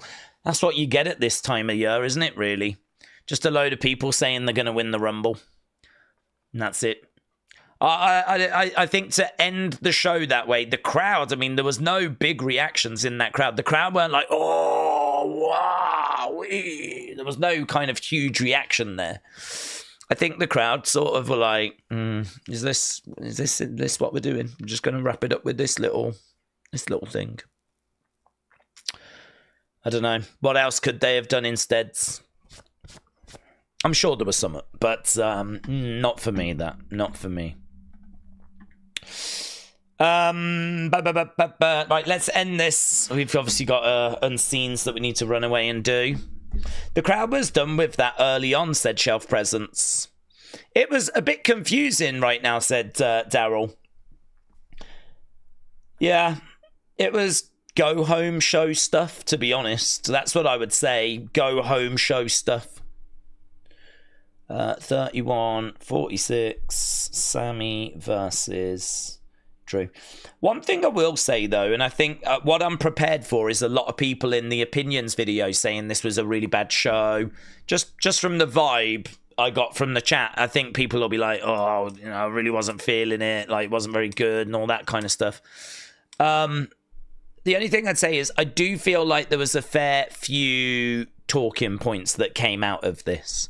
I do feel like there was quite a few, like, you know, a lot of people announcing for the Rumble. Braun, Penta tease, you know, Sami Haluva kick in, Sami, obviously the whole flipping JD stuff with him getting knocked silly, which was completely unplanned, but even so, you know, gave us a big talking point, and I hope he's doing well. So I feel like there was talking points here. I feel like there was plenty of stuff that's that meant this show still had stuff going for it, you know? Was it as good as the Raw we had a few weeks ago? I would say no. I'd say the best Raw I've seen on Netflix was week 2. Very interested to know how you lot think this compared to last week's show, though. But I would say very strong go-home vibes this week, which is what we were expecting. It is what we were expecting. Right. Apparently Carmelo Hayes has attacked Cody after the show went off the air. So Carmelo Hayes has come out and attacked Cody. I would have rather had a surprise, maybe Cena pop up. Wake the crowds up a little bit, said Jacob. It was a great episode of Raw Down. Same 15 people on both shows, said A. Jobson. I think the show was like a 7, said Jazz. I personally didn't like any Raw show after the first one, said William. Dub for Mello. Right, well, I tell you what. Big Time said, well, the NXT card looks good tomorrow. I tell you what, let's park all of our opinions and let's put them into that opinions video, because I am excited to get to Unseen, because there's a lot going on with 2K and all that. So I want to go and do that. Get that up, and then I'll get to the opinions video. So if you've got stuff you want to talk about, if you've got things that you really want to, you got to get off your chest, I'm putting the feedback request up now. So feedback required. What did you think about Raw? So there we go. You can leave your comment on that, and we'll get that recorded tonight. So thanks a lot for watching. Appreciate the support as always. We will be back tomorrow for a pretty juicy NXT. We have got Bianca, we have got Naomi, we have got Bailey, we have got a lot of people that are going to be appearing on that show from the main roster. So it should be a decent episode. So we will be back tomorrow. And of course, Wrestling Escape Pod, and we're on the road to the Royal Rumble. So thanks for watching. Appreciate it. WrestleDandy said, Daze, if CM Punk's going to win the belts, it needs to happen soon. He's almost 50. Bye for now.